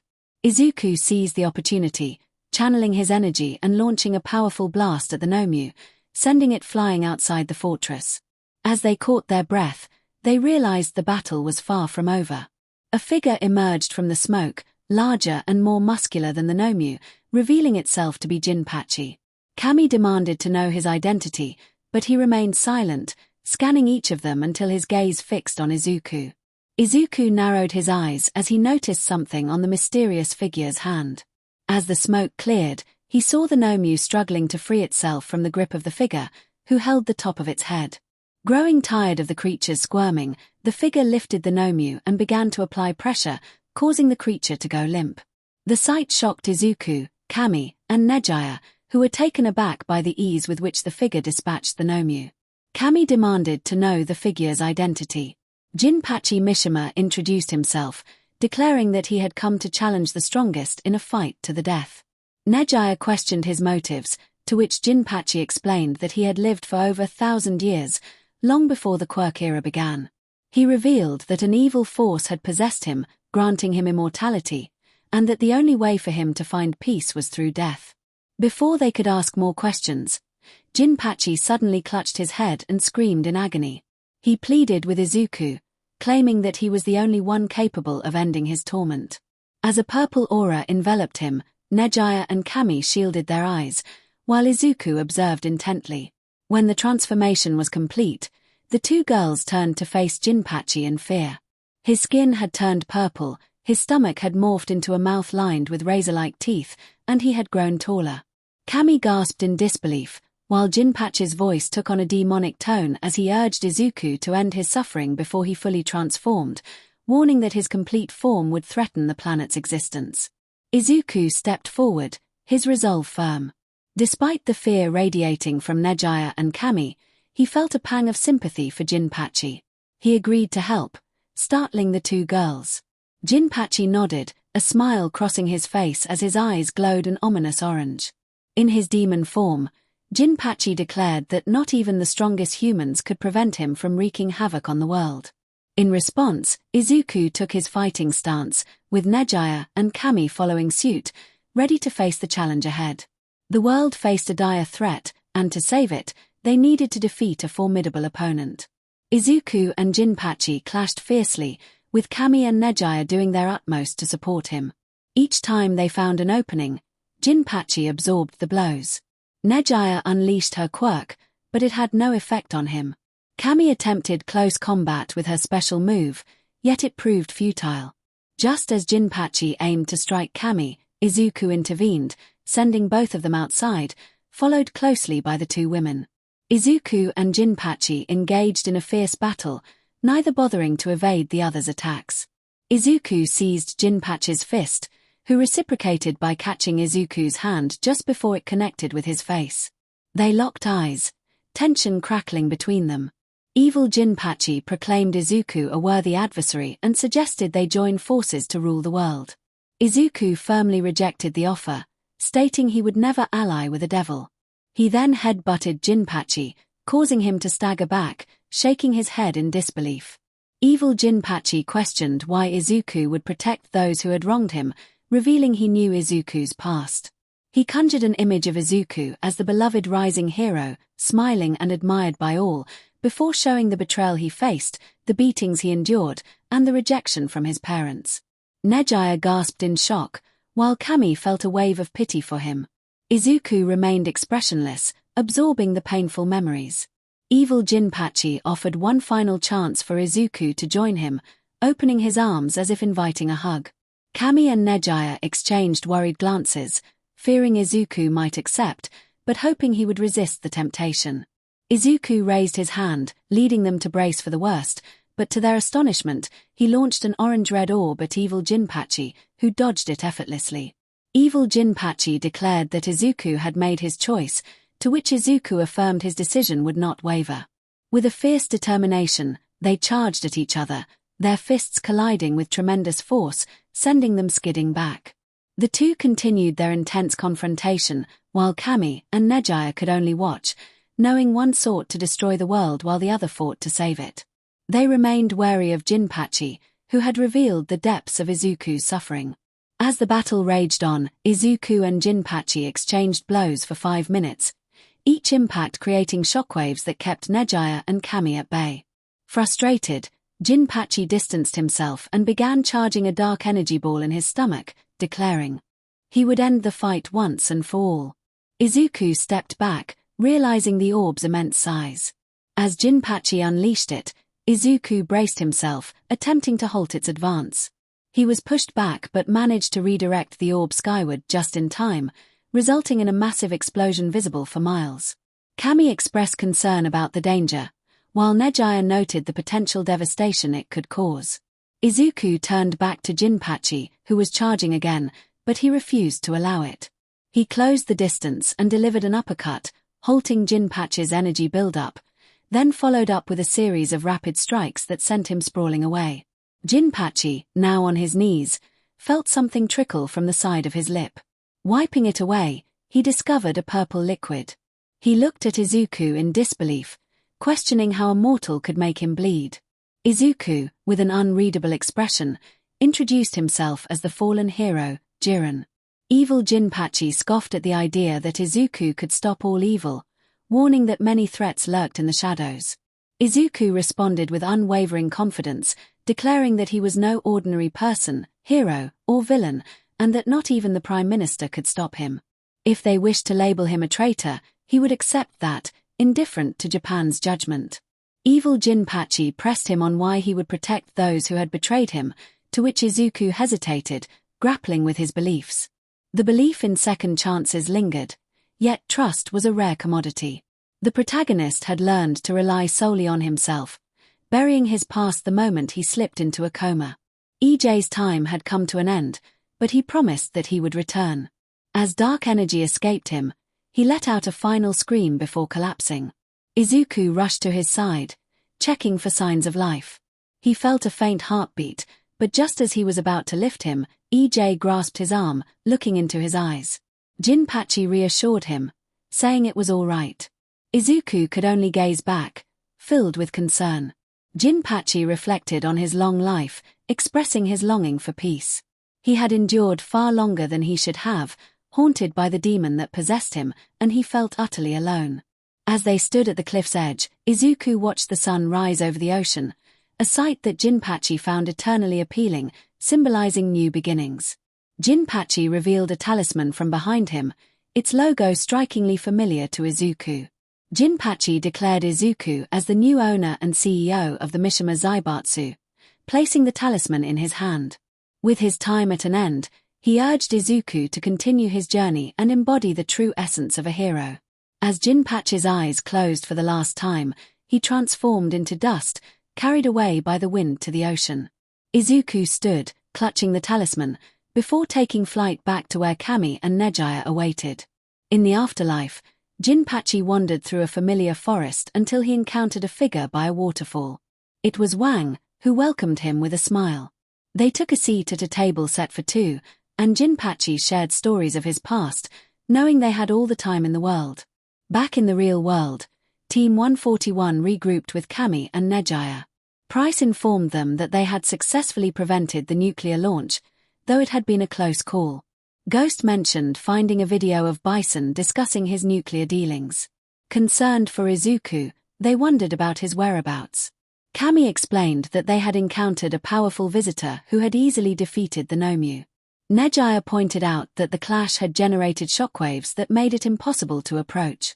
Kate's voice crackled over the radio, commending their efforts and confirming the safe return of the team and prisoners. Price noted that they would return once they completed their mission, but then he noticed a red dot approaching rapidly. As the figure drew closer, relief washed over them when they recognized Izuku, his hero suit torn from battle. Kate asked if they needed reinforcements, but Price assured her that it was just Izuku. He confirmed that everyone was accounted for, and Kate arranged for a transport to their location. As they boarded the helicopter, Izuku examined the talisman in his hand, drawing the attention of Kami and Price, though they decided to wait until later to inquire about it. They all deserved a moment of rest.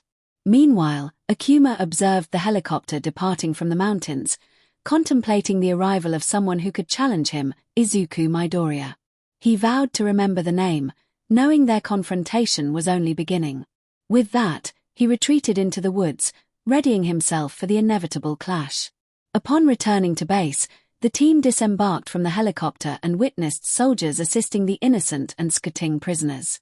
They gathered in a large tent where 𝗬𝗧𝗃 awaited them, praising their efforts. Soap acknowledged the contributions of his teammates, patting Mirio and 𝗄𝗧𝗧 on the back, causing 𝗄𝗧𝗧 to blush slightly. Izuku remained preoccupied with the talisman 𝗵𝗃𝗃 had given him, prompting 𝗬𝗧𝗃 to approach him. She inquired if something was wrong, and Izuku explained that he was simply reflecting on their mysterious encounter. 𝗬𝗧𝗃 asked for the name, and upon hearing 𝗵𝗃𝗃, she quickly typed it into her device, revealing his image. She explained that 𝗵𝗃𝗃 was the owner of the 𝗵𝗃𝗃 Zaibatsu, the largest company in the world, known for conducting forbidden research and operating as a private military company. Although the company had begun to decline due to its leader being absent, it still maintained significant influence. Mirio expressed his surprise, while Price asked about the headquarters. 𝗬𝗧𝗃 confirmed it was located in Tokyo, Japan, a 5-hour journey from 𝗬𝗧𝗃 whether they would head there, but 𝗬𝗧𝗃 clarified that their mission was to retrieve the stolen missiles, and they needed to stay focused on that objective. Ghost protested, but 𝗬𝗧𝗃 reiterated that it was a general's order. Izuku then offered to take charge of the situation, determined to navigate the complexities ahead.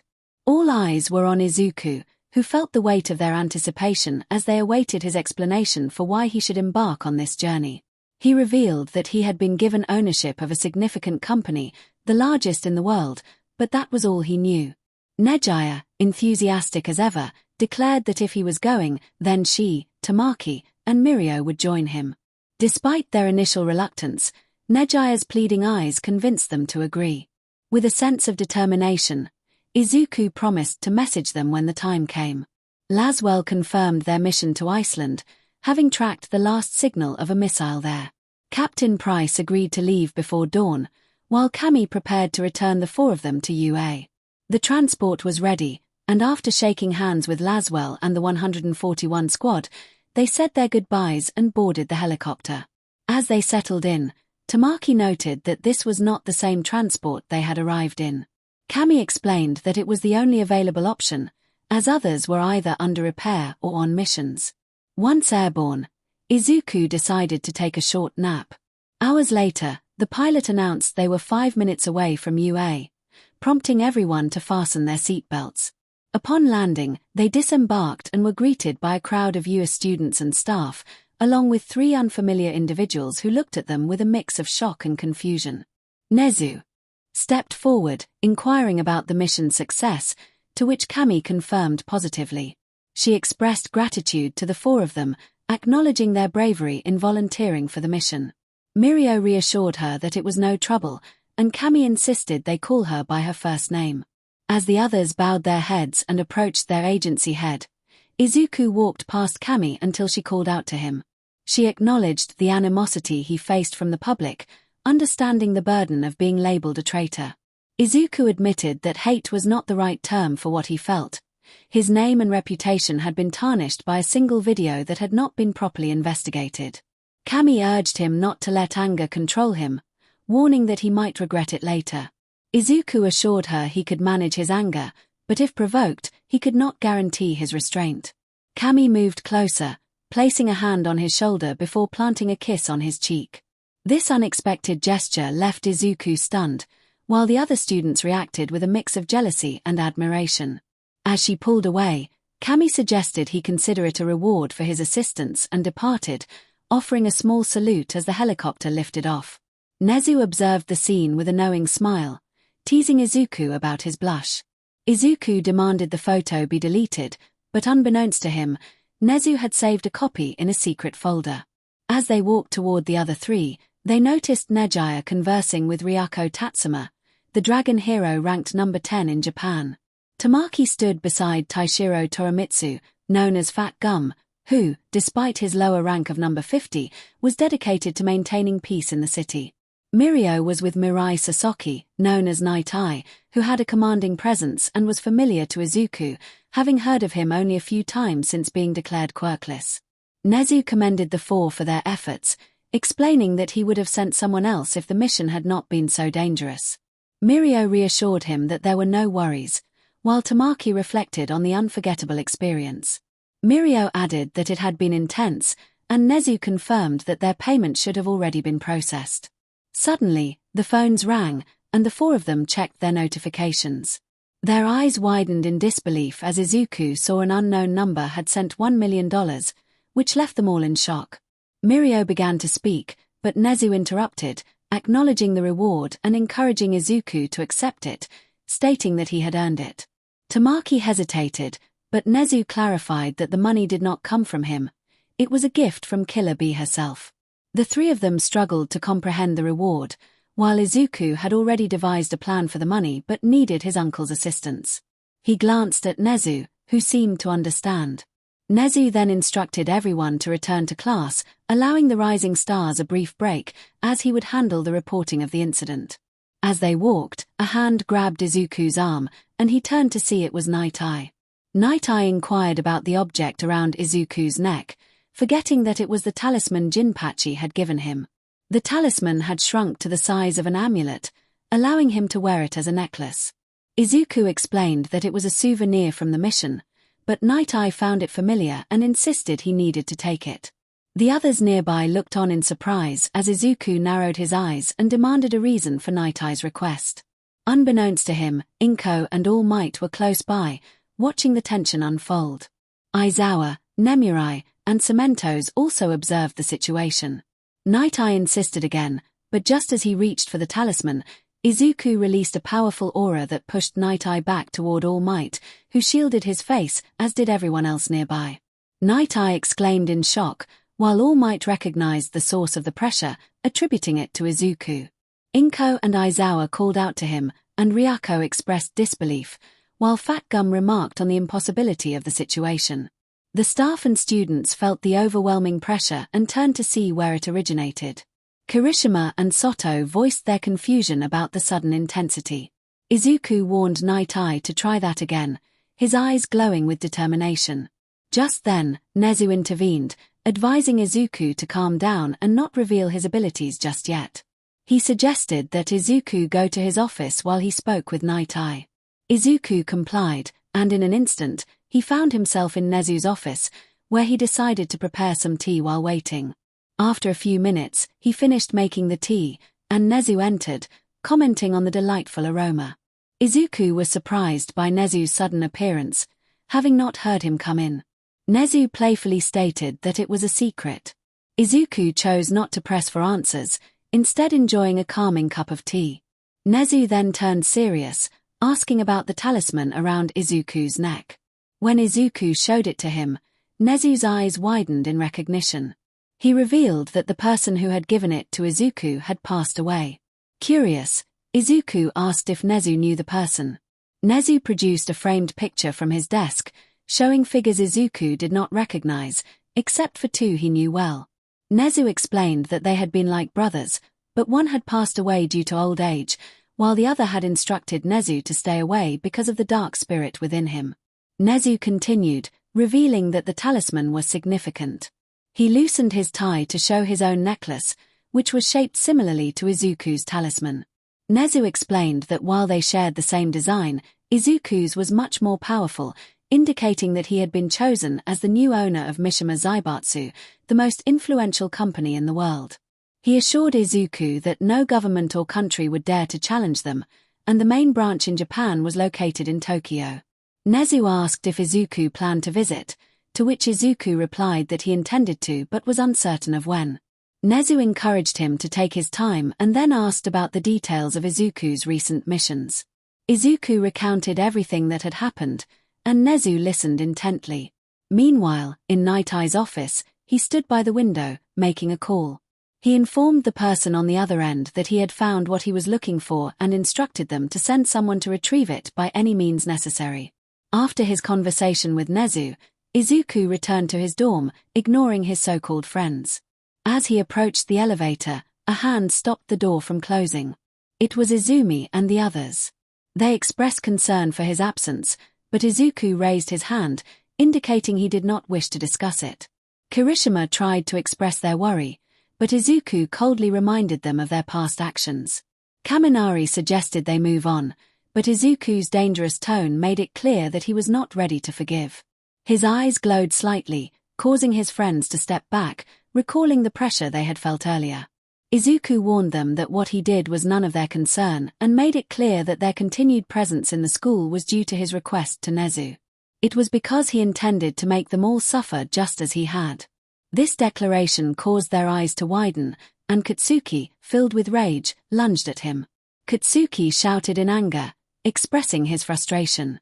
In response, Izuku delivered a powerful punch, sending Katsuki back into the living room, where everyone stared at him as the elevator doors closed. Izuku contemplated whether he should reveal more of his strength but decided against it, dismissing the thought. He then turned his attention to the talisman bearing the 𝗵𝗃𝗄 𝗧𝗵𝗲 logo, pondering his next move. Meanwhile, Sir Night-Eye had called a secret meeting with certain corrupt individuals. This organization had numerous members, many of whom were unknown even to the Prime Minister. Upon arriving at the abandoned location, Night-Eye knocked on the door. A voice from within asked for the password.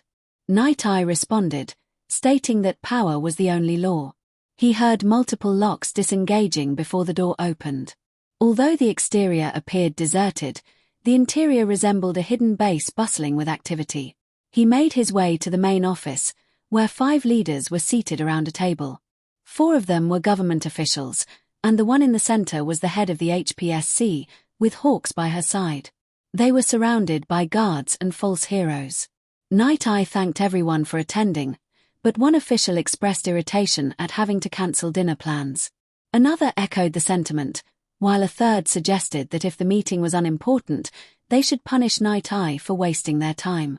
The head of the HPSC intervened, demanding to know the purpose of the meeting. Night-Eye revealed a hologram of the 𝗵𝗃𝗄 𝗧𝗵𝗲 logo, capturing everyone's attention. One official questioned the significance, and Night-Eye disclosed that he had located the talisman. Another official eagerly suggested they send someone to retrieve it, but Night-Eye warned that it wouldn't be that simple. When asked why, he revealed that the talisman was in the possession of none other than Izuku. The officials reacted with disbelief, realizing that obtaining it would be far more challenging than anticipated. Night-Eye assured them he had a plan and had already contacted a reliable operative skilled in stealth and assassination, expressing confidence in their ability to succeed. Meanwhile, it was nighttime, and after taking a shower, Izuku dressed in shorts and a black tank top before heading to bed, contemplating his plans for the next day. As the clock struck 9 p.m. and everyone else was asleep, 4 figures lurked in the shadows, gazing up at the top level of the UA Hero Course dorm. They skillfully employed grappling hooks to ascend quietly to the top floor. Cautiously, they slid open the window and entered Izuku's room, meticulously inspecting every corner until they reached his bedroom. There, they found him sleeping peacefully, the talisman hanging around his neck. The commander approached Izuku gently, signaling the others to keep watch as he prepared to remove the talisman without waking him. He looked at Izuku, who remained undisturbed, and then focused on the task at hand. Since the talisman could not be removed without movement, the only option left was to eliminate him. As the leader drew his knife, preparing to stab Izuku, he suddenly felt a hand gripping his wrist, halting the blade just inches from Izuku's chest. The leader's eyes widened in surprise as he turned to see Izuku, now fully awake, staring back with a fierce determination. Meanwhile, Nezu was communicating with his contacts in the Mishima Zaibatsu, who were currently in charge until the talisman's holder returned to the main headquarters. Suddenly, an alarm blared, flashing red lights filled the room, signaling an intruder alert. Nezu quickly checked his computer and saw that the top floor of the hero dorm was engulfed in flames. He pressed a red button, instructing all teachers at UA to head to the hero course dorm immediately. Everyone in the dorm evacuated the building, with the available teachers ensuring everyone's safety. The students of the hero course, still in their sleep attire, gathered together. Ida, Momo, and Kendo counted their classmates while Nezu stood by Aizawa's side, concerned. Nezu asked if everyone was all right, to which Ida confirmed they were. Aizawa then prompted Momo to explain the situation. Momo recounted that they had been awakened by an explosion, initially thinking it was Bakugo, but Izumi, Kirishima, and Kuda clarified that he was with them getting something to eat when the loud blast occurred. Kirishima affirmed her statement. Aizawa questioned who was missing, and Ida expressed confusion, having counted everyone. Izumi then realized her brother was unaccounted for, prompting them to look around anxiously. Nezu gazed at the burning top floor, knowing his nephew would survive but still feeling worried.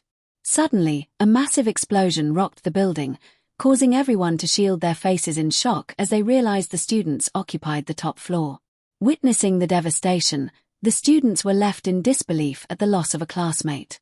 Izumi cried out in despair, while Shoka struggled to accept the reality, tears streaming down her face. Katsumi repeatedly denied what had happened, unable to comprehend the tragedy. Then Rin pointed out someone emerging from the flames. The group braced themselves for a confrontation, but as the figure stepped through the fire, they recognized Izuku, holding someone tightly by the neck.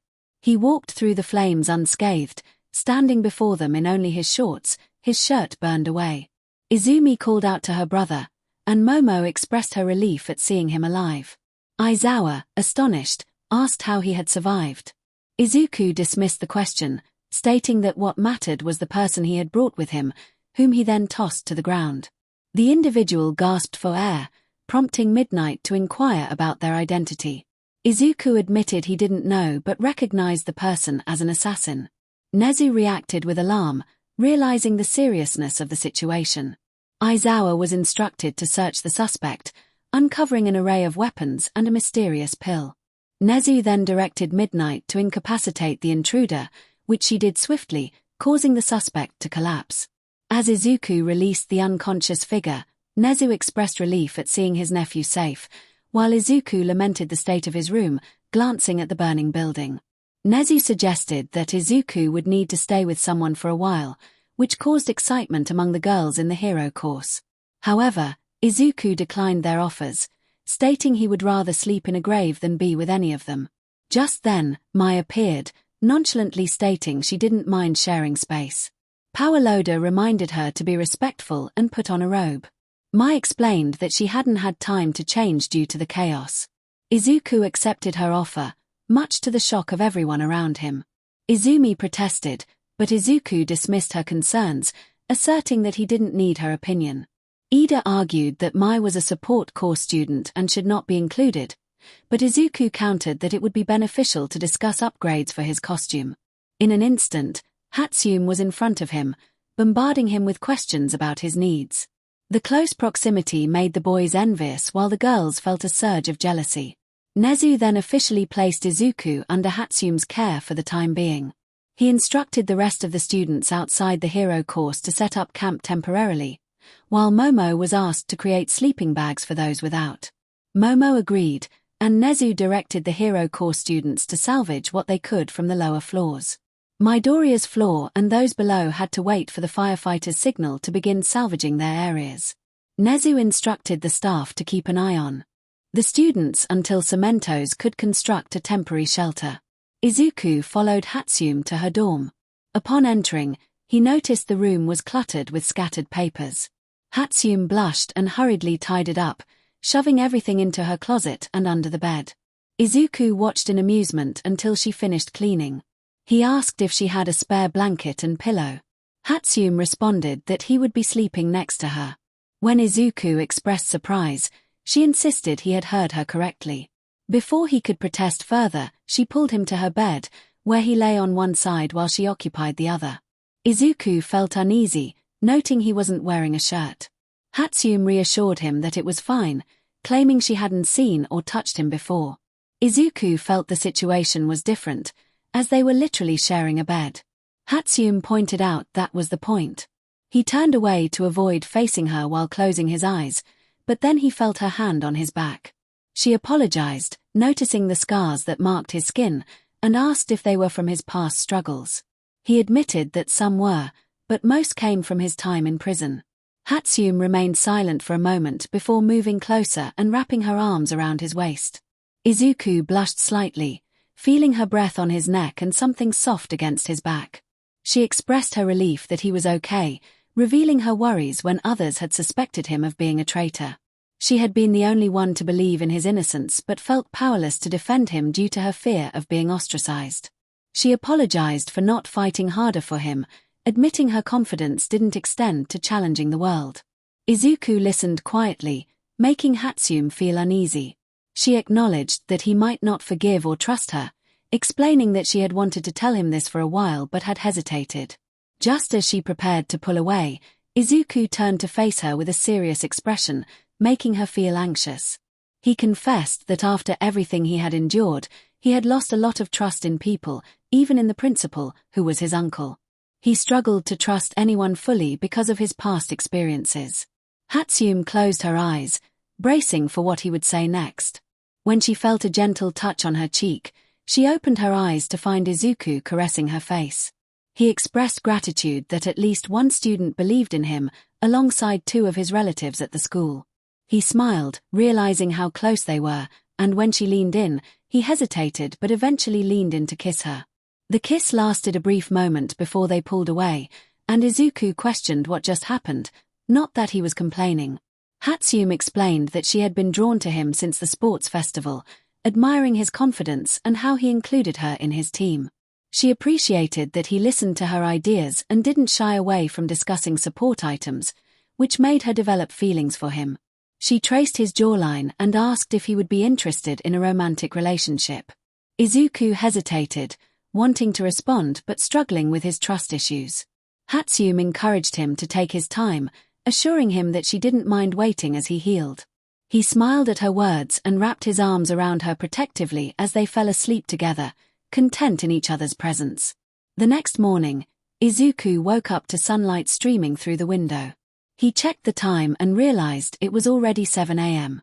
As he attempted to get up, he felt something heavy on his chest, which made him cautious. Memories of the previous night flooded back, and when he lifted the blanket, he saw 𝗵𝗃's pink hair. He smiled, stroking her cheek gently, causing her to smile in her sleep. She stirred and greeted him, and he asked how she had slept. She replied that it was the best sleep she had ever had, moving closer and resting her head on his chest. Izuku wrapped his arm around her waist, enjoying the moment.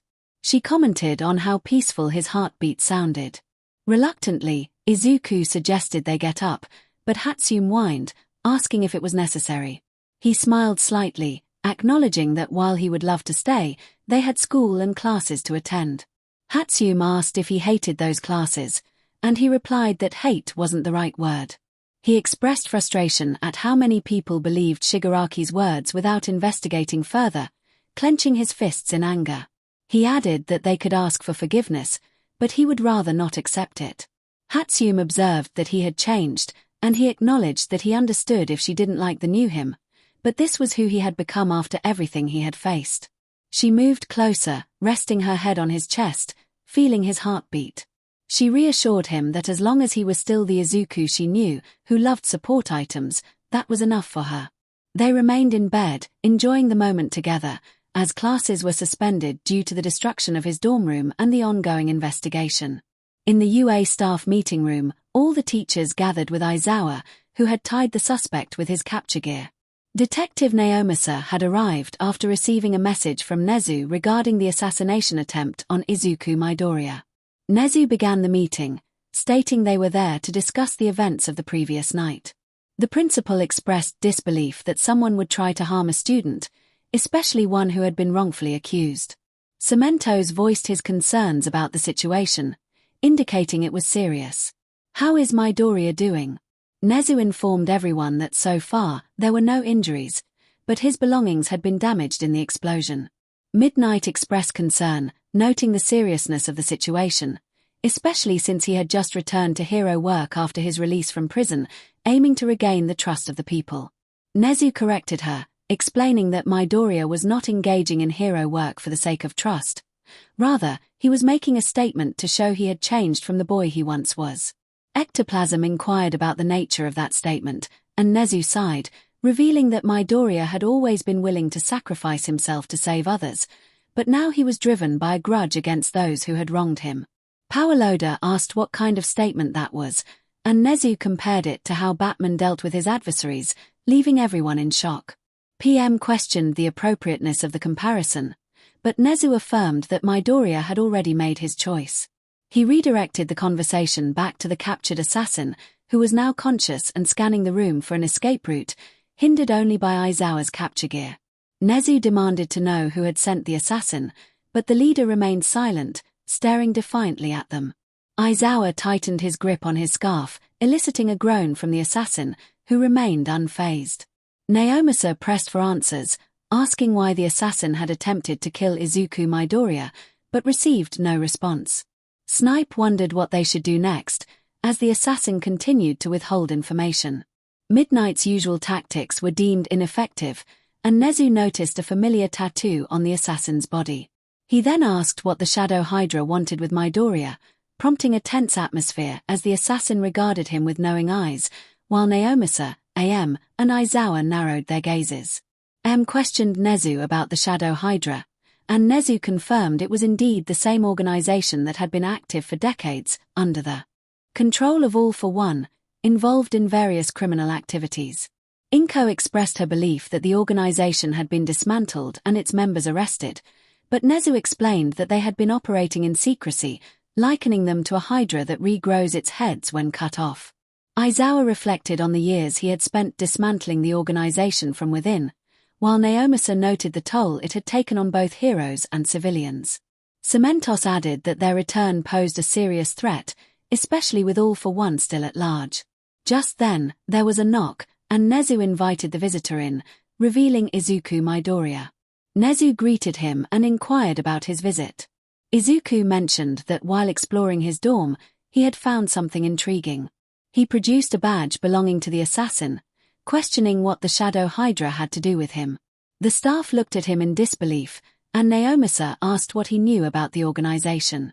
Izuku explained that his curiosity had led him to uncover information he wished he hadn't, revealing that he had been researching the Shadow Hydra since middle school, motivated by his lack of friends and a quirk. 𝗵𝗃𝗄 was alarmed that he had conducted such investigations without their knowledge, expressing concern for his safety. Izuku coldly remarked that perhaps dying would be a favor, rather than living in a world he found repulsive. This left everyone in stunned silence. 𝗵𝗃𝗄 questioned his harsh words, but Izuku retorted that she had disowned him, stating that she only had a daughter now. He suggested that if she wanted a son, she could simply have another child. Intervened, urging Izuku to show respect to his mother, but Izuku countered that her actions had caused him pain. He expressed that he felt betrayed not only by her but by everyone at UA and across Japan. He even suggested that if given the chance, he might have joined the League of Villains. The thought of Izuku as a villain sent a chill through the room as they recalled his extensive knowledge of hero weaknesses. Aizawa asked if Izuku still had his notes, to which he replied that he had given them to someone he trusted to keep them safe. 𝗵𝗃𝗲 pointed out that those notes could help improve his classmates' quirks, but Izuku maintained that he had no intention of sharing them. 𝗵𝗃𝗲 questioned whether he didn't want to see his classmates succeed, but Izuku reminded them that he had been working to improve himself during his time in prison while they celebrated his imprisonment. 𝗬𝗵 proposed a wager, suggesting a fight to test Izuku's strength, leaving everyone puzzled by the sudden challenge. If victory was his, they would be handing over all their hero notebooks. Midnight questioned 𝗬𝗵's sanity, while 13 expressed concern about the plan. 𝗬𝗵 argued that they should want to see their students improve rather than remain stagnant. Izuku then inquired about what he would receive in return, to which 𝗬𝗵 replied that it would be anything within his power. Izuku pressed further, asking if that included 𝗬𝗵's hero career. This surprised everyone, and they turned to 𝗬𝗵, who maintained a stoic expression, though internally he was anxious about the implications of his son's words. The leader of the assassins revealed that they had questioned their contact about why Izuku was targeted for elimination, and now he understood. The group turned their attention to the prisoner, who had finally spoken. He warned that Izuku was too dangerous, which was precisely why they wanted him gone. Izuku demanded to know who had sent the assassin, but the answer was elusive. When pressed about his objective, the assassin ominously stated that Izuku's talisman and body were buried 6 feet deep. The group glanced at the talisman around Izuku's neck, some recognizing its significance while others struggled to recall its logo. Midnight questioned why the talisman was worth killing their student. The assassin chuckled lightly, indicating they had no idea of its true importance. Before they could inquire further, a loud explosion shook the building. They rushed to the window to see the gate destroyed, revealing a massive figure standing amidst the chaos. It was a monstrous being, towering at about 10 to 15 feet tall, its muscular frame intimidating. 𝗵𝗃𝗃 exclaimed in shock at the sight of the creature. The monster roared as multiple turrets emerged and fired upon it, but the non-lethal rounds had little effect. The creature effortlessly dismantled the turrets, and more villains began to swarm through the gate. Nezu instructed everyone to head downstairs to hold off the intruders, assuring them that backup was on the way but would take time. He turned to Toshi, asking if he could handle the monster. Toshi vowed to do his best as he transformed into his muscular form and leaped out of the building to confront the creature. Nezu activated his microphone, urgently instructing all students to return to their dorms, emphasizing that this was not a drill and they were under attack. Izuku, observing the staff struggle against the villains, noted that they couldn't hold them off for long. 𝗵𝗃𝗲 was doing his best to block the entrance, but Nezu realized they couldn't fight them all and made a difficult decision. He called for the hero course to engage the villains at the main entrance, allowing other willing students to join the fight or take cover. Within minutes, the hero course arrived, with Todoroki freezing the villains in place and Bakugo blasting them back. The tide of battle seemed to shift in their favor. However, All Might found himself pushed back by the monstrous villain, which was unlike any Nomu he had faced before. As he struggled to regain his footing, he was caught off guard and struck repeatedly. Just as the villain was about to land another blow, 𝗵𝗃𝗃 intervened, using her quirk to halt the attack. All Might seized the opportunity to break free and retaliated, sending the creature crashing into the school building's ground floor. 𝗵𝗃𝗃 checked on Toshi, concerned for his well-being. All Might reassured her, acknowledging that the creature was significantly stronger than previous foes. 𝗵𝗃𝗃 insisted they should face the monster together, but All Might insisted she focus on the other villains. He reminded her that he had taken the drag David sent him, which would aid him in the fight. As the monstrous villain charged at them, All Might stood ready, preparing to confront it head-on. Meanwhile, the hero course and staff managed to push back the villains, with support from students launching various inventions like stun grenades and net guns. Everything seemed to be going well until Izuku remarked that he felt he was no longer needed. Nezu questioned why he wasn't down there helping, to which Izuku pointed out the unconscious assassin leader who had underestimated him. Suddenly, the radio given to Izuku by the warden crackled to life. The warden informed him of the attack on UA and revealed critical information about the monster, identifying it as 𝗳𝗄𝗵𝗄𝗃, the brother of 𝗵𝘃𝗃. He explained that 𝗳𝗄 was highly dangerous, with a history of violence far worse than 𝗵𝘃𝗃.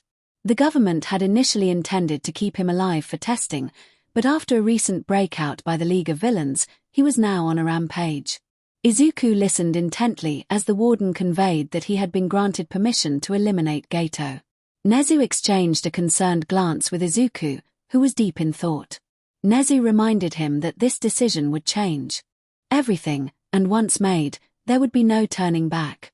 Izuku acknowledged the gravity of the situation but expressed indifference to how others would perceive him. He turned away, determined to join the battle.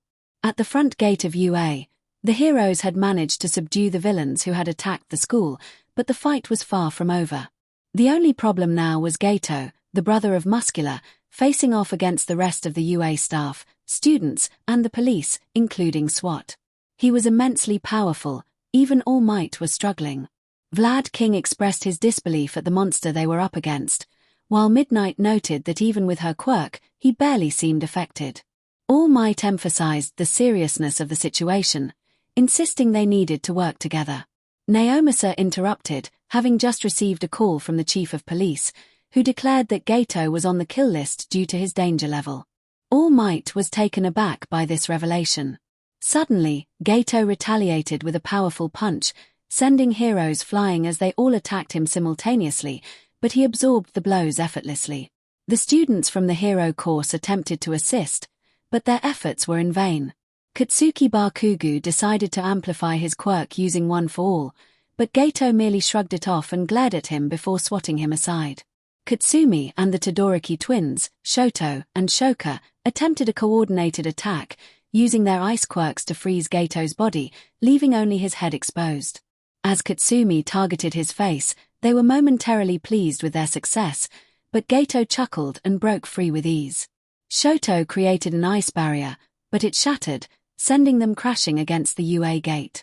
The SWAT team opened fire, but their bullets had no effect as 𝗳𝗄 roared and charged at them, sending them flying and flipping vehicles with ease. Then, 𝗳𝗄 roared in pain, noticing a metal arrowhead embedded in his shoulder. He turned to see 𝗵𝗃𝗵𝗃, with her salmon pink hair and a cannon in hand, who admitted she hadn't expected it to work. Power Loader called out to her, concerned about her safety.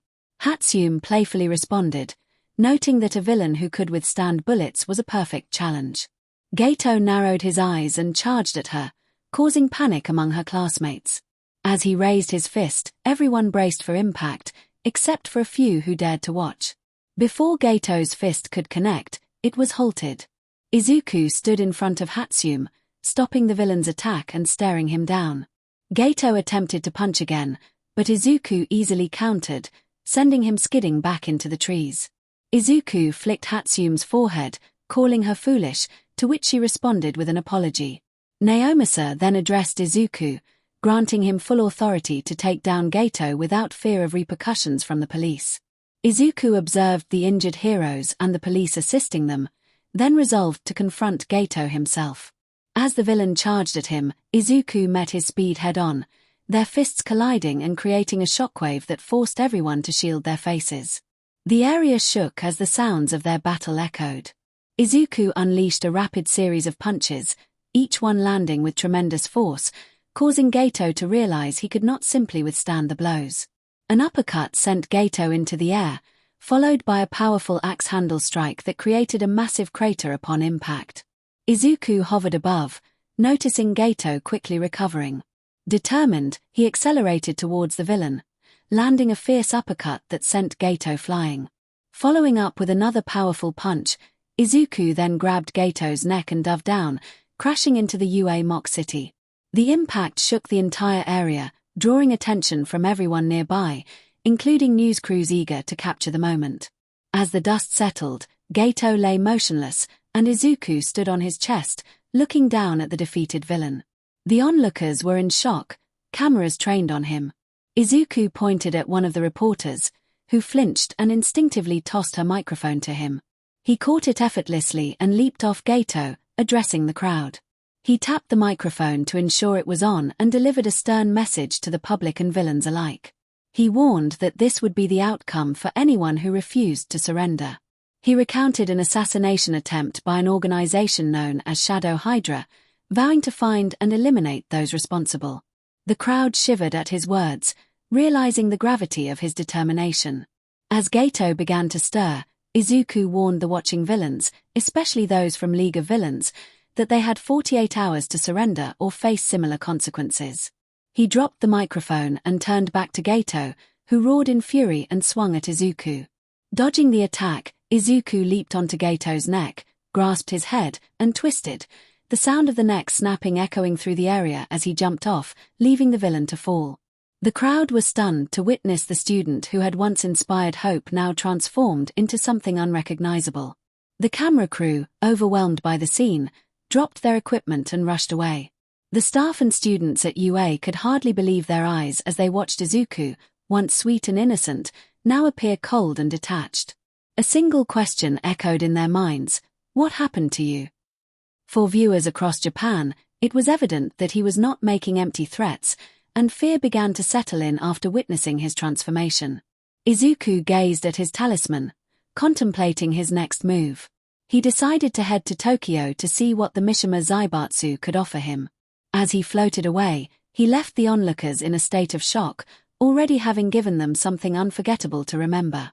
As he approached his uncle's office, he found him seated, sipping tea, while the assassin leader lay unconscious nearby. Izuku requested permission to leave UA for a day or two. Principal Nezu looked at him, then at the talisman, and nodded without hesitation, granting his request. He reminded Izuku not to forget to bring the 3 individuals they had discussed. Reluctantly, Izuku agreed, knowing he had to keep his promise. He acknowledged that all his belongings had been destroyed in the explosion, prompting Nezu to pull a black debit card from his drawer and toss it to him.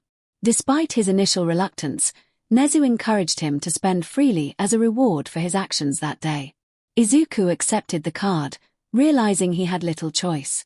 He planned to go shopping and promised to bring back some grilled cheese deluxe from a restaurant that Nezu had mentioned. As he left the office, he noticed the staff watching him with mixed expressions but chose to ignore them until a firm hand landed on his shoulder. A voice questioned whether he truly had to take a life. Izuku, feeling a twitch of irritation, replied that he had simply followed orders. The voice continued, expressing concern over the coldness in Izuku's demeanor after the act.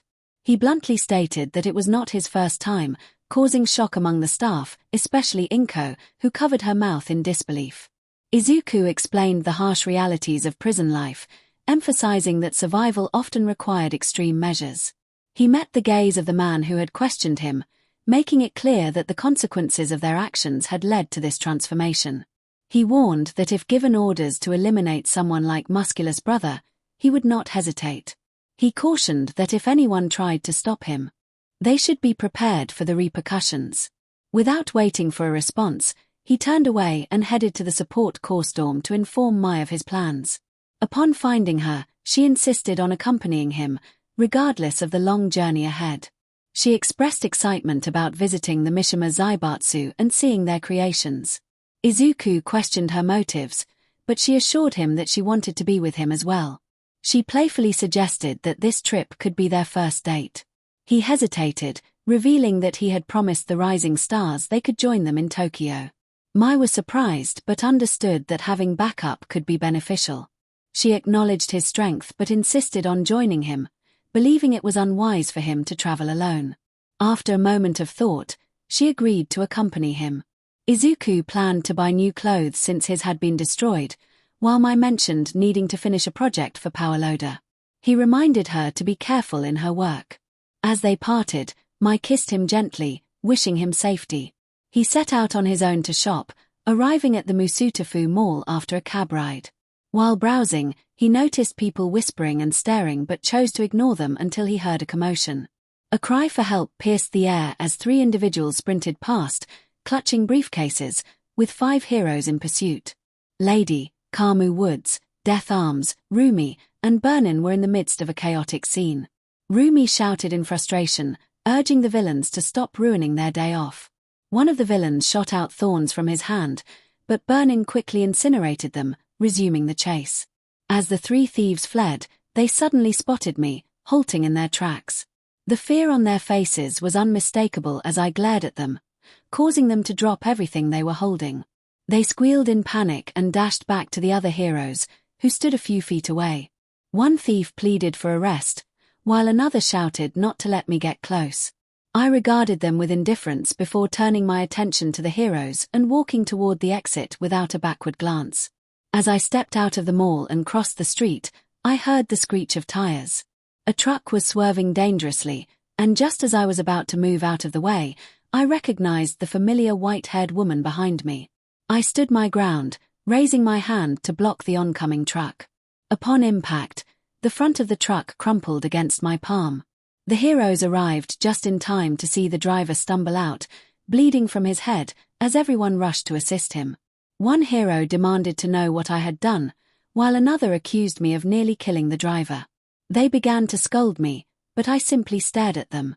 The first hero declared that I was under arrest for the illegal use of my quirk and causing an accident. As he placed his hands on my shoulders, I twisted his arm, forcing him to kneel with a cry of pain. His partner looked on in shock, shifting to a battle stance and demanding I let him go. Soon, police and guards arrived, assessing the situation. One officer shouted for an explanation, while the second hero falsely accused me of attempting to hijack the truck and claimed I was trying to break my partner's arm. The officers looked at me, hands resting on their weapons, as one of them warned me to let the hero go. I was about to comply when the first hero taunted me, threatening that I would end up in prison. My eyes met his, and he noticed my lack of reaction as I tightened my grip on his hand, eliciting a pained scream. The guards and police drew their weapons, demanding I release him. One guard rushed at me, striking my face with his molten lava quirk, but I didn't flinch. Instead, I seized his neck, ignoring the chaos around me as I focused on the two heroes. Suddenly, the driver of the truck called out, trying to stand with a towel pressed against his head. He explained that I hadn't moved out of the way because I had saved multiple children. Confusion spread among the crowd until he pointed out a group of kindergarten students, their teacher standing protectively in front of them. It became clear why I had not stepped aside. The driver continued, revealing that the truck's brakes had failed, causing him to swerve in search of something to crash into. He had prayed for someone to save the children. As I listened, I spotted a familiar figure with white hair and crimson streaks jogging toward me. Izuku called out to me, and I felt a wave of warmth as 𝗵𝘃𝗲 hugged me tightly, expressing her gratitude. I patted her back, knowing that she and Natsu were among the few who understood my loyalty. They felt more like siblings to me than their own, thanks to their father's inflated ego, which Rei kept in check. Izuku asked what 𝗵𝘃𝗲 was doing at the mall, and she explained that she had promised the children a trip if they passed their exams. Since they all had succeeded, here she was. She then pointed out that the two heroes were in too much pain and requested I let them go. I released them, one clutching his hand and the other holding his neck. 𝗵𝘃𝗲 turned to the truck driver, advising him to get his head checked. He thanked me for stopping the truck, acknowledging that I had prevented a tragedy. 𝗵𝘃𝗲 then invited me to dinner that evening, and I hesitated, asking if anyone else would be there. She assured me that her father would be on a mission, and only she, Natsu, and their mother would be present. I agreed, and she smiled, excitedly promising to prepare my favorite dishes. As she waved goodbye and returned to her students, I prepared to leave when an officer grabbed my shoulder, insisting I come to the station for a statement. I suggested they ask the driver instead and shrugged him off, continuing to walk away. Another officer informed me that the driver was being taken to the hospital. I reiterated that they should speak to him or the other witnesses, as there were security cameras. As I walked, the second hero shouted that I wasn't going anywhere until I apologized.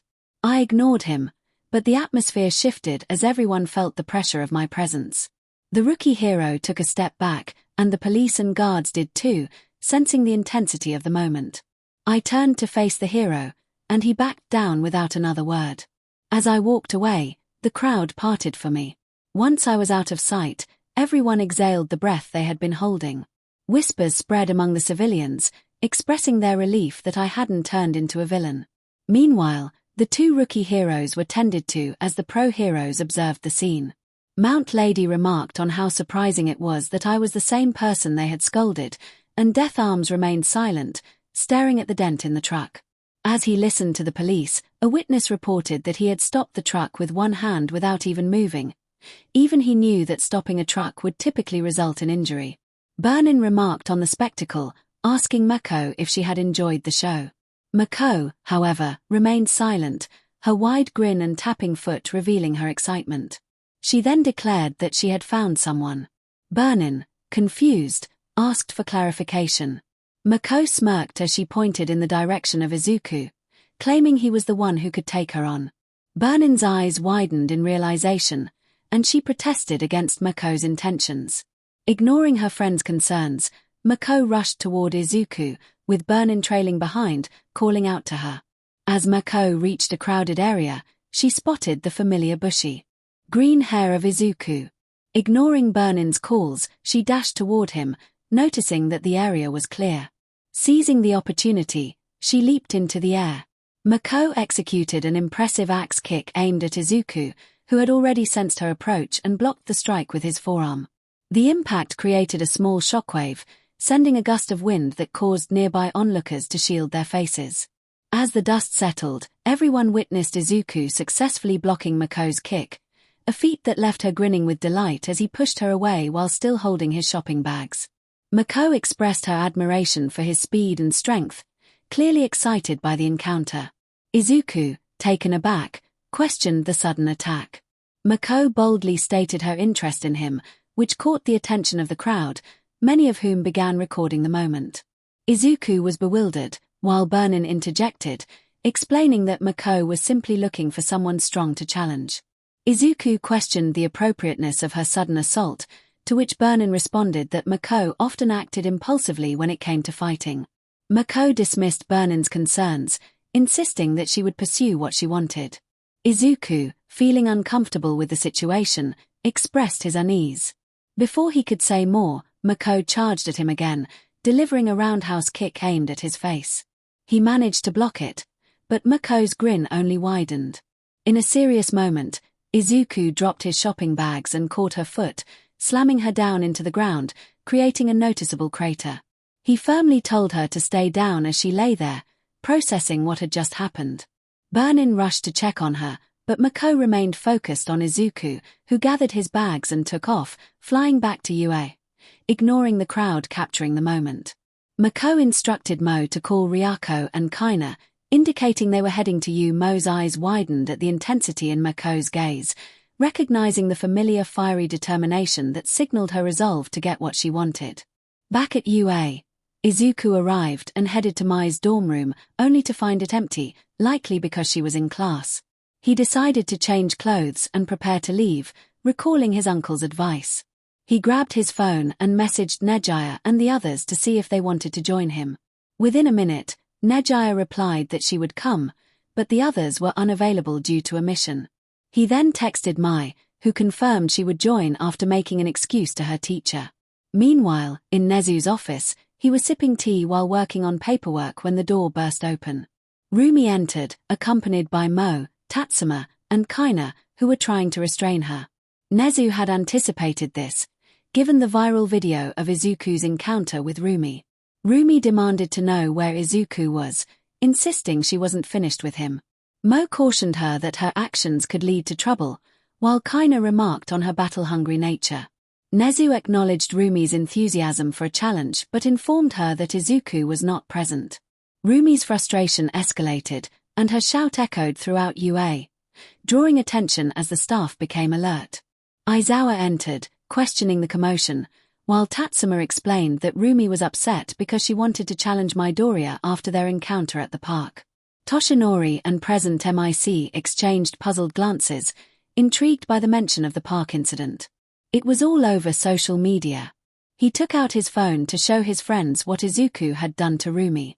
They watched as Rumi demanded to know where he had gone, while Nezu calmly sipped his tea.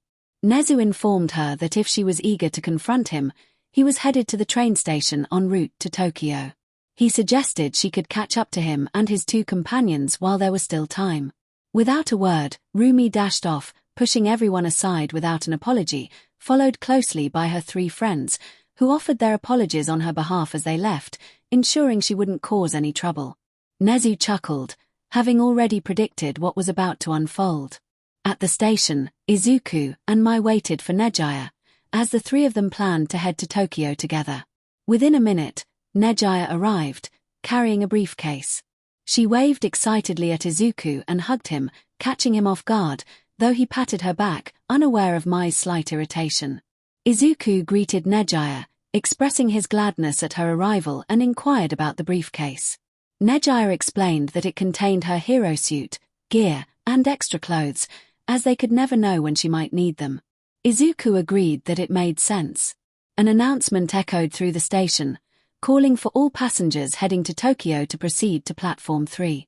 Mai suggested they should go to avoid getting cramped, and 𝗍𝗂 agreed. They made their way to Platform 3 and found seats in the middle of the train. Mai asked how long the journey would take, and Izuku replied that they would be in Tokyo in 3 hours.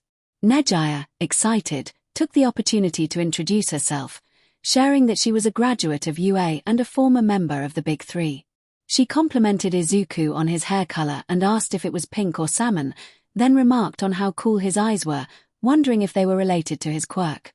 𝗍𝗂's rapid-fire questions left Mai feeling a bit overwhelmed, but they managed to bond as Izuku opened his laptop to read about the 𝗵𝗃𝗲 𝗧𝗵𝗲, its history, and its current leadership. He discovered that Nina and Anna Williams, who had been with the company for years, were in charge. Though they appeared to be in their 20s, they were actually in their late 30s, looking like models or actresses, and surprisingly, neither was married. Izuku felt compelled to learn more about them as he continued his research. Meanwhile, Mai and 𝗍𝗂 exchanged glances, noting how focused Izuku was on his reading. Mai commented that he was too absorbed to notice their stares, while 𝗍𝗂 asked if he was always like this. Mai explained that he tended to mumble rapidly when he discovered something fascinating, but it seemed he had changed since his time in prison. 𝗍𝗂 was curious about what he had been like before this transformation, and Mai replied that it was a long story. Encouraged by the long ride ahead, 𝗍𝗂 urged Mai to share Izuku's backstory. As Mai began to recount it, Izuku listened, either too lazy or unwilling to share his past himself, while he continued browsing about the 𝗵𝗃𝗲 𝗧𝗵𝗲 and decided to order food for them. Back at the school, 𝗵𝗃𝗲 was visibly annoyed, her eyes and ears twitching in frustration. Rumi shouted in exasperation, realizing she had arrived too late, drawing glances from those around her, while her friends apologized for her outburst. Meanwhile, 𝗍𝗂 was quietly working on paperwork when there was a knock on his door. He invited the visitors in, revealing 𝗍𝗏 along with the HCSP and 2 members of the school board. 𝗍𝗂 greeted them with a polite smile, inquiring about their visit. 𝗍𝗏 stated they were there to discuss 𝗍𝗂's position at the school. The president suggested it would be best to call 𝗍𝗂's staff in first.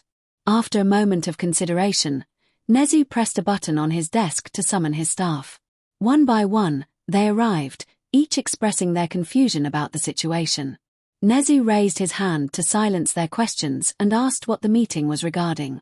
A brief silence followed as the staff exchanged glances with the guests before one member of the school board stepped forward.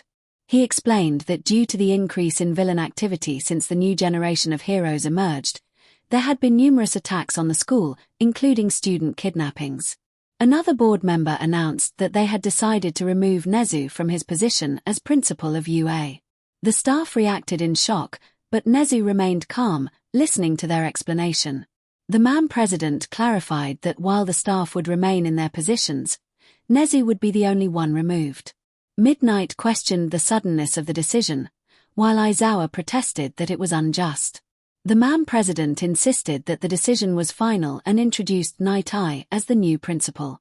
Inko expressed disbelief, questioning how 𝗍𝗏 could manage both his agency and the principalship.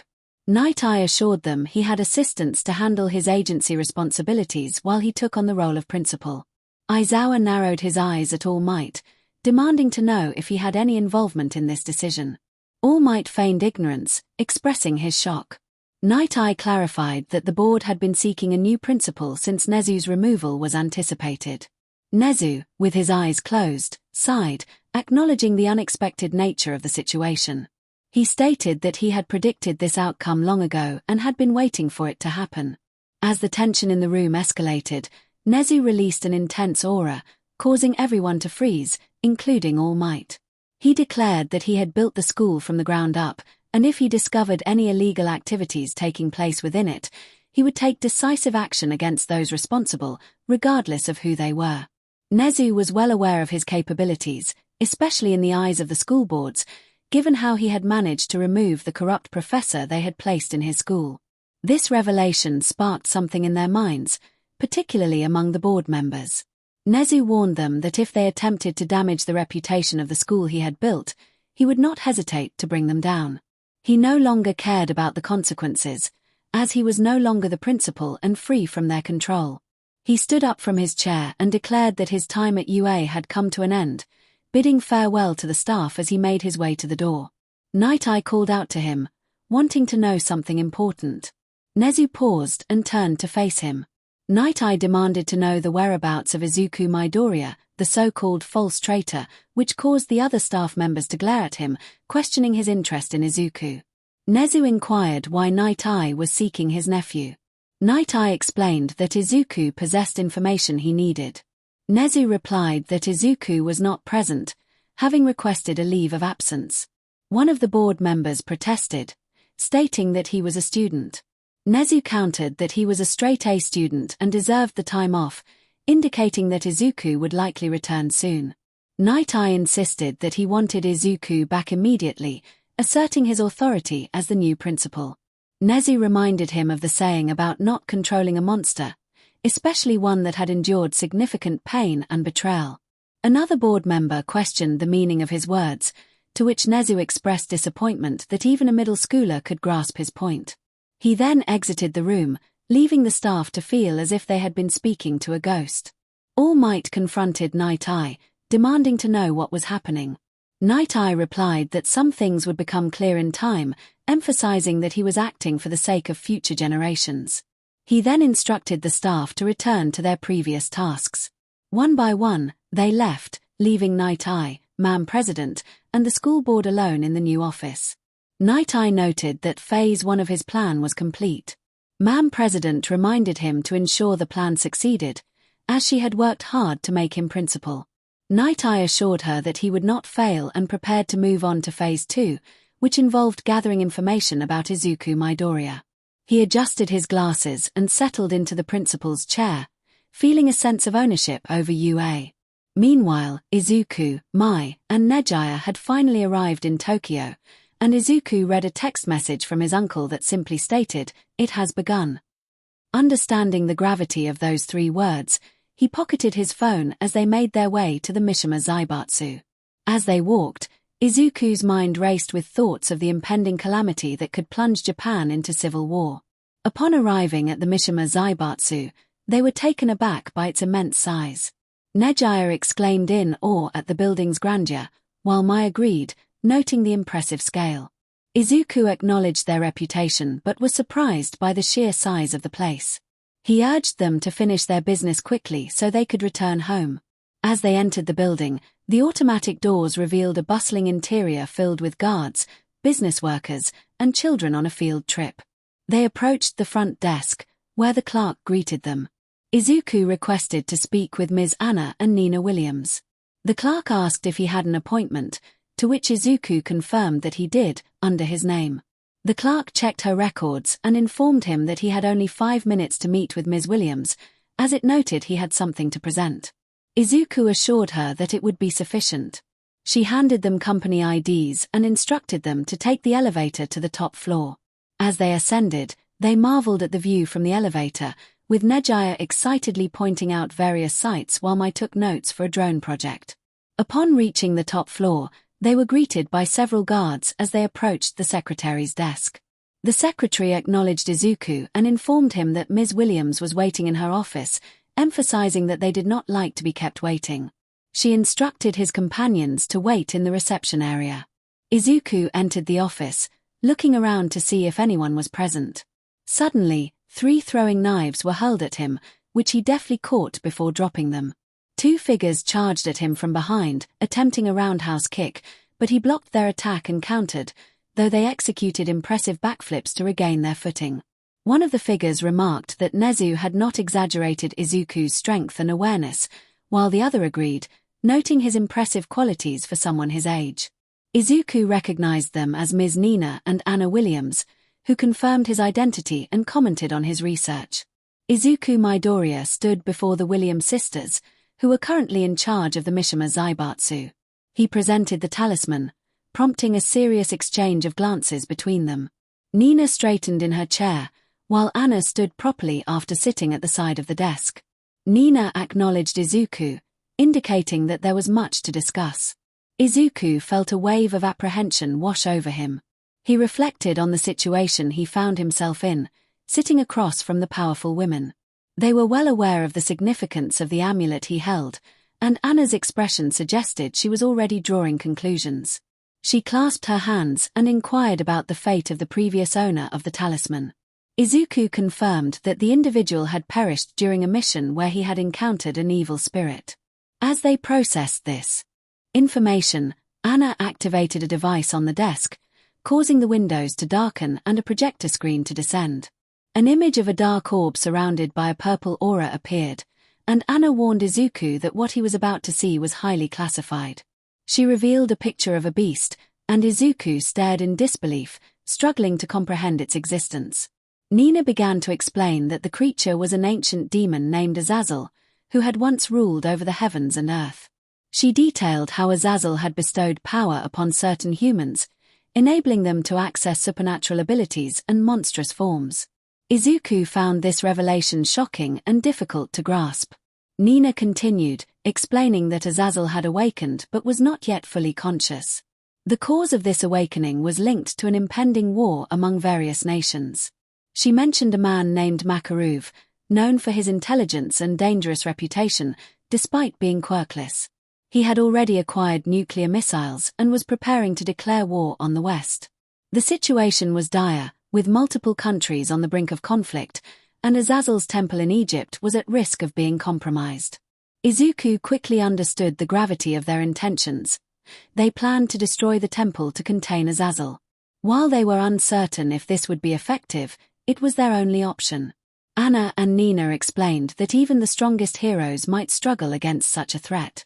As they discussed the implications, Anna revealed that the talisman indicated Izuku was to become the next CEO of the 𝗵𝗃 𝗧𝗵𝗄. However, she sensed his reluctance to take on such a role. Izuku hesitated before expressing his lack of longing to lead the company, suggesting instead that his uncle, former Principal 𝗍𝗫, take over in his stead. The sisters exchanged glances of confusion and interest. When they inquired about 𝗍𝗫's status, Izuku informed them that he had been removed from his position by the board, with Night Eye as his replacement. The sisters' frustration was palpable as they processed this news. After a moment of silence, Nina and Anna acknowledged Izuku's request. They agreed that 𝗍𝗫's intellect would be beneficial for the company, allowing for strategic planning and fewer mistakes.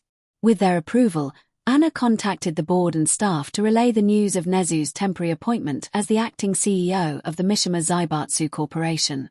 The 3 individuals heard the sound of someone sipping a drink and turned to see 𝗍𝗫 sitting comfortably in a chair, enjoying tea and smiling at them.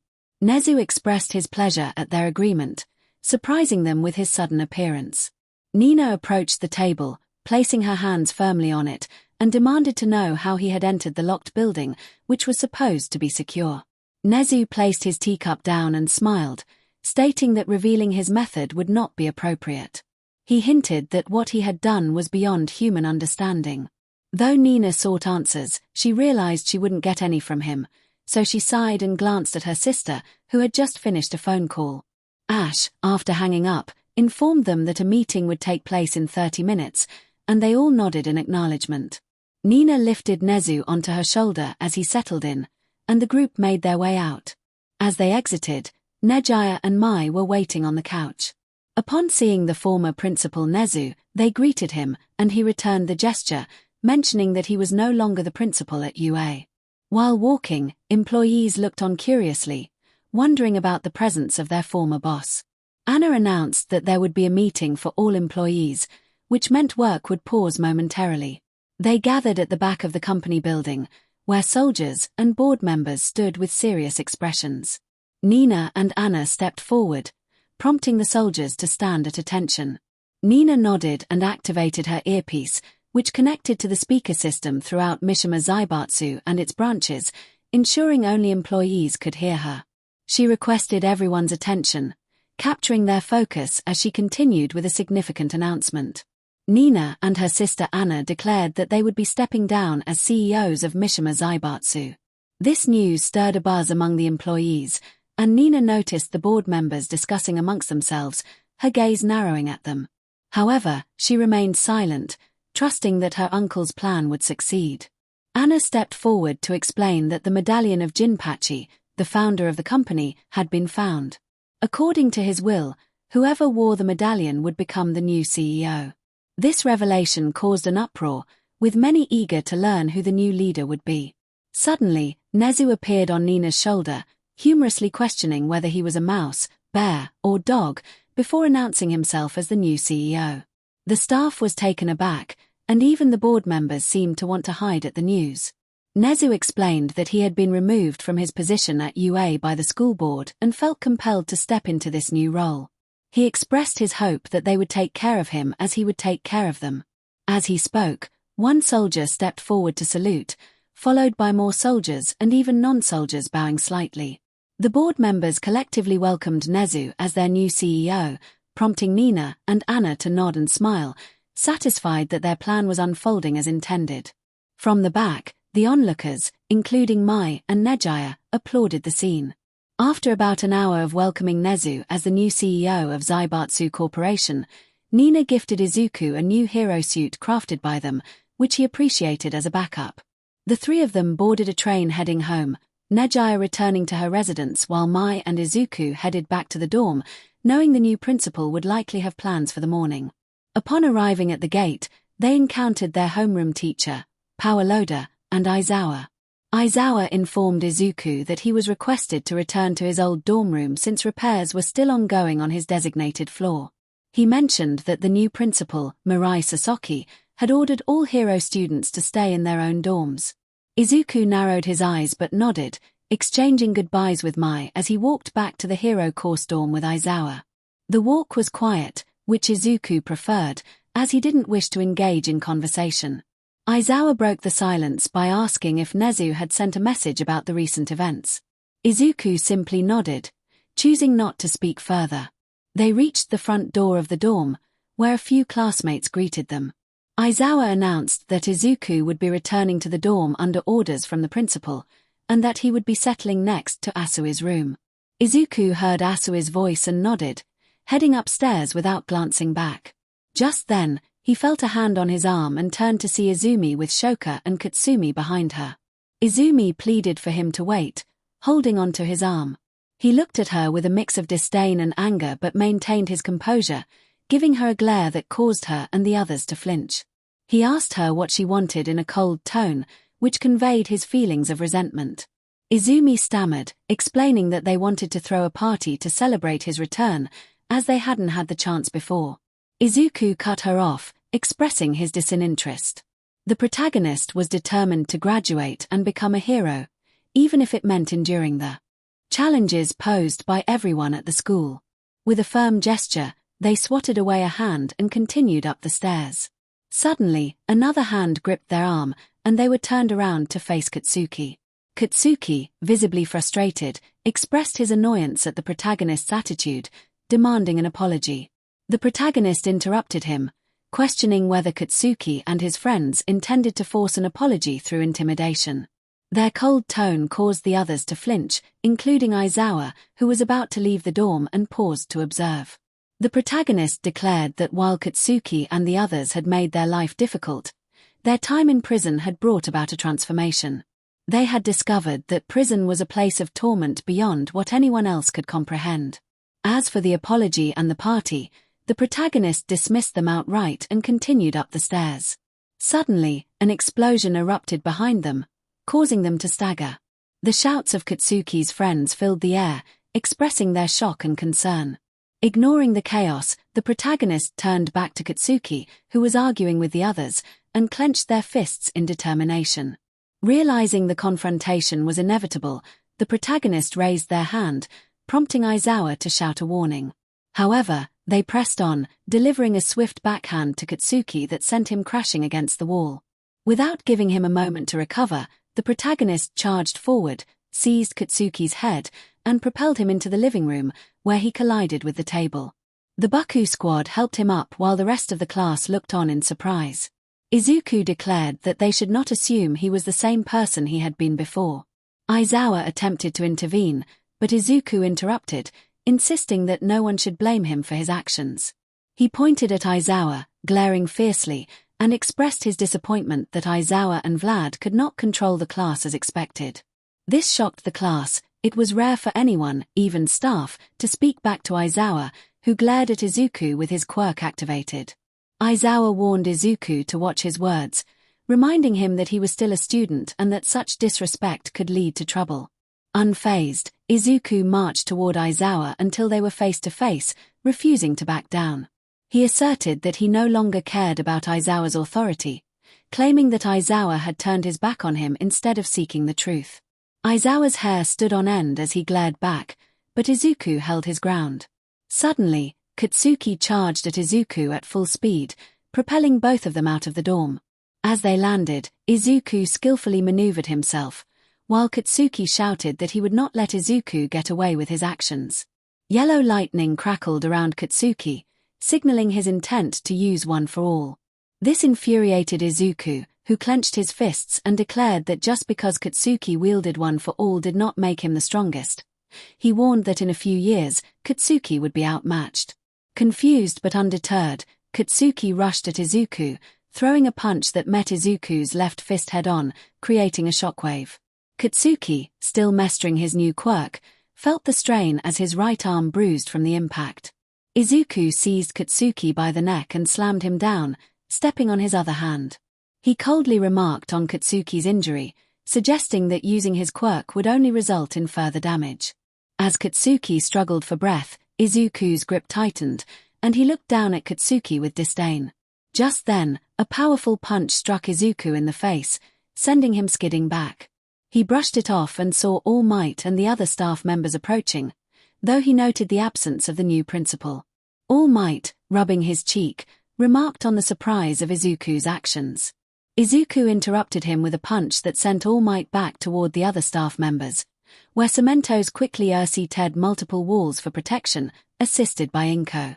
Aizawa attempted to intervene, but Izuku appeared before him in an instant, making everyone wary. Izuku's cold gaze revealed his true feelings, and Aizawa realized the gravity of the situation. 𝗧𝗵𝗃, recovering, charged at Izuku with intense fury, using one for all and his explosion quirk to propel himself forward. As 𝗧𝗃 shouted his intent to ensure Izuku's defeat, he unleashed a massive explosion that engulfed everyone nearby. The Todoroki twins quickly created an ice wall, with 𝗵𝗃𝗄s reinforcing it, shielding themselves from the blast. When the dust settled, they saw 𝗧𝗃 with one hand extended forward, while Izuku stood calmly, having blocked the attack effortlessly. Izuku placed his right hand on 𝗧𝗃's stomach, and a red-orange sphere of energy formed around him. He acknowledged 𝗧𝗃's effort but deemed it useless. Surrounding 𝗧𝗃 in the sphere of energy, Izuku unleashed a surge of power that caused 𝗧𝗃 to scream in pain before the sphere detonated. As 𝗧𝗃 was thrown back toward his classmates, Izumi caught him and laid him down gently, while the others rushed to check on him. The staff approached cautiously, keeping an eye on Izuku, who remained cold and unyielding. Izumi, filled with mixed emotions, shouted at Izuku, demanding to know why he had acted so violently. Inko, using her quirk, gently lifted 𝗧𝗃, and they all turned to Izuku, who stared back with a chilling resolve. He boldly stated that it was an eye for an eye and challenged them all to make their move. The atmosphere grew tense as Class 1A, Class 1B, and the UA staff prepared themselves, knowing that one wrong move could lead to chaos within UA.